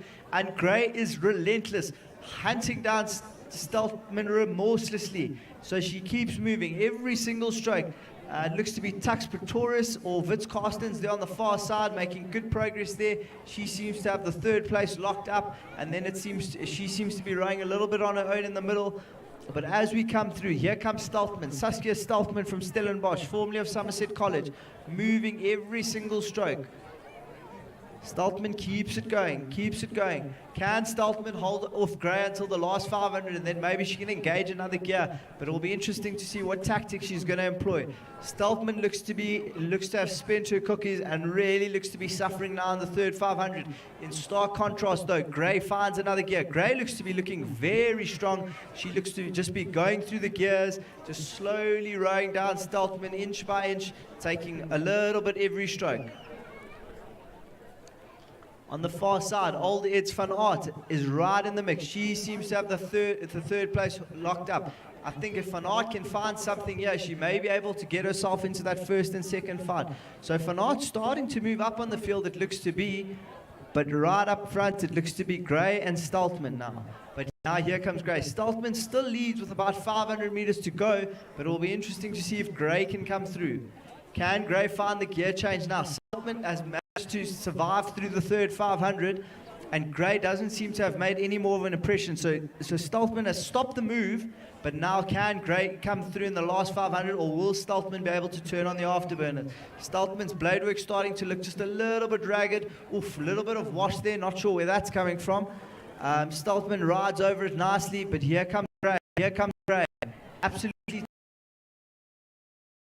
Some of them more, maybe they've featured in the double or in the 8 earlier, but now here they come. Here comes Stoltman holding off Gray with everything she has, but now here comes Gray. Gray starting to push. Gray pushes her now. Gray is moving up. She's about half a length down.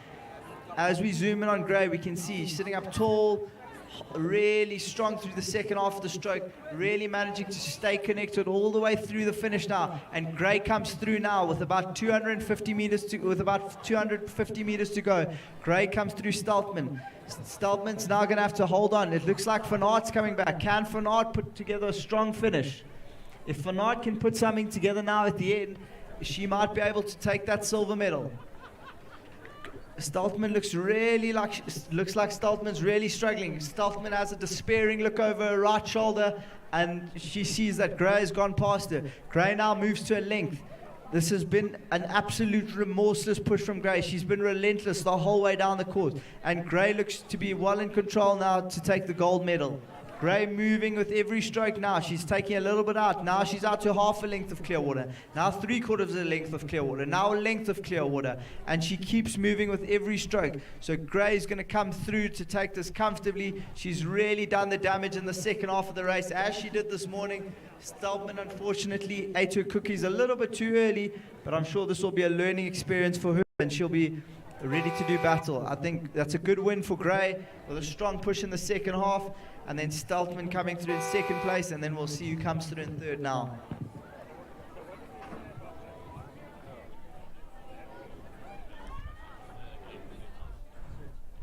Okay, so I've got Mr. Surtees here. He's the MRC of Durban High School Rowing Club. So Mr. Surtees, we obviously haven't seen Durban High School racing. I don't know if there's been a pre-existing rowing club, but for as long as I've been involved with rowing, I haven't seen Durban High School rowing. So is this a new thing, or have you guys revived? Maybe Durban was rowing in the previous years, and can you just chat us through how you guys have gone about that? Yeah, hi. Just so in the past, we've had a really, really strong association with Durban Rowing Club, and we're really just so grateful to them. We obviously make use of their boats. We don't have boats of our own, and previously to this, in like 2019, we were rowing as members of Durban Rowing Club, and we still do. So some of our boys are now going to be rowing in the doubles as members of DRC, and basically, just many thanks to Coach Hilary Abraham. She's just been amazing with our boys. But basically, after the pandemic, rowing had kind of petered out, and all the boys that were older had obviously got matriculated, got off to varsity or whatever. So we've had to start really from scratch this year. And so, as you say, I mean, our boys have been rowing for about 6 months or so, and just so proud of them, and full credit to them for the race earlier. And watch out for our juniors; they're going to come through a little bit later. So. Okay, thanks a lot for your time. We look forward to seeing you at SA Schools Rowing Champs, and hopefully boat race, and at many more regattas in the future. Thanks a lot. Cheers. Okay, and as coming past the enclosures now, we see the junior men's 18 scull.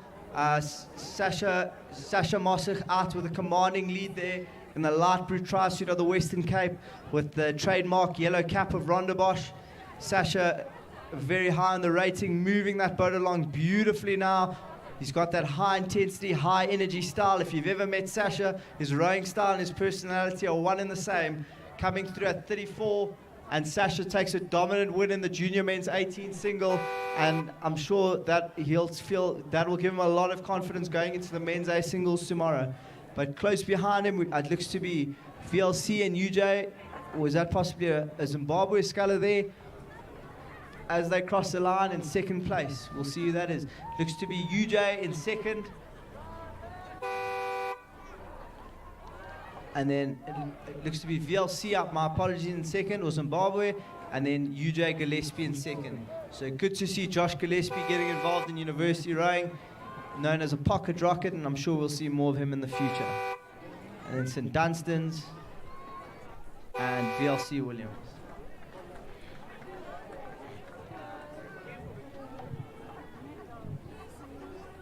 Okay, if you need medals, come now. We have someone handing out the medals. So anyone who's won a medal so far in the day, if you'd like to come collect it, please come now. Okay, and we go to the start of the men's B8. Not entirely sure who's filling up these boats. Some people who I'm not sure are rowing anymore in that Wits boat, but we'll see how that goes.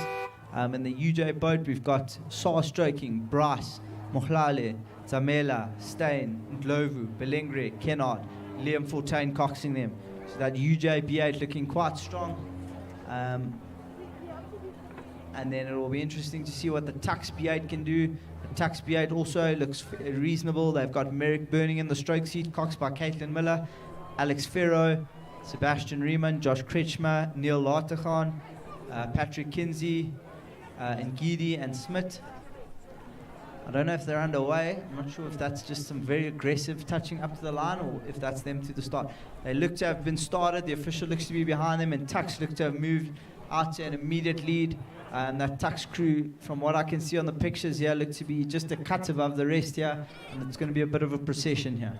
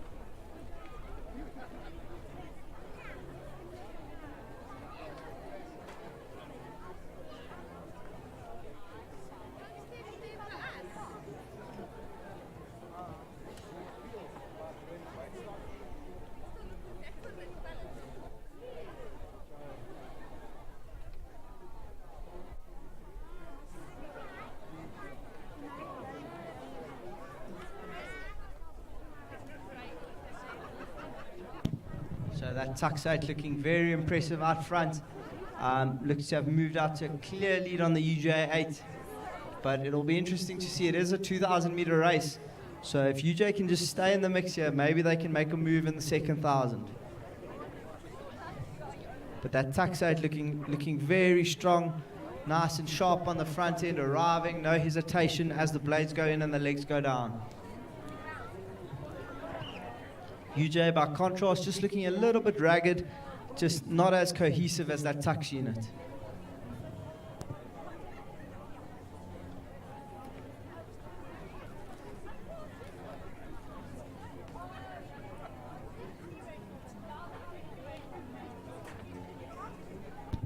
Just behind them, you'll see the junior women's 16 doubles starting to get on the line, and then after that, we'll see the adaptive singles, Sandra Kamalo and Lifa Hlongwe. Those are two South African para-athletes, and using this as their preparation for the World Champs. If you'd like to get involved in para-rowing, find Sizwe Ndlovu or Jamie Crowley. I don't know if Jamie is here, and so there's a process of getting involved in para-rowing, so if you know anyone who could potentially do that, go chat to Sizwe or Jamie. They'll walk you through the process of how to get classified and how to get involved in para-rowing. So as they come through, it looks to be Tux. The Tux men look to have a cohesive unit. They've clearly done a decent amount of training there, and that's evident in the way that they're rowing, just moving that boat nicely together. The UJ guys just looking like they just seem to lack that little bit of cohesiveness. They had the power definitely going there and the efforts there, but the cohesiveness just missing here.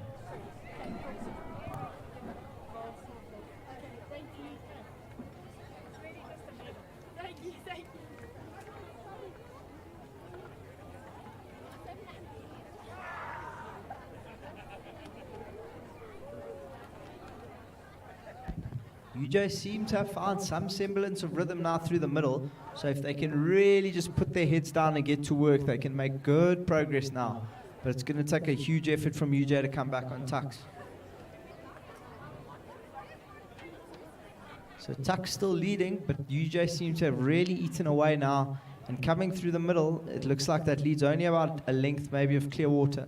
If UJ can find contact, they'll be able to make it. They'll be able to really, then the momentum will be with them, and they can really start to move.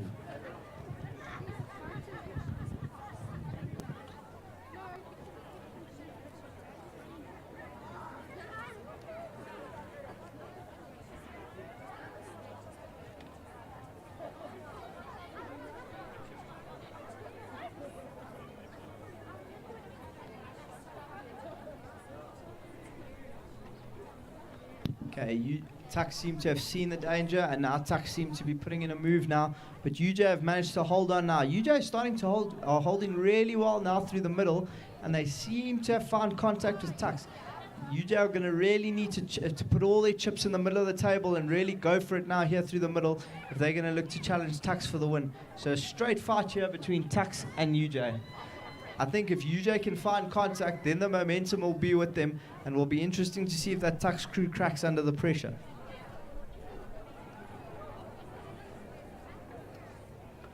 So UJ now starting to move. I don't know if they have contact just yet, but they can definitely feel that they're much closer than they were, and if they can just start to move. But as I say that, Tux engage another gear. And now Tux starting to lift. Tux have re-established that lead, and they've moved out to what looks to be 2 lengths of clear water. And I think now Tux are going to really just dominate the rest of this course. I don't think they're going to let UJ back in. But as I say that, UJ seems to have thrown in a huge push. UJ really cashing in their chips now. Neil Lartichan there stroking the Tux 8, formerly a sax boy. Took a year or 2 off rowing, as you can see, but I'm sure he'll be on his way back. He's aiming to maybe move up into contention for the A boat maybe next year, and then who knows. But Tux with a commanding lead as they come through and past the crowd now. UJ seem to have come back slightly, but UJ still not within contact. If UJ can find contact, they can maybe do something. But it doesn't look like it's going to be that way. Tux continually stride out. Tux found another gear now, and Tux will take this win fairly comfortably with a length of clear water over UJ.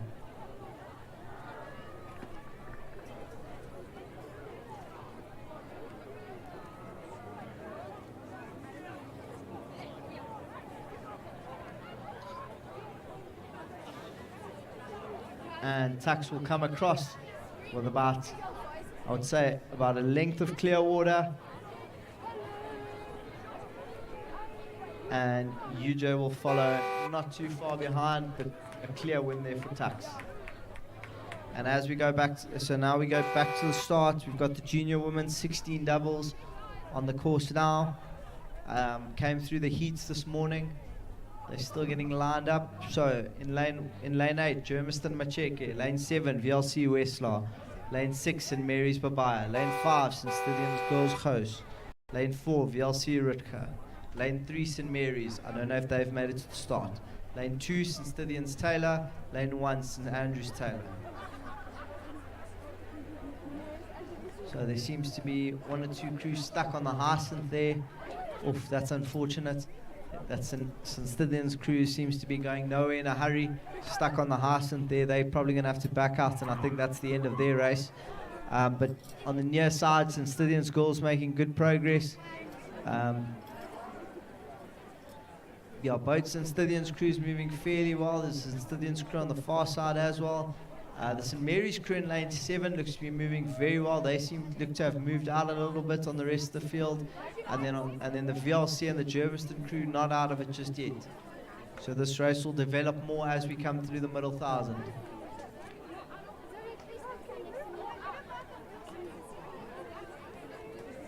So this race really starting to develop well through the middle 1,000.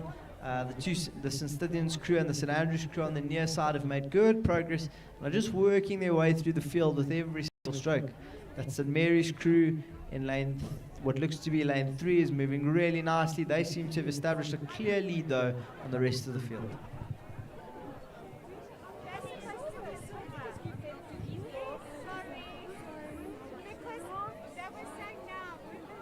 So that St. Mary's crew looks to have found their rhythm, found their rates now, and they are moving nicely out in front. So St. Mary's have a clear lead here. A St. Stithians crew right behind them in hot pursuit, but it will be interesting to see what they can do now as we come into the second 1,000. The second 1,000 is where the endurance and the fitness really comes into play.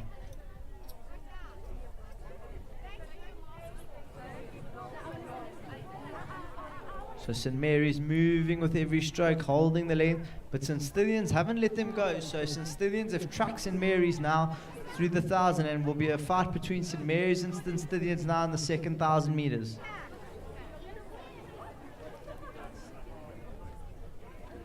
That VLC crew that's supposed to be in lane 7 seems to have been moved across to lane 3, so they seem to be in the race. I've misidentified them as St. Andrews. So VLC starting to move nicely. They look to have the second place. In lane 1, the St. Andrews crew looks to have been rode out of it a little bit. A big look from the St. Mary's girls. And as the camera pans across, it doesn't look like the St. Andrews crew made it. But as we move now, it will be St. Andrews, St. Mary's, and St. Stithians. And VLC moving nicely now as they come through.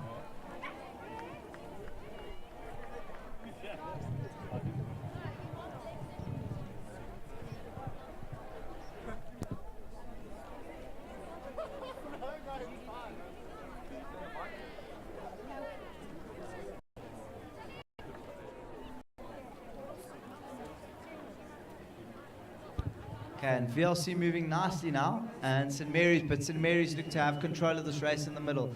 If St. Mary's can look across, if St. Mary's have a look across though, that VLC crew has really started to move. So McDonald and Rutka have made their move now in the second 1,000, and so McDonald has a look across, she tells Rutka, and Rutka finds that extra gear now. Can VLC continue moving? VLC have gone through St. Mary's by the looks of things. And it'll be interesting to see now, can they take control of the race now? So they've got the lead, but they don't have control of the race just yet. But VLC starting to push away now. So VLC pushing with every stroke, moving away from St. Mary's, finding that gear. They've all negotiated the Hyacinth fairly well. No one seems to have been obstructed. But that VLC crew, McDonald and Rutka, leading that St. Mary's crew. Will St. Mary's be able to find that signature gear in the last 500? And then on the near side, Doesn't look to be much happening on the near side here. But St. Mary's keep moving with every stroke, moving it all the time. St. Mary's are trying to make up that gap, but that VLC crew, now that they've got the momentum, they've really got the bit between their teeth, and it looks like they're going to take this race.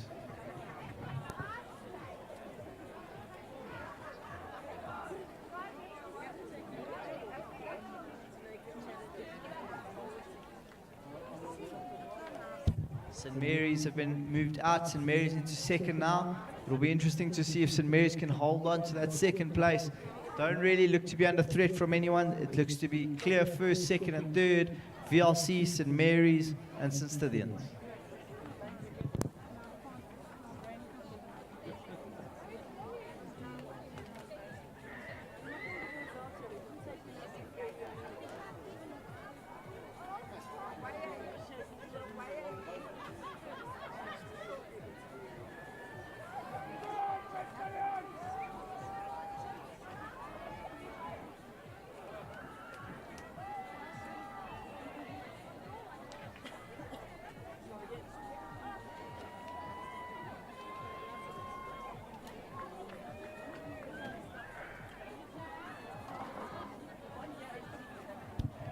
VLC take that fairly comfortably. They've really done damage here in the third 500 and then the last 500. So the second 1,000 is where VLC really took that race away from St. Mary's. St. Mary's hanging on, gamely coming through, but they'll take the second place. And it'll be St. Stithians. Maybe a fight will develop for third, but doesn't really look like it at this stage. St. Stithians look to have control of that third place. And these girls will all know what they have to do now as they go away for the winter. Some long miles on the ergo, some long miles on the water as they prepare for the next season. And the next time we'll see these girls will be in August, September, as they come off their rowing camps and as the rowing season begins. Holy Rosary, those two girls from Holy Rosary rowing for VLC, they'll be looking for a place in that first quad, looking to defend that South African title that they won this year. And St. Andrews and St. Mary's and St. Stithians, no doubt, will be looking to dethrone them.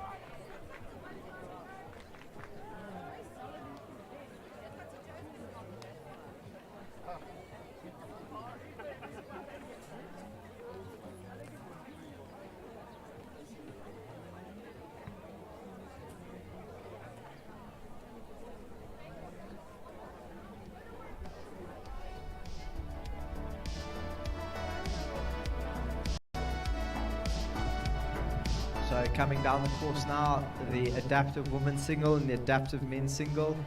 Sandra Kamalo, Rio 16 Paralympian, moving through now through the third 500. Unbelievable how much tenacity these athletes have to have, racing 2,000 meters, just arms and body. And if you want to do that, if you want to get an idea of how tough this is, next time you're on the water, go to the start and touch for 2 kilometers as hard as you can, and you'll get an idea of how tough it is for these athletes. Okay, so I'm being informed here that it's arms and shoulders, and that's about the extent of the range of motion. So really tough what these athletes go through. They have to be unbelievably well conditioned, only relying on that one muscle group to get them the whole way down the course.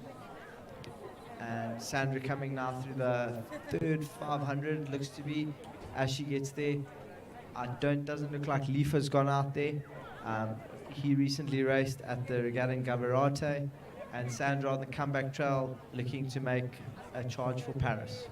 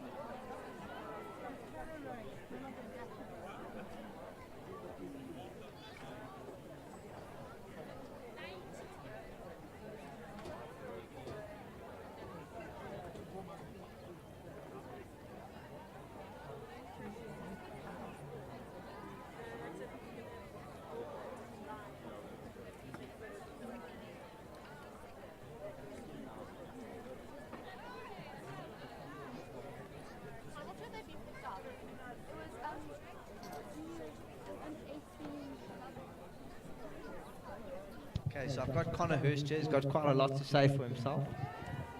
So Connor, you managed to qualify the pair for the Junior World Championships in Varese later this year. What did you like to talk? So tell us about your process. How did you make the junior squad? Talk us through the process of the training and the development and how you qualified the. Hello. Basically, we just a lot of hard work and trialing of schools over the course of like 4 or 5 weeks. Then we went to a camp in Zanin and Popo, where you just train really hard for like 2 weeks, and then you just have to put in the work on the regatta, and then just see how close you are to the top performing crew, which is the junior men's coxless. Thank you, sir. You've seen these things. So talk us through this. When I start, do I arrive on the first day and make you do a sculling race? Do you pull a 1K ergo trial? Is it a 500? Is it a 2K, a 5K, a 17K? So talk us through the whole process. So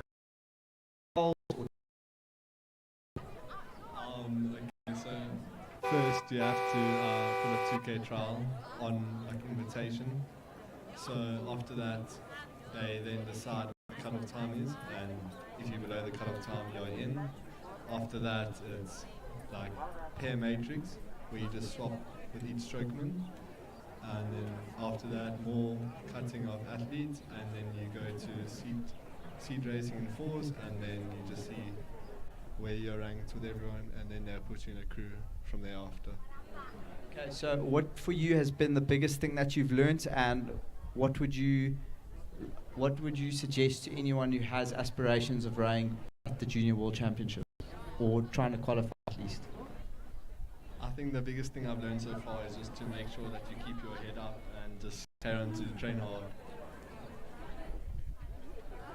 Okay, sorry, we didn't quite catch that. Do you mind just repeating yourself? Yeah, no, I think it's really important for you just to carry on training hard and just keep an open mind with all of the things you do, because then no matter what happens, everything will work itself out. So, yeah. So, Connor, you're talking about training hard. Are you talking about on the ergo, on the water? Is it about the effort that you're putting in? Is it about improving your technique? What do you feel is the main aspect that will help someone go from being a good school rower to being able to race at a bit more of an elite level? I think for me, personally, it's commitment, because if you're committed to the sport you love, then I think thereafter everything takes care of itself. Okay, thank you, Connor. And then I've also seen a lot of activity on social media at the moment. As far as I'm aware, going to the Junior World Champs is quite expensive. So can you talk us through how you guys are overcoming those funding challenges? Myself and around 6 other athletes are doing a fundraiser, so just to get some money, because the tour is self-funded and Rosa doesn't pay for it. Okay, so do you mind just telling us who those athletes are and which platform we can use to help fund these athletes to chase their dream? These athletes include Ethan Romberg, Delano Sa, Jaden Thompson, and Cristiano De Freitas, and their website is on Backer Buddy. Thanks a lot, Connor. Have a good regatta.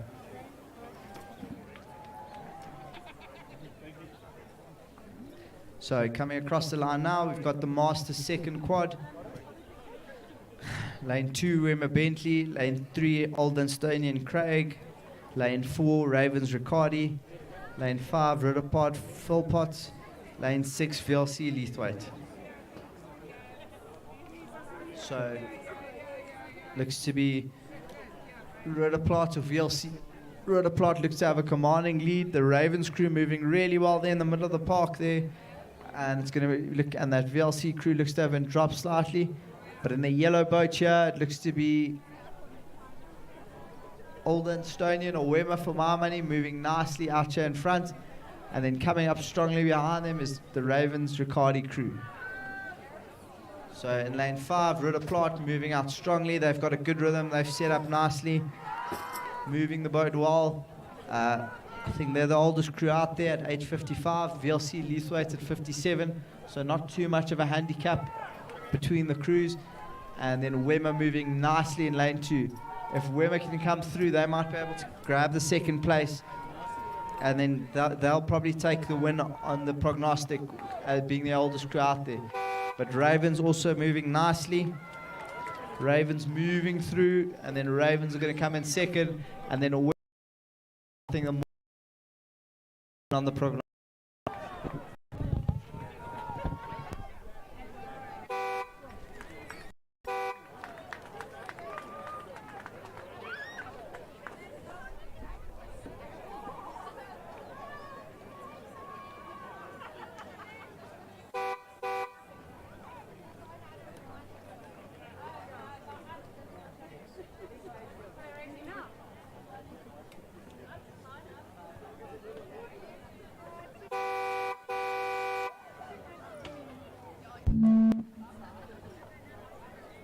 Okay, now the race that many people have been waiting for, the race most people have come here to watch, the men's A pairs. In lane 8, St Andrews St Andrews Powell. Lane 7, UJ Lesitlo. Lane 6, Tux Keeling. Lane 5, Tux Tall. Lane 4, Tux Mitchell. Lane 3, Tux Baxter. Lane 2, Tux Lemaitre. And lane 1, Tux Shabalala. So some national squad crews under the banner of Tux. You'll see them in their distinctive black and white RMB tri-suits with the South African flag at the back. And then you'll see some of the Tux athletes. John Smith and Sean Keeling, former Olympic medalists, moving really nicely there. You see St Andrews on the far side, St Andrews Powell making good progress there on the far side. They've made their way up to race. They've only come up for the day, and they've made a great effort to come out here and get some extra racing in. UJ Lesihlo also starting to move well. They've looked to have put themselves in the race now. They want to hang on to the front runners for as long as possible.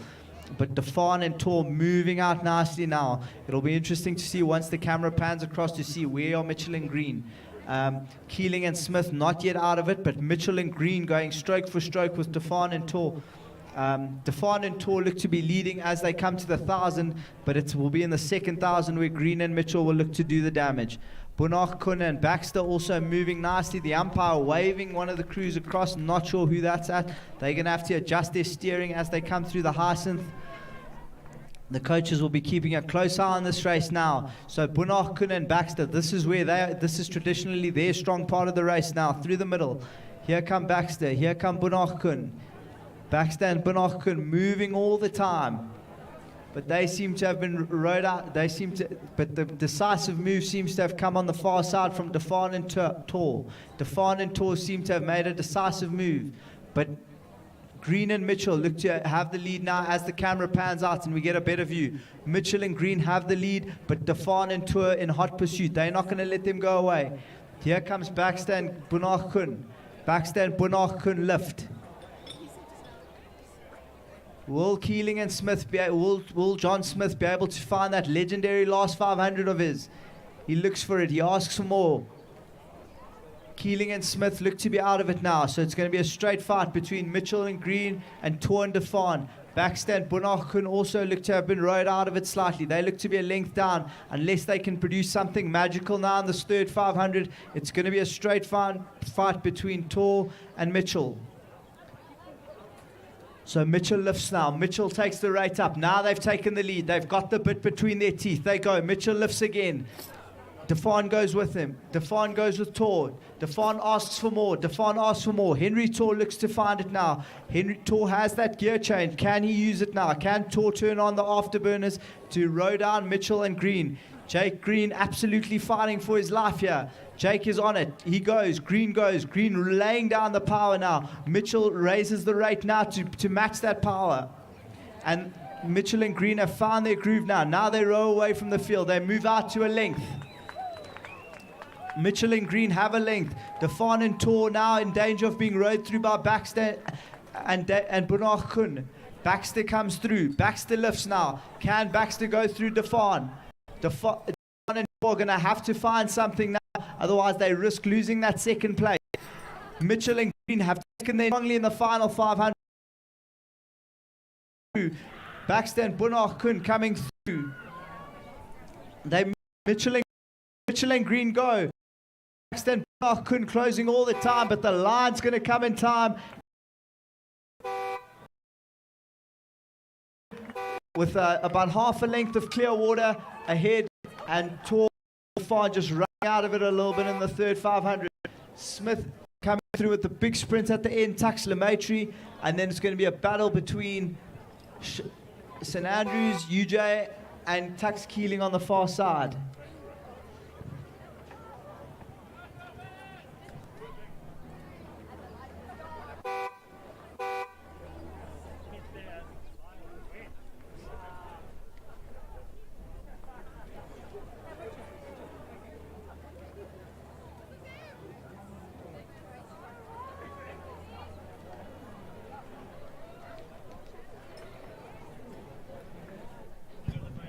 There's any novices looking for a race, if you could find your way to the Parktown shed. Wits is looking for 2 novices who are looking for a race. If you'd like to race and you're a novice and you're not busy now, find your way to the Parktown shed and the Wits Oaks will direct you to your seat. Also from Wits in conjunction with the Sushi and Panda Foundation are hosting a raffle worth 8,000 Rand. Prizes include Sushi and Panda merch, tech, and a MacBook Air laptop. Tickets cost 50 Rand, and the proceeds go to some amazing causes, including helping Wits raise money for their rowing club and aiding Sushi and Panda in rescuing more animals.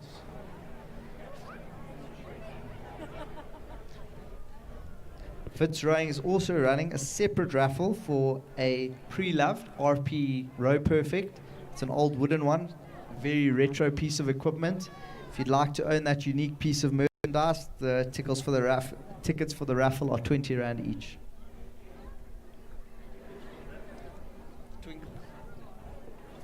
And now it's the women's A quad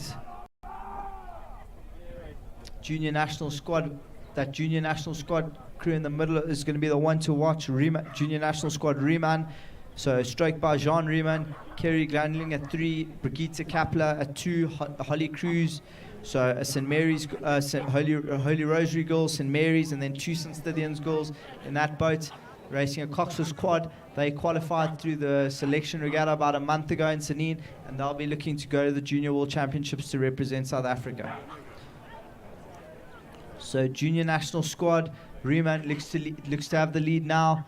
Tux, Cook, Pollock, King and Olves, they look to be going right with them, going stroke for stroke. It'll be interesting to see who does the damage now in the second 500.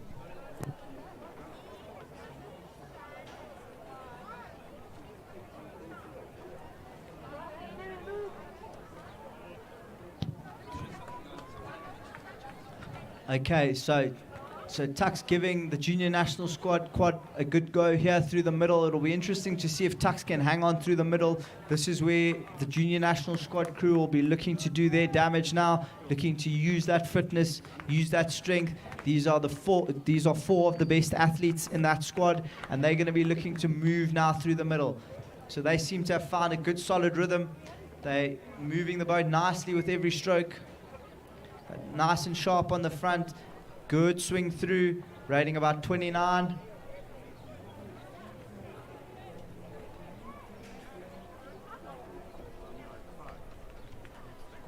Tux at 30, and it looks to be the junior national squad quad that has moved out. So the junior quad has moved out to a length now. They seem to have the lead. They move out to a length of clear water. They look to have moved out to clear water now. As the angle goes away, we'll be able to tell more as they come through the middle now. Now they start to move and to do the damage through the middle. They've moved well away from the rest of the field. Now they'll start to race the clock. No cocks in that boat, so someone in that crew will be making the calls for more. But that Tux crew doesn't look to be. That Tux crew hasn't given up. I don't think they're going to go away without a fight. If the Tux crew can just hang on now through the middle, they may be able to do something in the last 500. But that junior crew now looks to have this race well under control, and they look like they're going to be able to go through the gears. Only at about 28:30, so they've got plenty of gears to go now. It'll be interesting to see which of these crews puts all their chips in the middle of the table. For my money, Tux need to go now. Tux need to just throw the kitchen sink at it and go for broke if they are going to challenge this quad. Tux at 31, but now the juniors start to move out. The juniors are going to really find the gear change now in the second 1,000 I think they're going to want to win this race decisively by quite a big margin. So it'll be interesting to see what they can do now at 500. They're going to push now. They look to try to hold their speed and to go fast over the second half now. So a nice solid rhythm from the girls in the quad.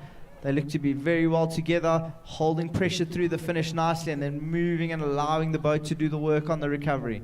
Okay, now the juniors have moved well away from Tux. They've got about a length of clear water. Now they're really going to look to attack the second 1,000. It'll be interesting to see how they negotiate the hyacinth. They cut through the hyacinth without too much of a problem. Nothing seems to be getting stuck. A quick look around from Holly Cruz in the bar seat to make sure that they're clear of the hyacinth and that they're not getting stuck on anything. They go through now. Now, as they come through the middle, they're going to go through the last of the hyacinth. Hopefully, nothing happens here. Hopefully, they just go through the hyacinth. No one gets obstructed. And they look to be safe as they come through the middle now. Now they look to lift again. Can they find? Now they're going to have to go through the gears. So they're steering a beautiful line down the boys on bow side. They've been the same distance away the whole way. Not much steering has had to happen there. And now they've got a good solid rhythm. It looks to be Brigitte Kapler possibly in the stroke seat there. No, Kapler at 2, Grundling at 3, and then Jean Riemann at stroke. Riemann with a nice strong finish. Cruz, Kapler, and Grundling backing her up beautifully now as they move away. Tucks have that second place well in hand. If they can put together something big now in the final 500, they may be able to challenge, but it's not looking promising for them now. Here comes the GSRF quad. GSRF keeps moving. Every stroke they take a little bit out of that. Now they're going to have to find a big gear if they want to put down a quick time. The quad looks shifting too. They've got a very solid rhythm now to find through the white boys. I'm sure as soon as they see the red boy, you'll see them lift.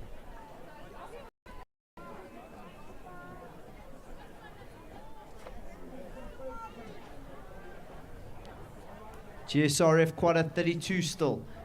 It'll be interesting to see if they engage their sprint now with 250. Moving beautifully. Used to move. They'll take an emphatic final sprint as they come for the line. They really look to lay down the power as they come to the line, and they'll take this race with a lot of clear water between them and second, winning this race comfortably.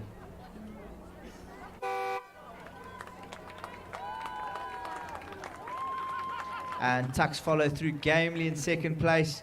They didn't make it easy over the first 1,000, but they just didn't have the legs and the endurance over the second half.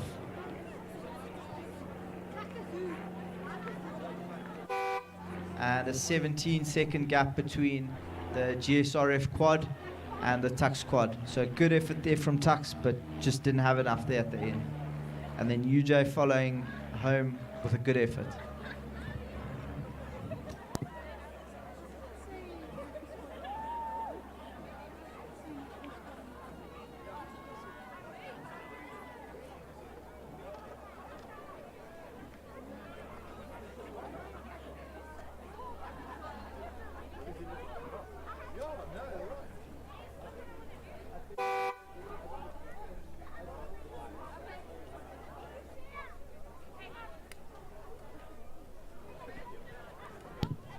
So good effort from that quad.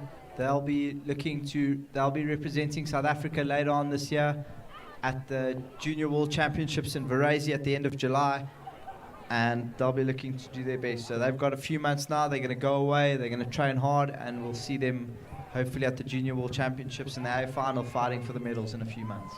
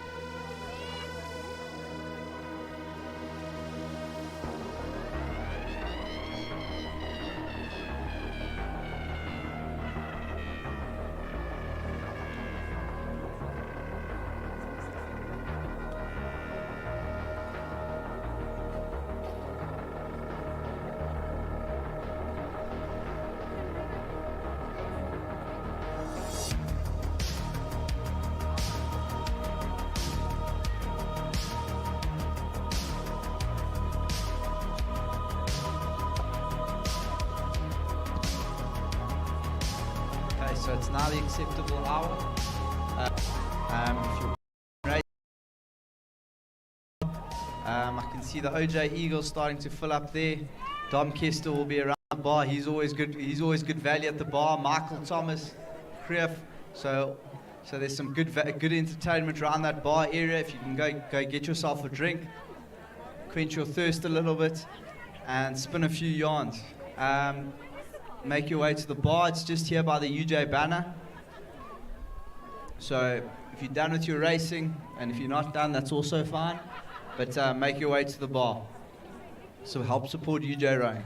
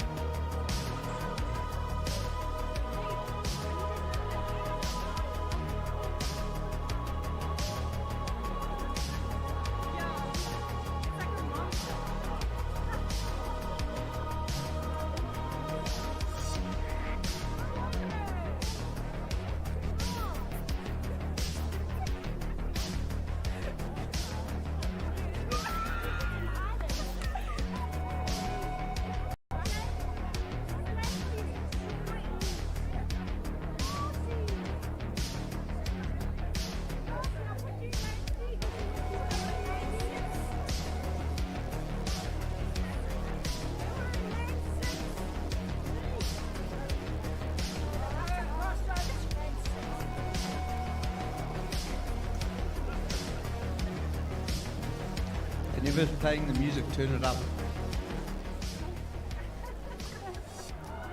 My blaster, Normus, it's alright.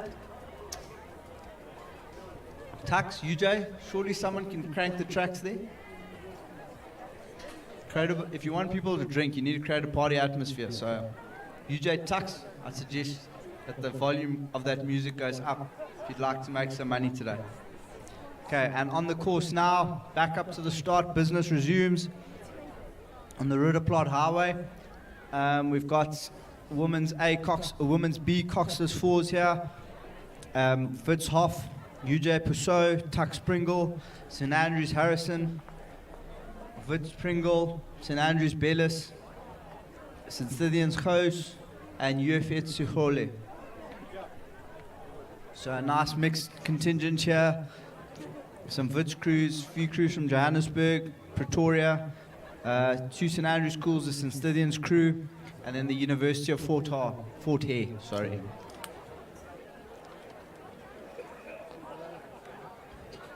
So these girls, some of these girls will be racing their 3rd or their 4th race of the day.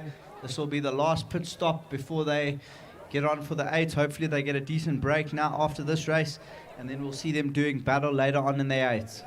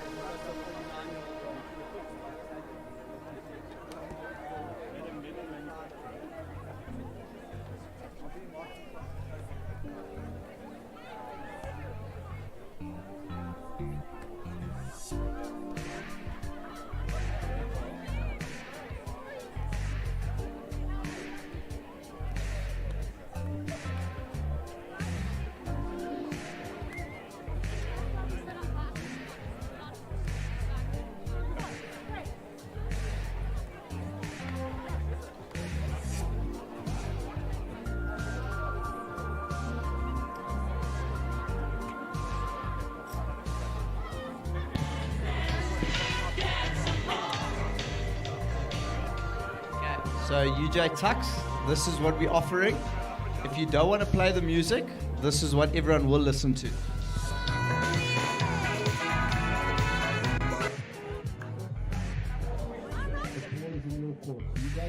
control the music.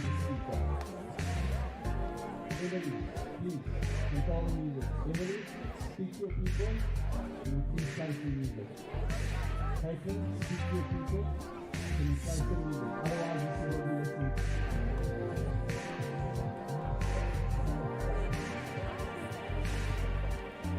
Okay, starting to get a bit festive around the beer tent.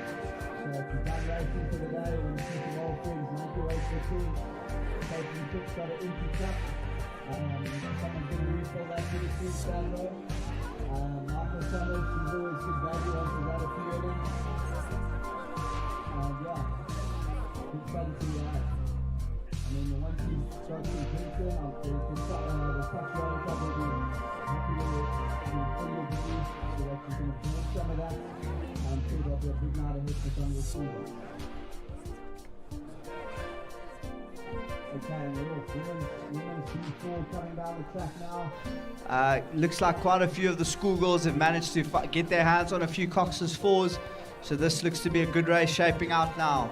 It's lane 7, St. Stithians girls. Lane 6, St. Andrews girls. Lane 5, Wits. Lane 4, St. Andrews. Lane 3, Tux. Lane 2, UJ. Lane 1, Wits. Keep your eye on lane 3. Tux stroked by Tux Pringle is the crew to watch.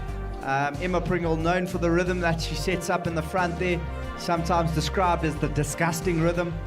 And Pringle, and there you go, as the camera as I say that, the camera pans over, and Tux seemed to have found that rhythm, that signature Tux kick and coast rhythm, and Tux cruising along now. Middle.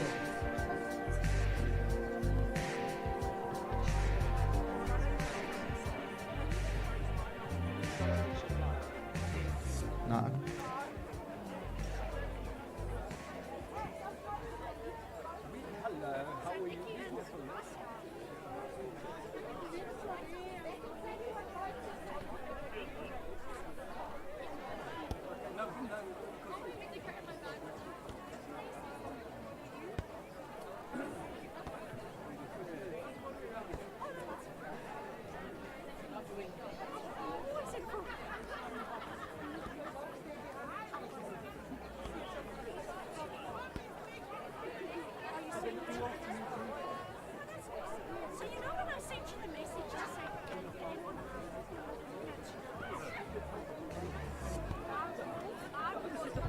And the women's A4 coming through. Tux look to be in a commanding lead. They look to have changed their seating up a little bit.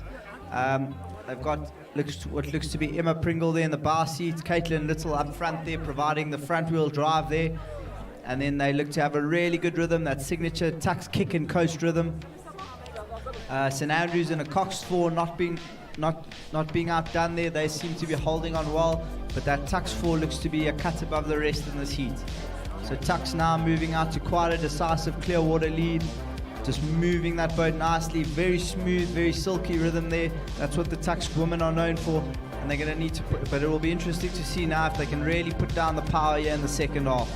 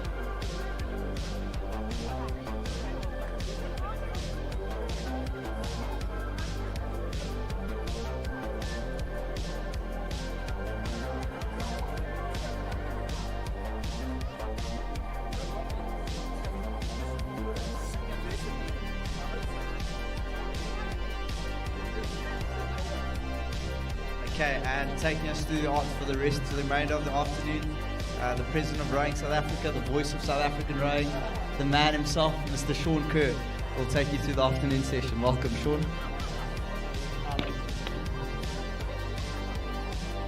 Well, good afternoon, everybody, and welcome to day one of the 2022 South African National Championship Regatta. For those of you who have been aware of what's going on this morning, we've had dignitaries from Gauteng government, Tshwane municipality, and Gauteng tourism join us out here today as our partners and as the hosts of the World Masters Rowing Regatta. As I'm sure it's no secret to anybody that we're hosting in September 2023. So it's been fantastic to have our guests here from the various government departments. They're busy having lunch, and we'll bid them a farewell in a couple of minutes. It's great to join you in the commentary point this afternoon. I'm sure I will find my space on the program any minute.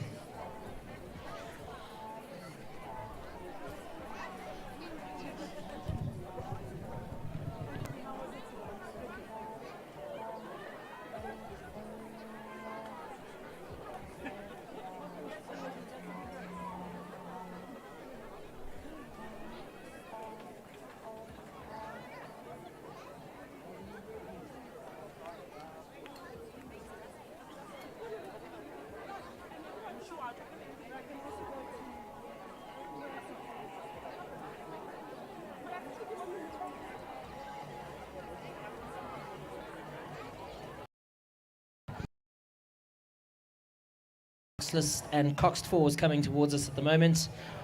Coming up to the line is the Tux boat. That's the Tux Pringle in lane 3. There is a bit of weed floating across the course at about the 700 meter mark. And that is just as a result of us actually trying to clear the course for the men's A pairs a little earlier, so the wash just bounced the barrier a little bit, so it did release a bit of the weed. But you'll see now that it'll blow over the course, and we'll have a clear afternoon's racing in about 10 minutes or so. Just behind that, already having got underway, is the final of the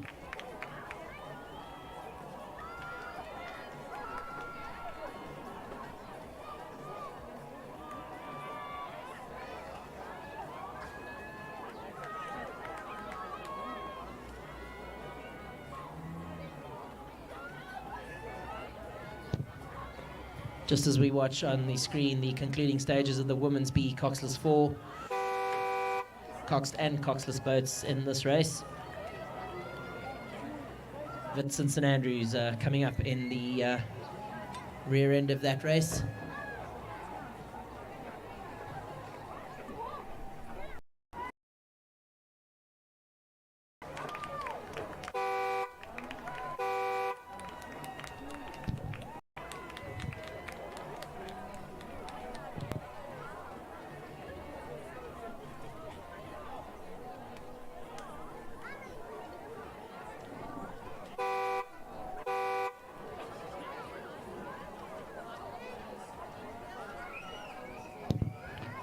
Next up on the course is the final of the Women's C Single Sculls. This is a race from the 1,000 meter mark. They have got a bit of weed to navigate as they come down the course.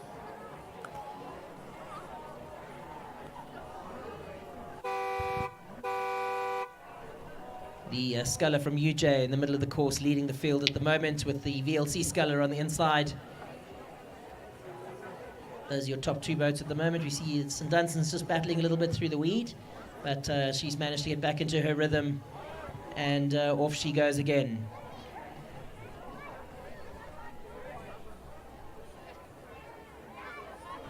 It is the UJ Sculler in lane 6, that's Hurst leading at the moment, followed by VLC Love. Those are the top two boats at the moment. Then back from that, St Mary's Root in the middle of the course. So you would expect to see the three crews in the middle of the course. They did come through the heats this morning. And it is our top three boats in the middle of the course at the moment. UJ Hurst in lane 6, St Mary, then VLC Love in lane 4, followed by St Mary's Root in lane 5. Those are your top three boats. Challenge to St Mary's now on the inside. That's from the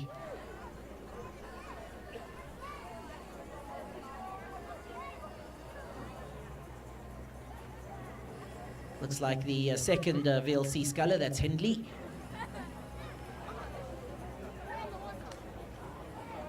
in your screen at the moment, for those of you watching online or the live streaming, is the sculler in lane 4, currently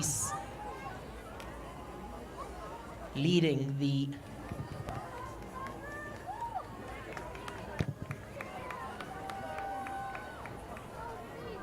second place in the women's C single sculls, still being led by the UJ sculler in lane 6. Top 2 boats at the moment. Quite a competitive field here in women's C single sculls. Good to see.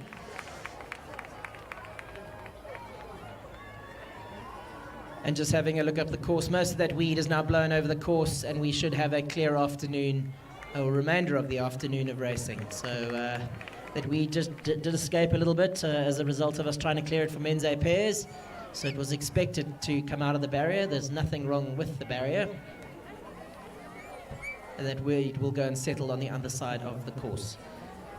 We move on to the next 1,000-meter race. Under starters' orders is the final of the junior men's under 15 double sculls. Full house here. It is a straight final, and they are just about to get underway. But as here's lane 6 crosses the line. That's UJ Hurst ahead of the Victoria Lake sculler in lane 4. No changes to the front of that race. And in third place, the second VLC sculler,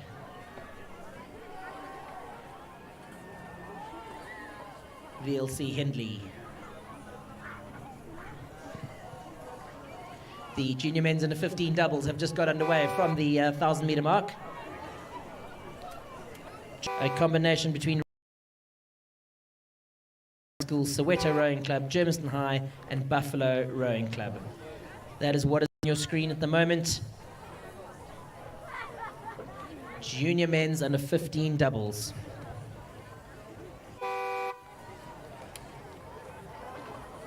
Crews from around the country here. We have crews from KZN, crews from the Eastern Cape, crews from Gauteng, all racing each other here in the final of the junior men's under 15 doubles. It is a straight final. Early good showing from the Germiston doubles, as well as a double from Soweto. So Germiston lane 5, Soweto lane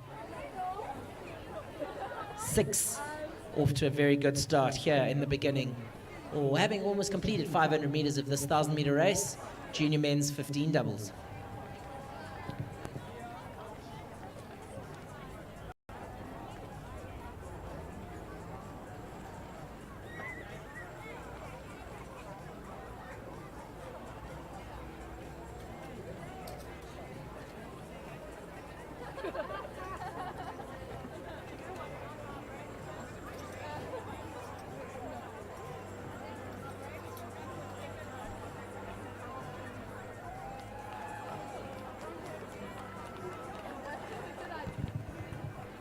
Crew in lane 5 is Soweto Seiso. They lead the final of the junior men's.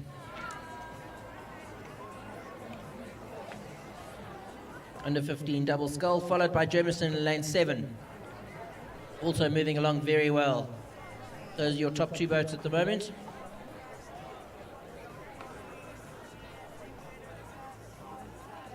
Good performances here from Germiston High School, then quite some distance back from that, Buffalo Rowing Club, and on the near side, a third Germiston High School crew. So Germiston almost in the 1, 2, 3 position here. Fantastic to see. Lane 5 at the moment, well out in front. Have a look at this. Junior men's under 15 double sculls. Neat sculling here from the Germiston combination.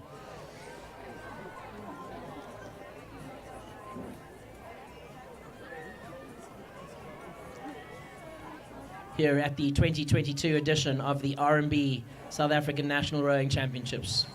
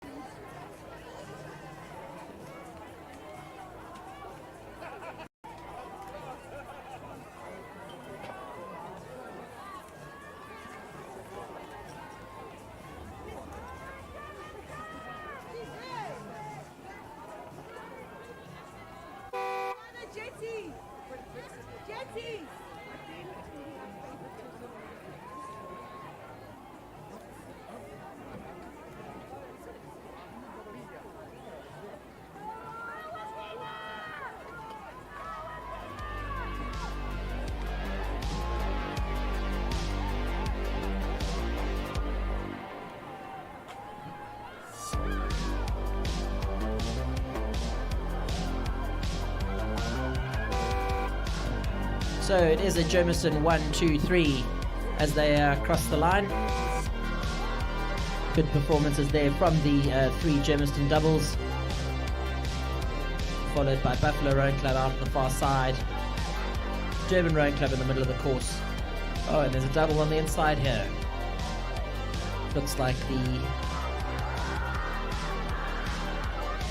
Durban combination closest to us.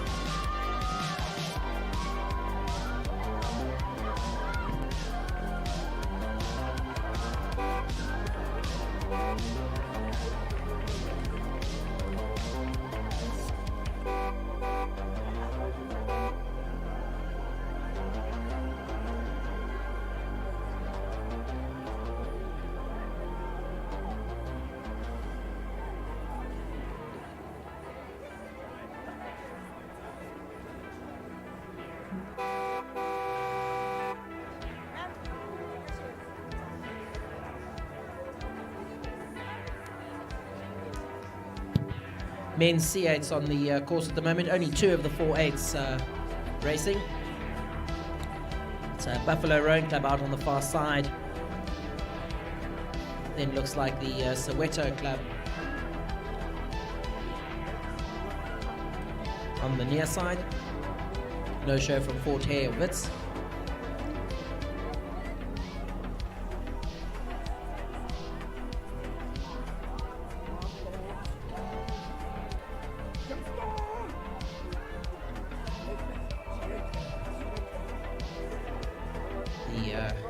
Second crew has stopped rowing for some reason.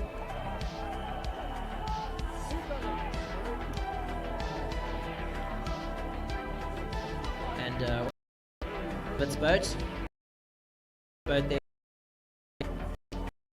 The men's sea level. Fantastic to see these people on the water. That is the Wits boat. Thank you to the camera crew.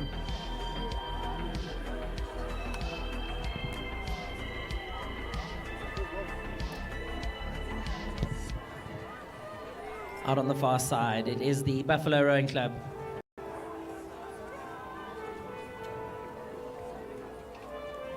Good performance there from them, all the way from the Eastern Cape, training on the Buffalo River in East London.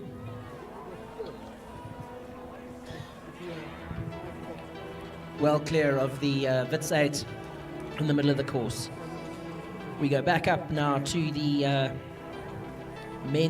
Masters second division single sculls, and it's interesting to see some of the names that pop up or are starting to pop up as a result of the preparations for the Masters Regatta next year. Old Ed's Bacchus.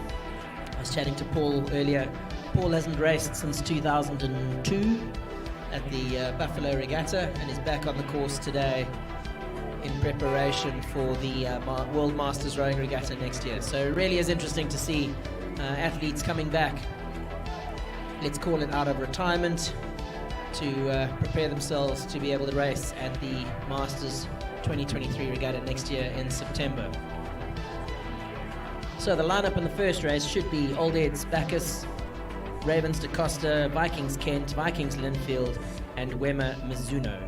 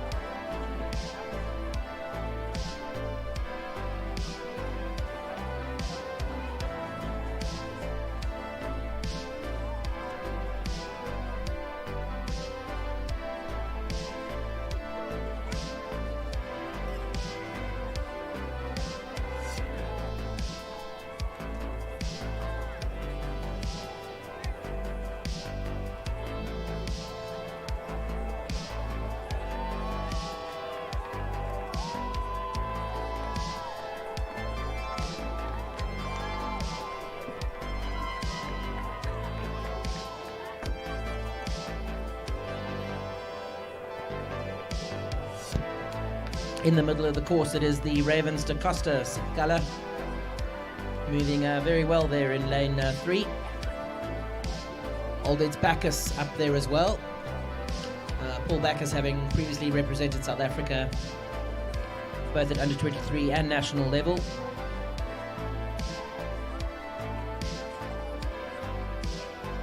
Followed by Vikings, followed by Weber Pan. Big race in the middle of the course between the Ravens da Costa Sculler and Old Ed's Bacchus. Currently the Raven Sculler just with a slight advantage over Bacchus in the on the near side. This is Heat 1 of the second division Masters singles. There is no final to this, as it'll all be based on times and age in the normal handicapping system applied to Masters.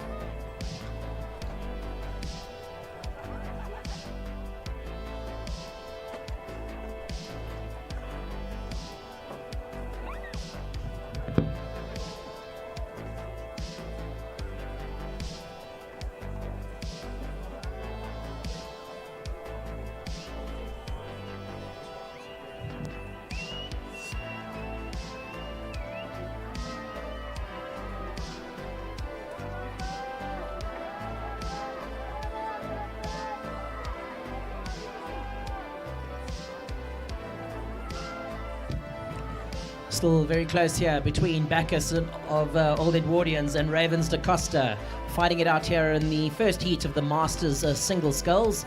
I do think Bacchus is now starting to move up on the Raven Sculler, slightly higher rate, slightly longer through the water.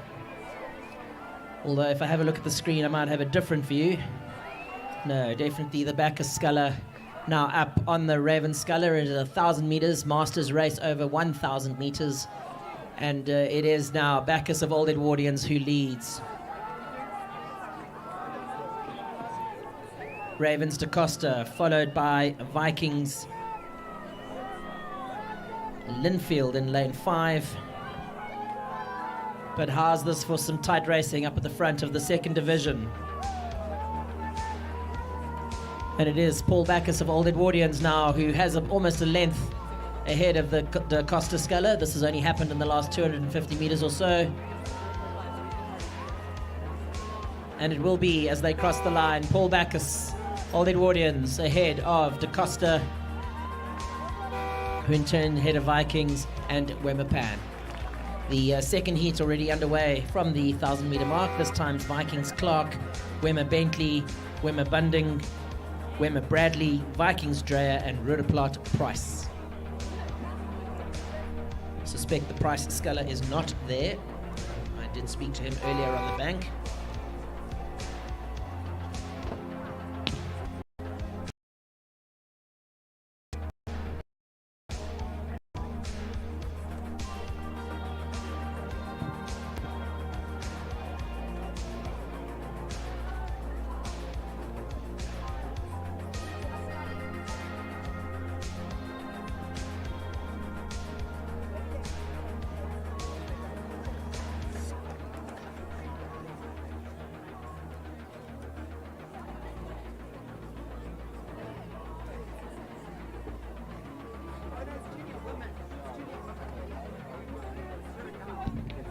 Big race lining up at the 1,000 meter mark as well while we watch the second heat come towards us.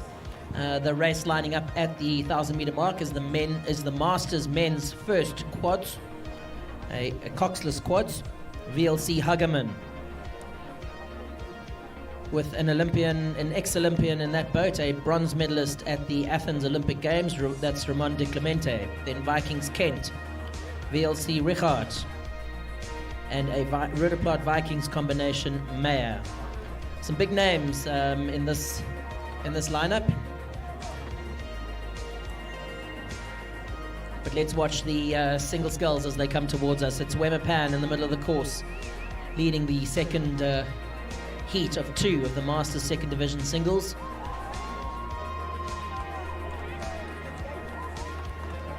That is a Weber Pan Bunding. Nice and long through the water. Followed by the Wemmer Pan Sculler in lane 5. That's Wemmer Bradley then followed by Vikings Dreyer out on the far side. On the near side, though, we also have a third Wemmer Sculler. Looks like a Wemmer Bentley. Those are your top 4 boats. But as they come up to the line, it is still some distance to get to the line, but it is Wemmer Bunding ahead of Wemmer Bradley. And a close race developing now for third place between Wig Dreyer of Vikings and Bentley of Wemmer Pan.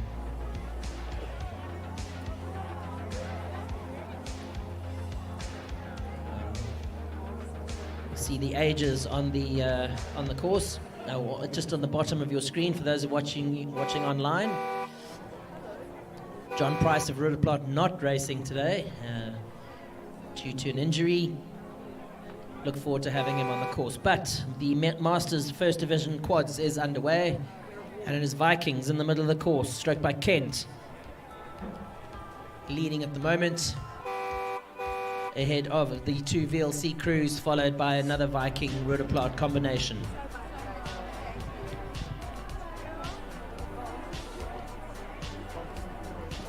In this Vikings boat, Gregory Kent, Kennedy Manyike, Stephen Wilkins and Shorus Graham.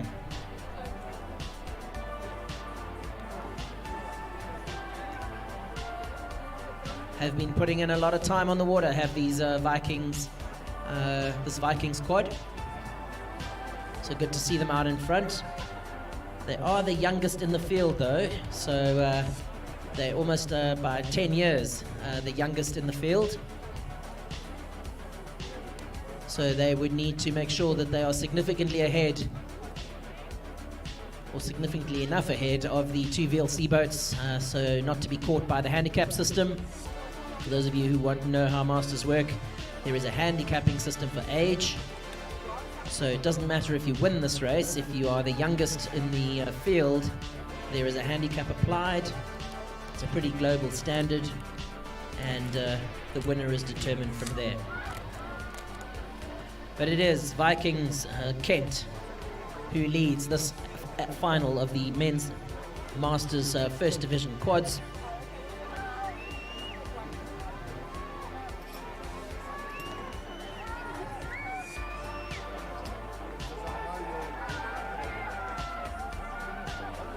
Followed by the VLC Hageman crew on the near side and the VLC Richard crew out on the far side. Hageman average age 47, and it is Vikings who cross the line ahead of VLC. Second VLC boat. Just having a look then back at the Vikings crew, and you'll see significantly average aged older, so nearly 70, and depending on the time, they may actually come out ahead. Digby Hoots in the back of that boat, followed by Dr. Martin.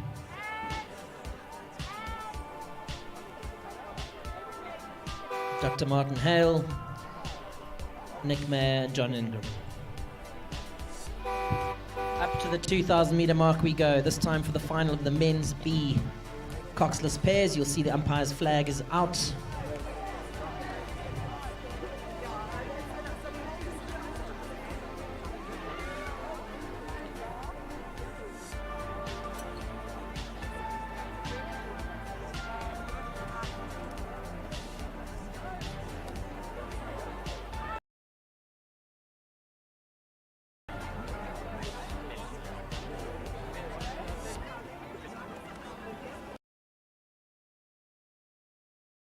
About ready for the final. You see the lineup on the screen. For those of you who are locally here at the Regatta, the lineup as follows: Wits, St Andrews, Tux, UJ, Tux, there goes the flag, Wits and St Stithians. Good to see St Stithians out to the far side making the final of this men's B final.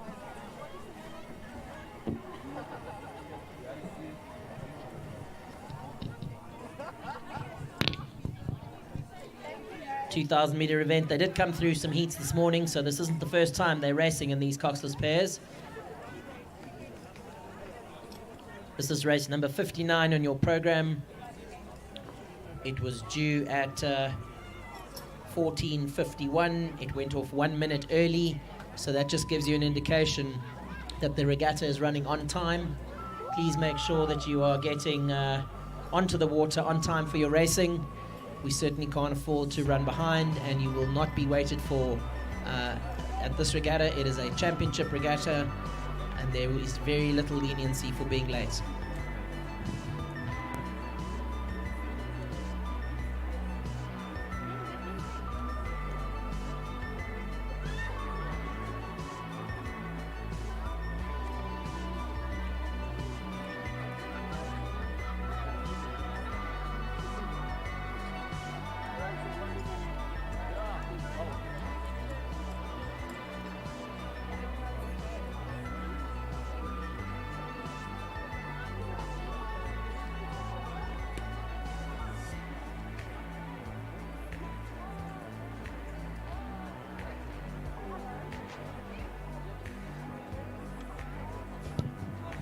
Good showing from Tux in the early stages of this men's B coxless pair final. It is the Tux boat in lane 4. St Andrews also right up there in lane 3. Good to see St Andrews and St Stithians making the final of this men's B coxless pair final.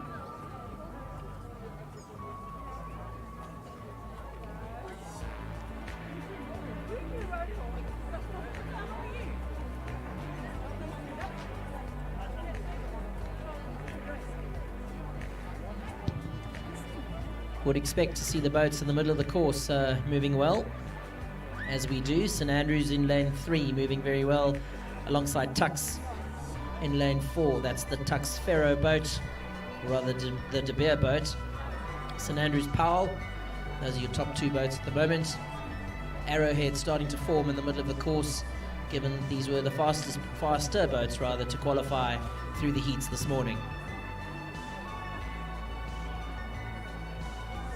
UJ moving well in lane 5.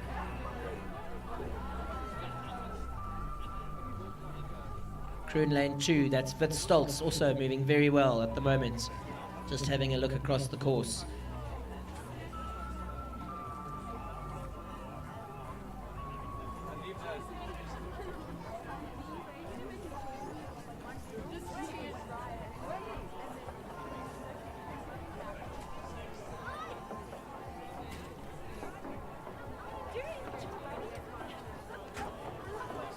Still up front though, it is the Tux and St Andrews boats. Tux, De Beer, St Andrews Powell. St Andrews just slipping back a little bit now, I think. Although I have a looking at the screen, pretty level as we come up into the probably about 700 meters to go.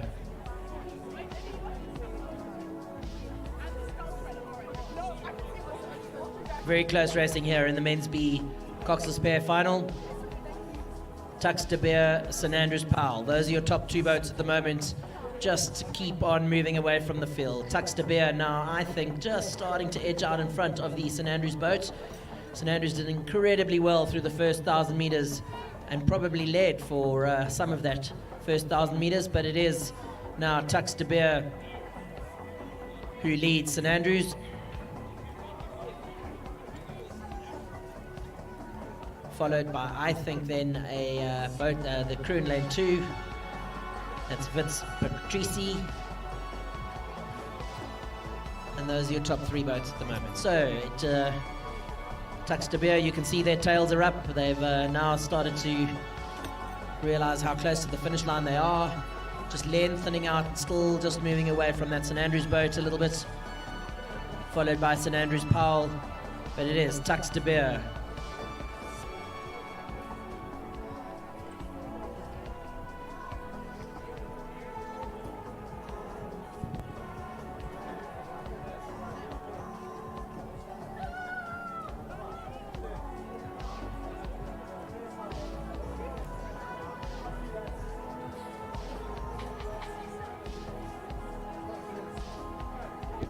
A big gap to this is really through the water, given that they are in lane 4.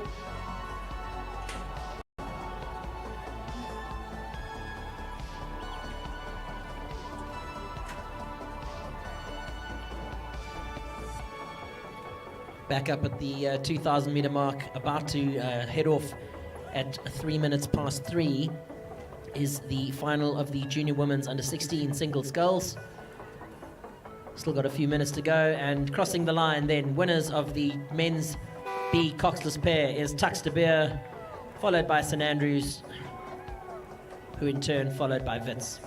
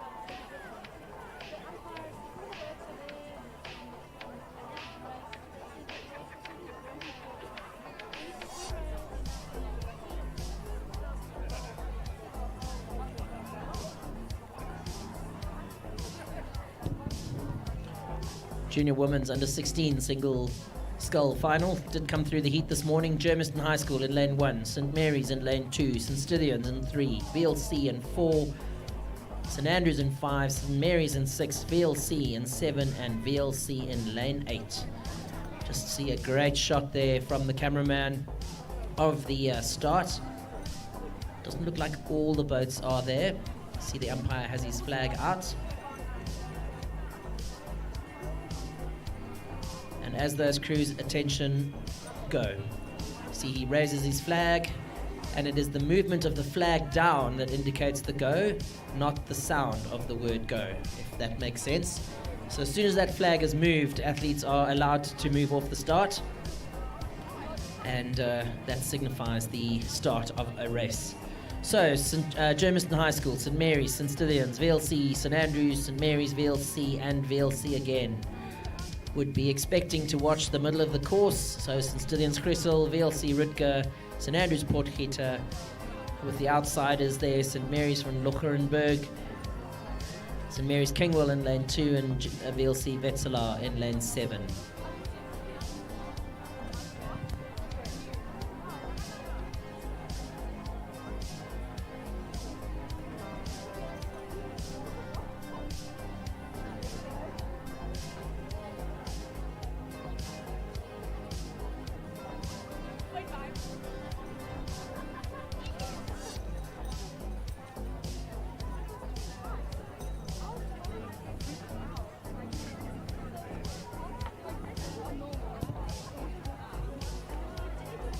great start for St Mary's Kingwell in lane 2.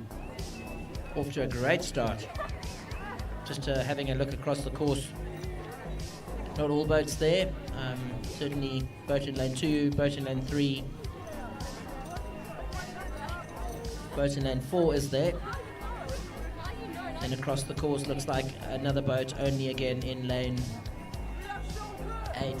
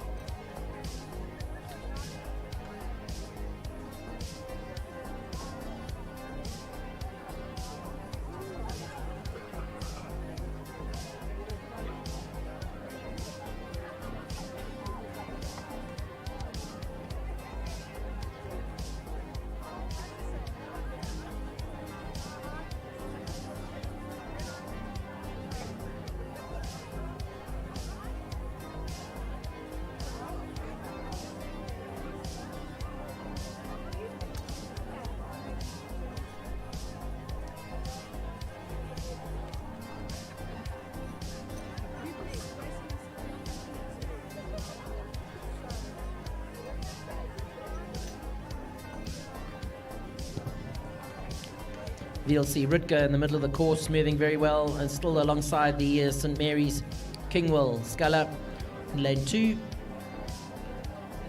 I would call those as your top 2 boats at the moment. The St Mary's sculler, nice and long through the water. Slightly lower rate than the rest of the field, but she's very long through the water.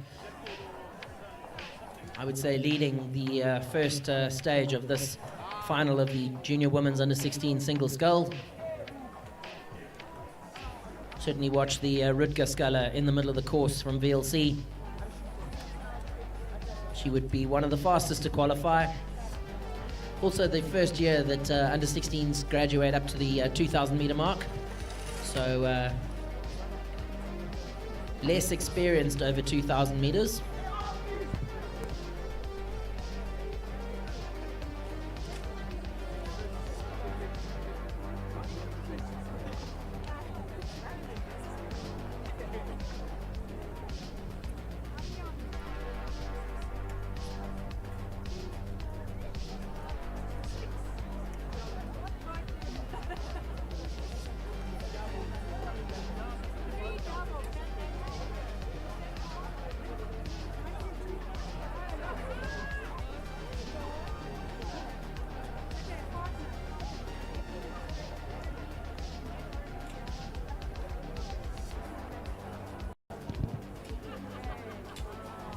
Still good sculling from St Mary's Kingwell in lane 2 as they approach the 1,000 meter mark.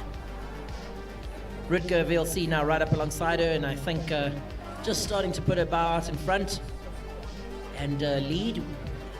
We would expect that just from her lane placing and her progression through the heats this morning. VLC Rutger, I think, now leads St Mary's Kingwell as they come through the 1,000 meter mark. Rutger having to deal with a bit of weed as they come through the 1,000, but if you do have a look up there, very little weed left on the course, it's all blown across. And a pretty clear course given what we've come from.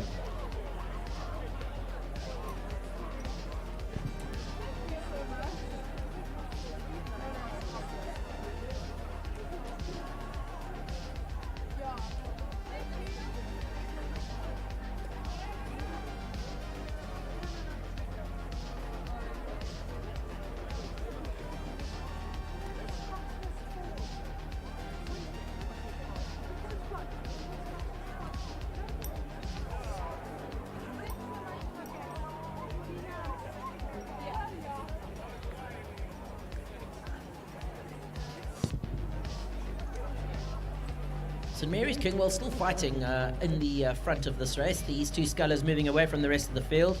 I do believe Rutger still leads the field in the middle of the course, but it is Rutger of VLC and Kingwell of St Mary's who move away from the rest of the field here in this, the final of the Junior Women's Under 16 single.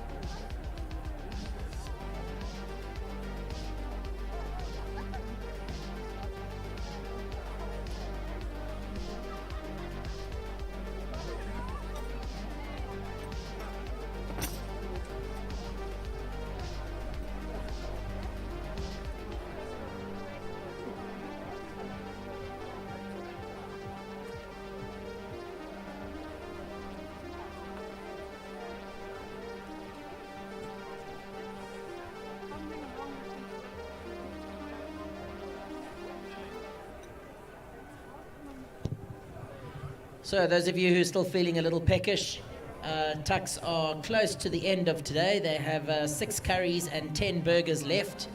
It would be great if you could go and support them and help them clear out their stock for today. But if you are feeling a little peckish and you thought you might grab something later, you better go grab it now. 6 curries and 10 burgers left. Let's help Tucks clear out their stock for today. They'll be back tomorrow. You've done a great job. Thank you, Tucks, for keeping the regatta fed.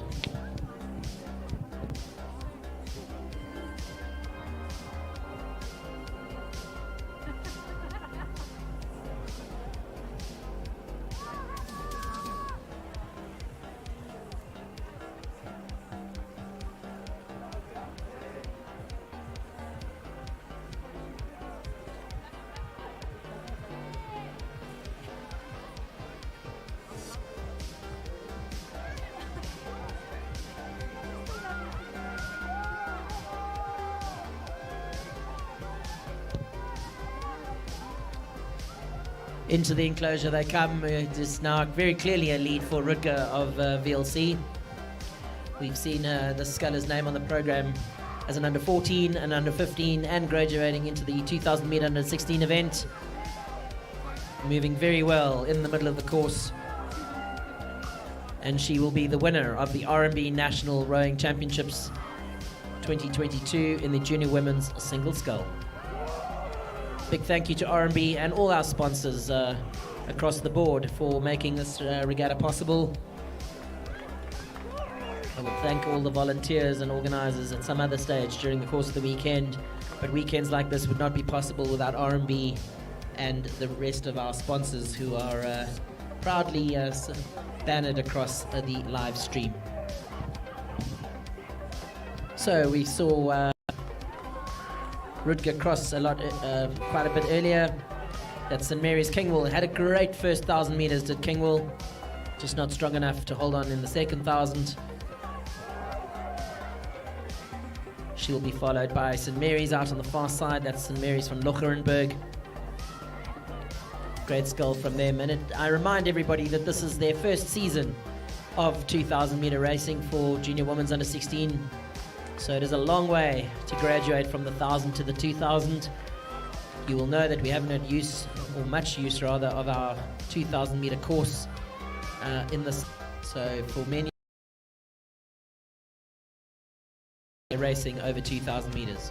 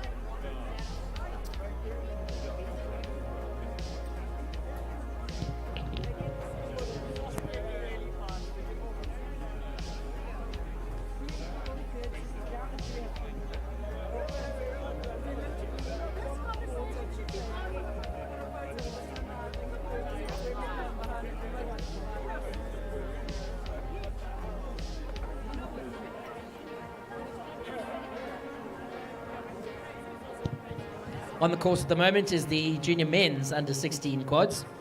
Germiston High School, Durban, Soweto and Buffalo. So again, 3 provinces in this race. Great to see performances and participation from at least 5 provinces across our country. And I'll give a prize to those of you who guess which provinces are being represented here over the course of the weekend. 4 are easy: Eastern Cape, Western Cape, KZN and Gauteng. And then we have a very special Masters Club that have satellite clubs around the country. And it's great to see them coming to participate from their various corners in the country. But on the course at the moment, it is the junior men's under 16 quad being led by Germiston.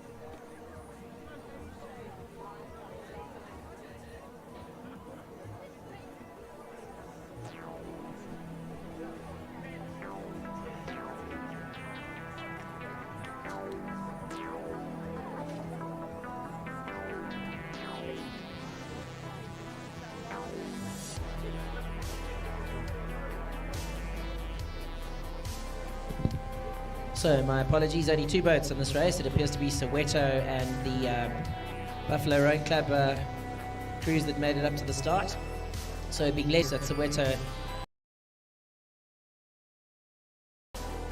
Chabele, sorry, no M. Well clear of the Buffalo Rowing Club in lane 6. Those are your top 2 boats, or your only 2 boats rather, in the final of the junior men's under 16 quad. While we await the start of the junior men's open quads.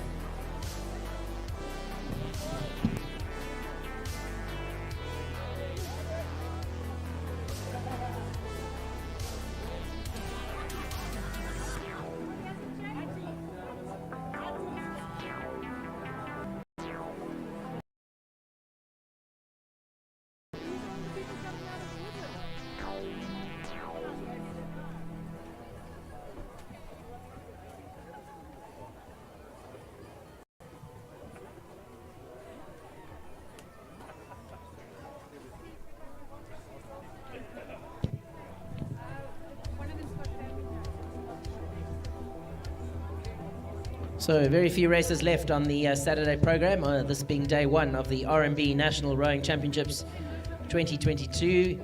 Very grateful to be holding them here at Roodeplaat Dam. A lot of work's gone into making sure this dam is rowable for this regatta, and of course Gauteng champs 2 weeks ago. Still a lot of work to do. You'll see that big patch of weed that the boom is holding in at the moment still needs to be removed. And there are other patches similar to this around the dam that still need to be removed. But we are positive that we will have this weed out before the summer to make sure that we don't have any massive growth, and we are able to have a full season in the 2023 summer and leading into the spring of 2023, which will see the hosting of the World Masters Rowing Regatta here at Roodeplaat. The first time a World Rowing event will take place on the African continent.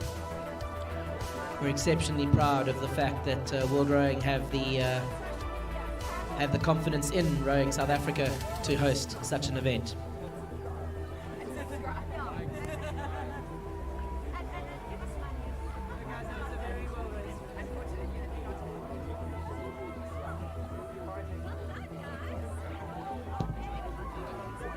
So the Soweto boat, just a crab in the stroke seat, but I think there's enough of a lead, of a buffer to hang on to the lead. And as I look down the course, I see that the junior men's under 19 quads is already at or close to the 1,000 meter mark. The lineup there is Wemmer, St Dunstan's, Germiston, KZN, and Buffalo.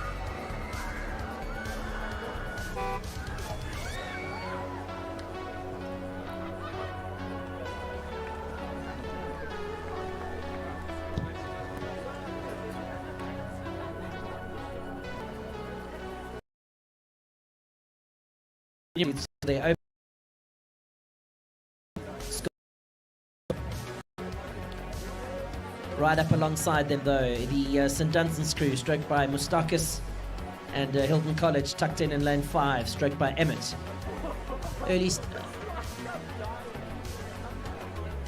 Already through the 1,000 meter mark, quite good arrowhead forming here from in the middle. Germiston High would have been the fastest to qualify in lane 4. They're going to have to work very hard to hang on to this lead. I think they do still lead the St Dunstan's and the Hilton crew. This is some exciting racing here for second place. I think Germiston are, I wouldn't say comfortable in the front. They'd have to watch the charge, I think, is now coming from St Dunstan's on the near side. St Dunstan's starting to charge well on the near side. It's St Dunstan's in lane 3, stroked by Mustakis.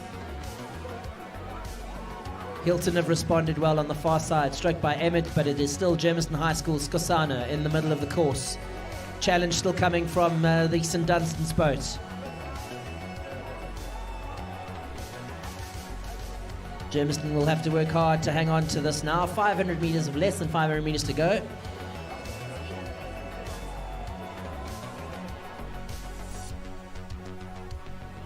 Hilton starting to move out on the far side. I still think the better boat speeds with the St Dunstan's boat, funnily enough. St Dunstan's pushing very, very hard on the inside. You see the yellow top strip of the St Dunstan's boat in Germiston High School. But I think Luke's actually called it sitting next to me. Hilton starting to move very well out on the far side. You see the Germiston High School barman just having a look over his left shoulder and can see Hilton is starting to move. And he probably shouldn't be looking over his left shoulder so much, and he should just get his legs into the water. St Dunstan's unfortunately put in a big push around the 500 meter mark, but I think of starting to fade away a little bit. Maybe they've got another gear, but it is still Germiston High School. My money is still on Germiston High School. Germiston High School and Hilton College. Hilton much longer through the water. In fact, now I think Hilton have just squeezed Germiston out of that out of that first position. Germiston will have to find another gear. St Dunstan's just slipping out of the back of that front pack. I did think they had good speed in that coming into the last 500 rather. We weren't able to hold on to it, but it is at the end of the day Hilton College. Luke Defan sitting in the national squad sitting next to me called it long before I did that it would be a Hilton College win, and in the end it's 3, but it is Hilton College just a half a length, who in turn are 3/4 of a length ahead of St Dunstan's. A great finish there for the junior men's open quads.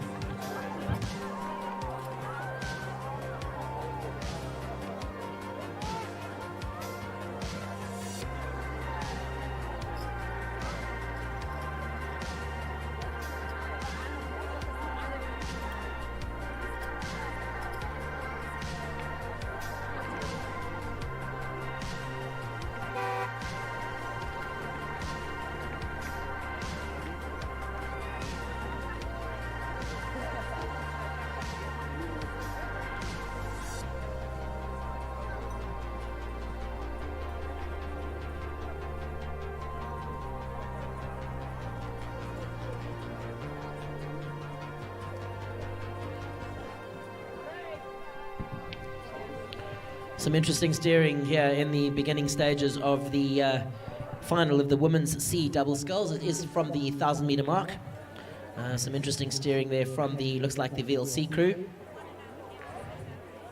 Also a big welcome to our, and apologies for only welcoming you now, I'm sure you've been welcomed through the day, our visitors from Botswana and Zimbabwe, who have made it down to the RMB National Rowing Championship for 2022. A very, very warm welcome to our Southern African neighbours. It is great to have you at our regatta, and you are most welcome. So Gaborone here in lane 2, racing in the final of the women's C double sculls. Then we move across to what looks like VLC in lane 4. I don't think the St Andrews boat is there. Out on the far side, St Dunstan's, UJ, and St Andrews are there. So the St Andrews in 5, UJ in 6, St Dunstan's in 7. Walter Sisulu, so for those of you who've seen a new acronym on the program, WSURC, Walter Sisulu University Rowing Club, unfortunately had some travelling issues getting to the regatta.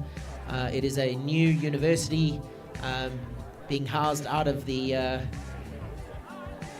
certainly good work being done by the Eastern Cape, particularly those based in East London, Bill and Kate Godfrey, and just unfortunate that they had the mishap with the transport in getting here this weekend. But just having a look, it does look like the St Andrews boat out on the far side, and then the VLC boat in the middle, who are the top 2 boats at the moment. That's looks like a St Andrews, sorry, it's not a combination, just the bow lady with a t-shirt on underneath.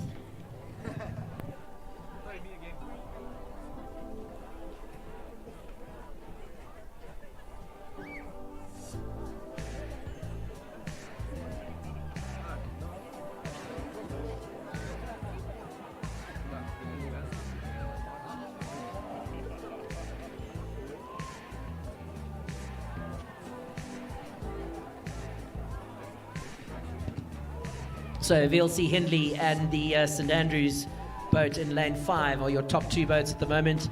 That is St Andrews Saltus and VLC Hindley. St Andrews Saltus out on the far side, I think led for most of this this race, but consistently through the water is the VLC Hindley crew.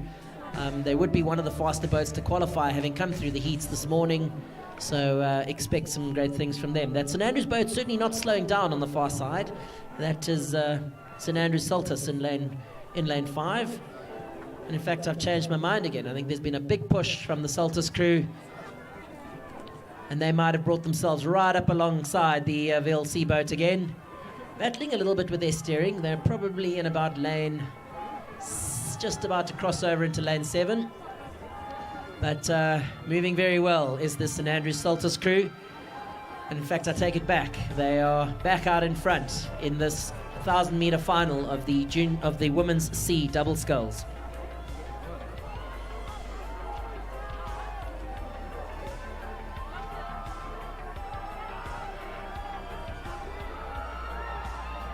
Great racing here in the women's C double, but it is St Andrews Saltus by clear water as they come up to the line. Fantastic to see how technology has aided us in the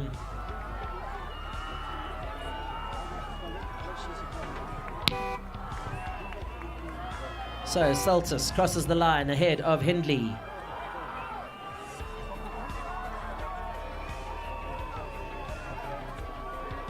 This is the concluding stages of the women's C double sculls, and the Masters 3rd Division quads has already got underway from the 1,000-meter mark. VLC Barada, Redhouse McManus, Ravens Temlet, Ravens DaCosta, and Buffalo Godfrey. Fantastic to see that we're going all the way down to 3rd Division quads in the Masters racing. It is the VLC crew, Barada, who lead at the moment. These are generally mixed crews. Average age is pretty equal across the 3, except for the Red House Rowing Club. Red House are based in Port Elizabeth down in the Eastern Cape. slightly younger than the rest, but very little spread, 40, yeah, just either over 50 or below 50 across the other crews.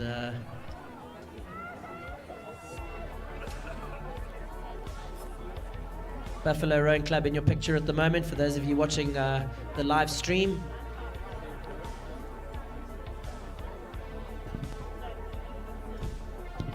Stroked by Bill Godfrey, and they're well clear of the rest of the field. The stroke man in this Buffalo Rowing Club boat is Bill Godfrey, who rowed across the Atlantic. Very few people have done this single-handedly, and Bill is one of those crazy guys who has rowed across the Atlantic on his own.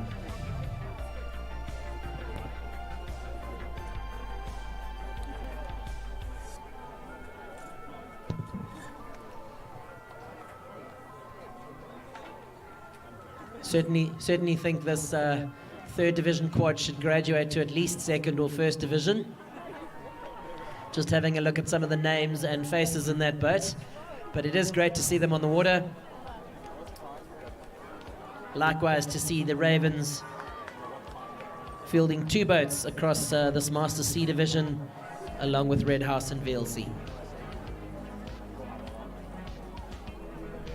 Ravens having to deal with some steering issues.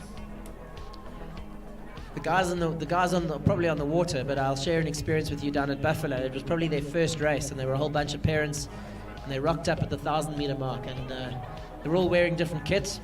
They didn't know how to back down, and they were probably at about the 100-meter mark. And yeah, as the umpire, it was quite a difficult thing to have to deal with.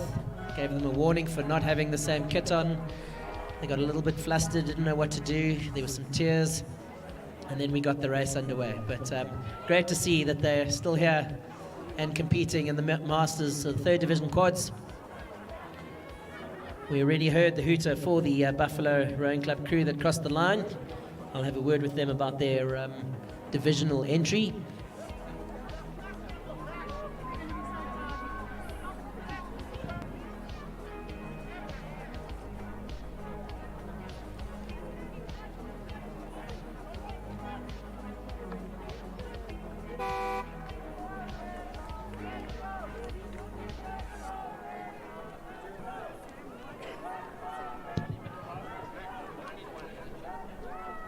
If anybody's picked up a Gaborone Rowing Club jacket, it says coach on the back. It would be appreciated if you could come and hand it in to me at the commentary point at the foot of the tower. If anybody has picked up a Gaborone Rowing Club jacket with coach branding on the back.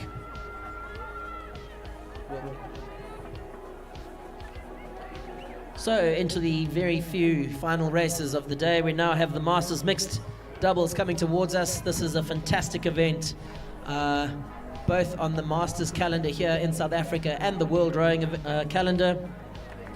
We have, it is a straight final.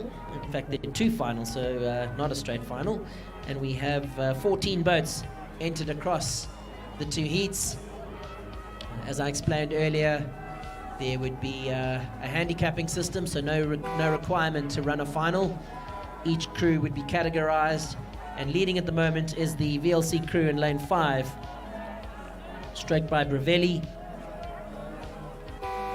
They have an average age of 40.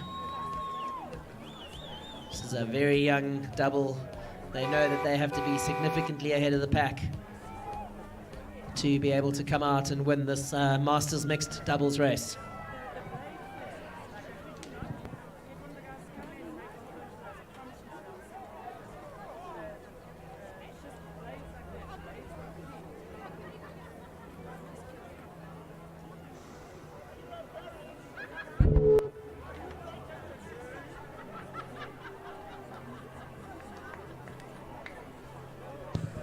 So concluding stages here in the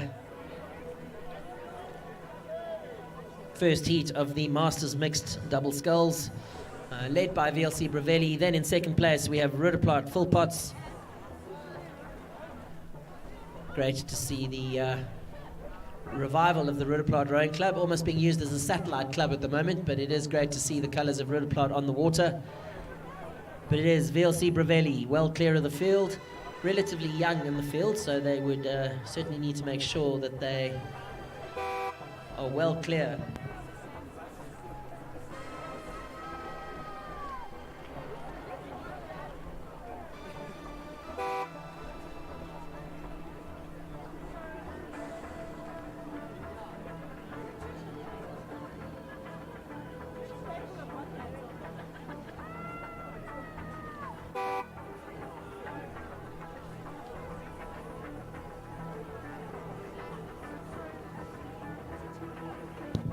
Second heat of the Masters mixed double sculls lining up. 7 boats again. Vikings,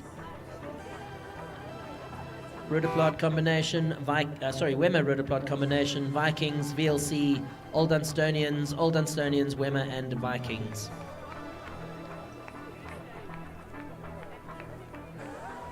So an all Gauteng affair, although dotted all over, quite an East Rand affair actually. Old Dunstonians out at the Homestead Dam in Benoni. And that doubles race has just got underway from the 1,000 meter mark. We are only 3 races away from the end of the Saturday program. Great race to finish the day will be the women's A8s final. And still to come, men's A quads, which I will hand over to Luke Defaan for. He certainly knows the individuals that are racing. And I think that quads race is going to be quite an exciting race. 2 races from the 2,000 meter mark to come, after the race that's currently in front of you, which is the second heat of the Masters mixed double sculls.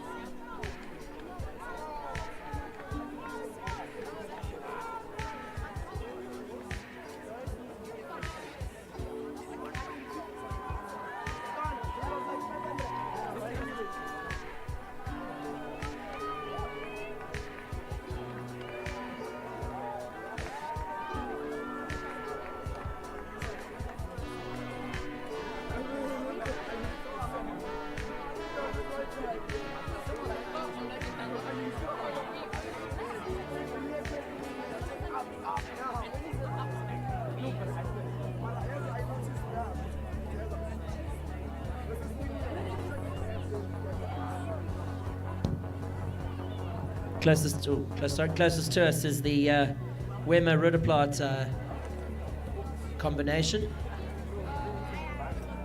I beg your pardon, I take that back. It's the Vikings Cronin crew in lane 2. It's Mark Cronin and Christine Kazar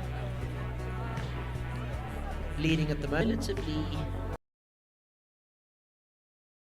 of age, if I look at the average ages of these doubles.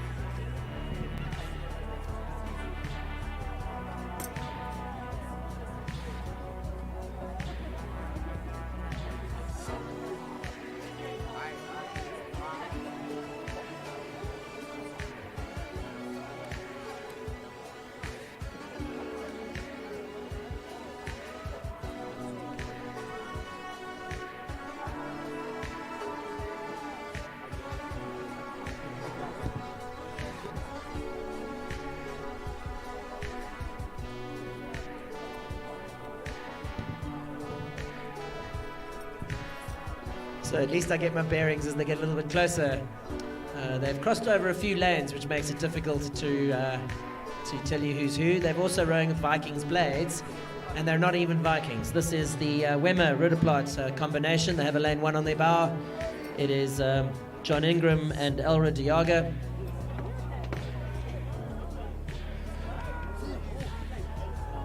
Good performance there from this combination. Good to see them in the boat together. Then out on the far side, Wemmer Bentley moving very well. That's Alan Bentley with his with Natalie Bentley. But a good chase in the middle here from one of the Dunstonian boats. Again, these guys have crossed a few lanes, so it makes it a little difficult for me to tell you. Lane 3 rowing in about lane 5 also doesn't help me very much. So Lethwaite crosses the line just ahead of Wemapan. Makes it really, really difficult to call these races as crews have crossed over. But that does take us up to the 2,000 meter mark, to the last two races of the day. The second last race being the men's A quads. I'll hand you over to Luke Tafan, a member of the RMB national squad, to take you through that.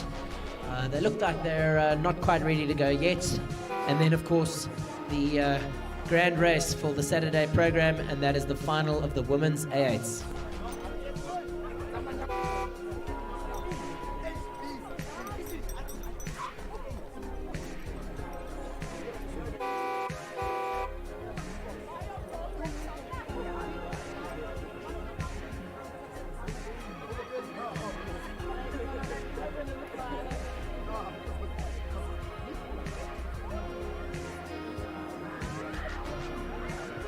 Ladies and gentlemen, boys and girls, it is time for our last two races of this Saturday of the RMB National Champs 2022. As we have a look up at our course now, we're not quite ready for our final of the men's A quads, a premier event at our championships. And then after that, we have our final of the women's 8s. Also going to be an absolute banger of a race. But as we have a look up our course now, we're seeing those women's 8s warming up, those men's 4 quads.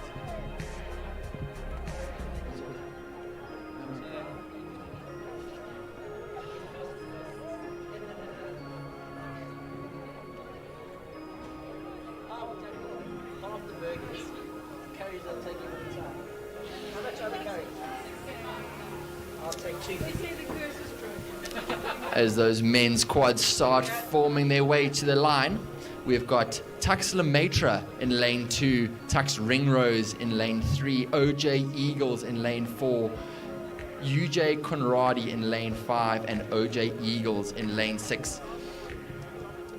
OJ Eagles is definitely a men's club. It's a club for those who want to have an absolute banger of a 2K race.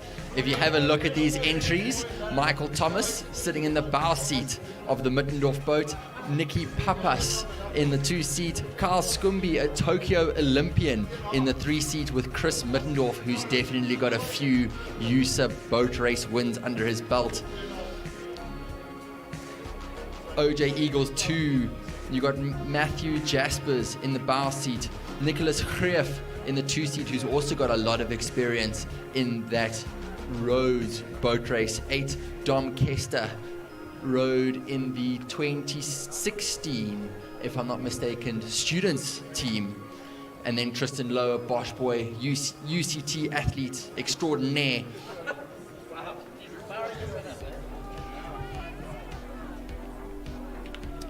Then OJ Eagles done and dusted. Now we get to the Tux crews.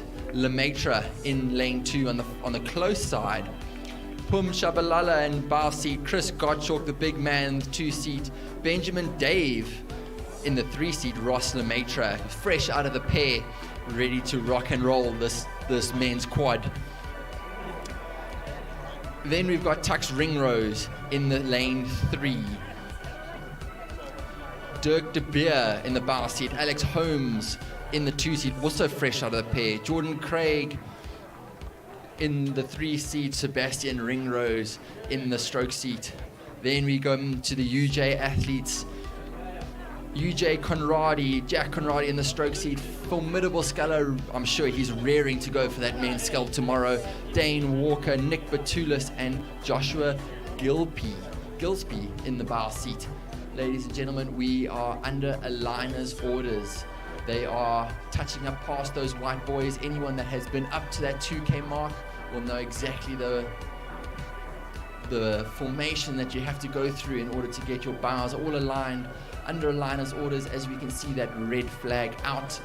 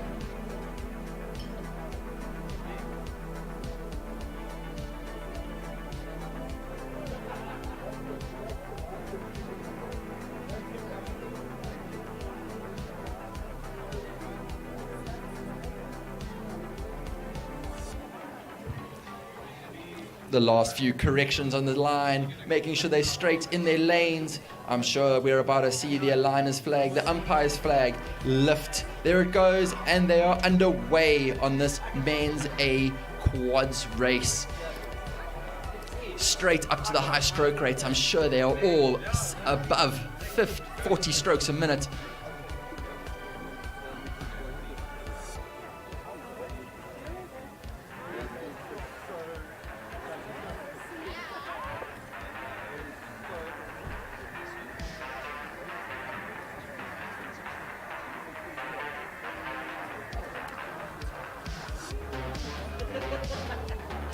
Ladies and gentlemen, as we wait for these crews to get a little bit closer to us as we can suss out who's moving where, the Tux students have just informed me that they are running low on stock for their food.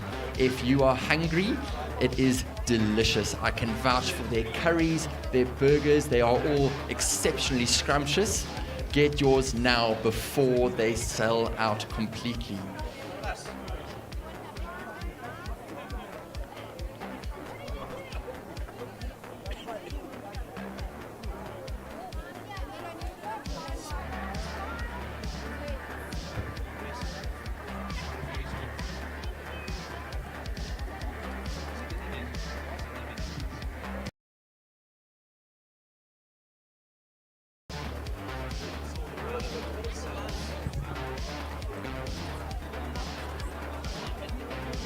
As we get a good panning look at these Tux crews on the inside with the OJ Eagles crew, and oh no, UJ seems to have broken a seat.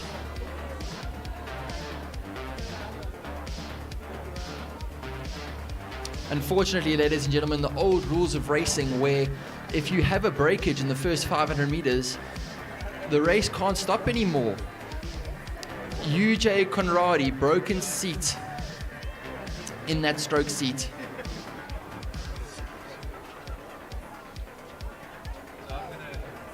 As we get a good look at OJ Eagles low on the far side.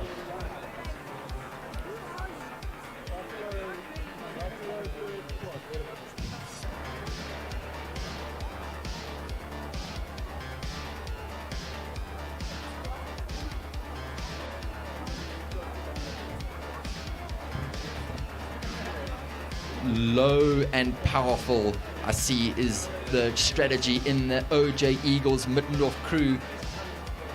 Seem to be a little bit lower than the rest, under rating, although still rowing exceptionally long, making sure that those blades are in for as long as possible, pushing that boat for the longest amount of time. As we get a good look at this Tux crew, Tux ring rows in lane 3, also moving well, a little bit more tappy from the lightweights in the front. It's still moving exceptionally well.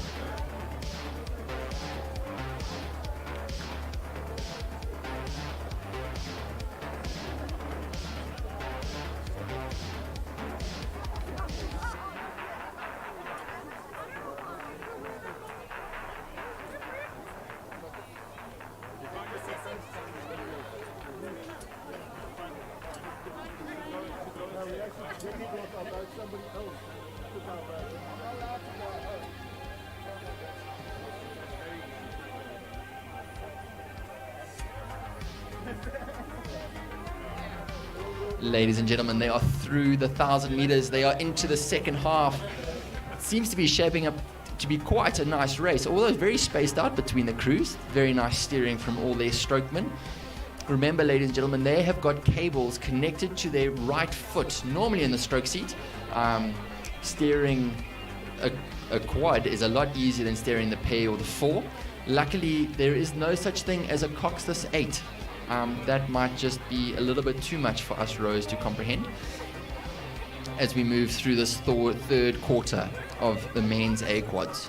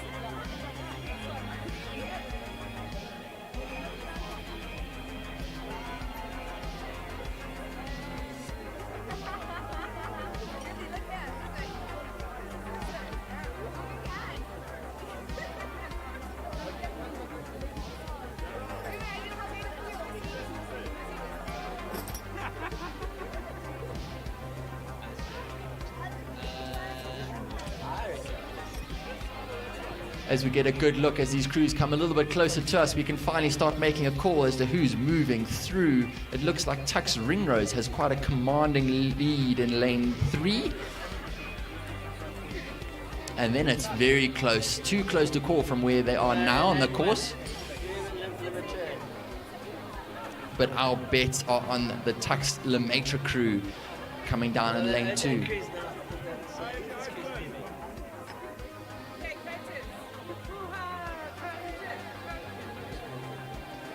So as we get a better look at this crew, it's Alex Holmes in front, Seb Ringrose in the boot, big power coming through from the lightweights in that yellow Impacha. William Wallace is its name, and it is moving exceptionally well. It looks also really tight for this last, the silver medal in the men's A quads. Who is going to get it? We've got Tux on the near side, and then the two OJ Eagles crews.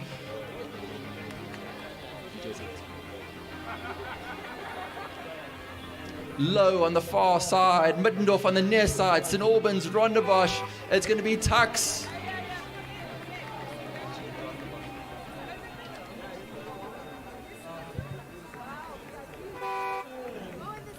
Tux 1, Tux 2.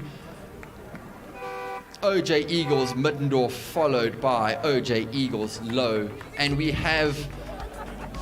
You can't have any breaths here. As the racing moves back up to the 2,000 meter mark, we have the start of the women's 8s, the premier event.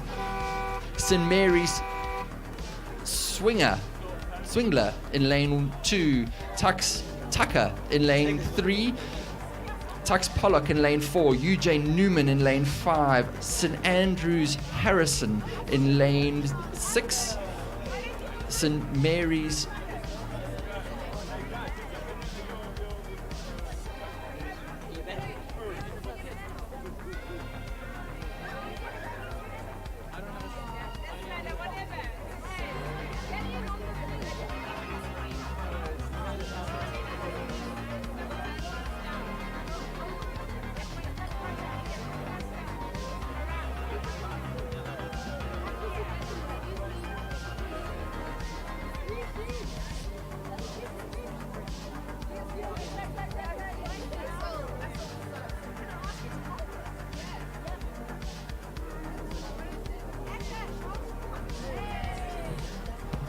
So this is going to be a battle for the varsities as we see the lane number of the St. Andrews girls boat has giving us a bit of splashy.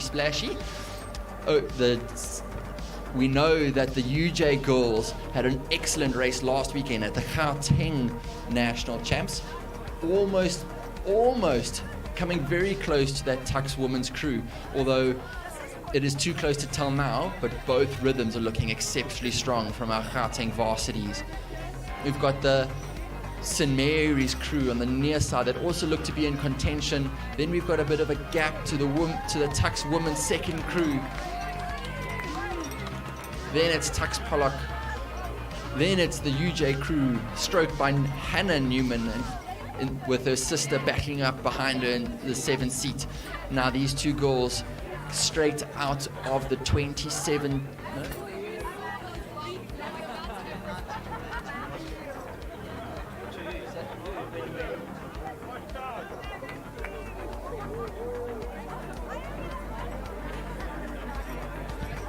The stern pair of that UJ crew straight out of the Cox 4, out of the Plovdiv 2021 juniors, who also did exceptionally well over there in the heat.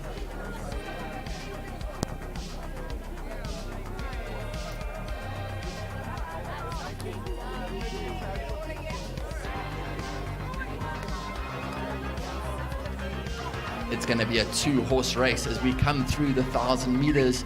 Past that little bird hut on the left, on the far side, it looks like Tux might just have the edge as we move into the 3rd quarter.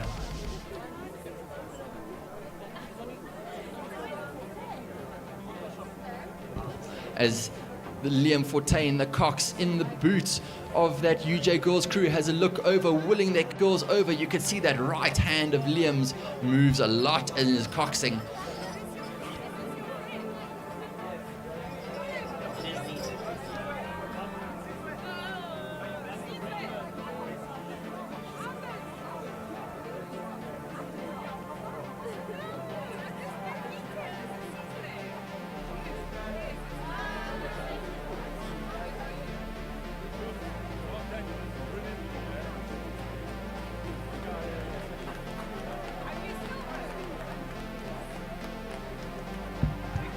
Those red boys that we are seeing on the 750 now into the last 500 meters. They're about to cross into it. Liam Willinger's crew on that arm swinging up and down. Rhythm is staunch in that UJ crew, but what are Tux going to have in response?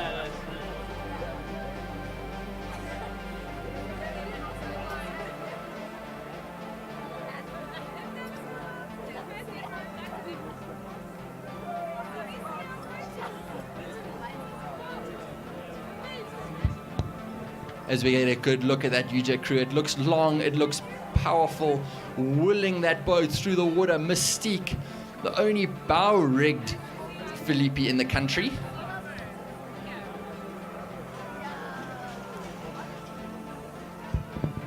And now we move on to that Tux crew. Also a massive rhythm coming from Pollock in the stroke seat. Elves behind her, followed by King. Caitlin Miller in the stroke seat, willing them on. It is going to be very close. I've got Barry McNeese sitting in front of me. You can't watch.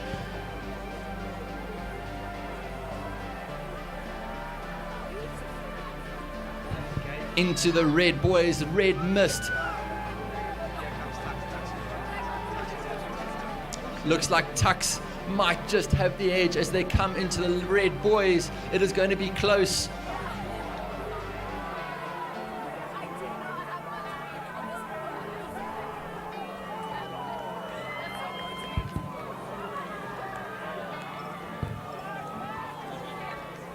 Momentum with the Tux boat. They look to have about 2 or 3 seats as they come past us and seem to be moving every stroke. Rhythm with that Tux crew.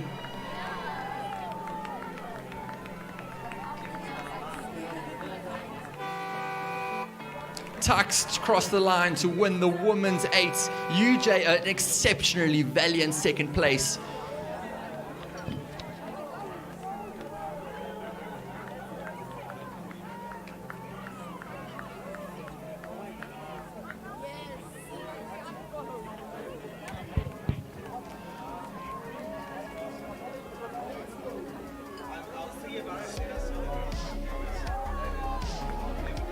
Followed by that red Swift of the St. Mary Swingler, who will pick up a well-earned 3rd place.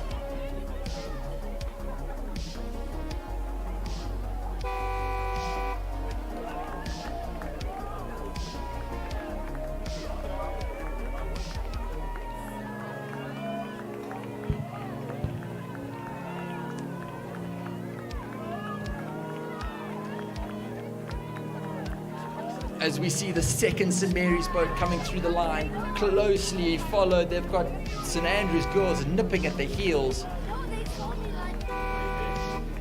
followed by the second Tux crew. So awesome to see 6 women's 8s out on our national rowing championships. Ladies and gentlemen, with that conclusion, that wraps up racing for the Saturday of the national championships. Proudly sponsored by RMB. We cannot forget that.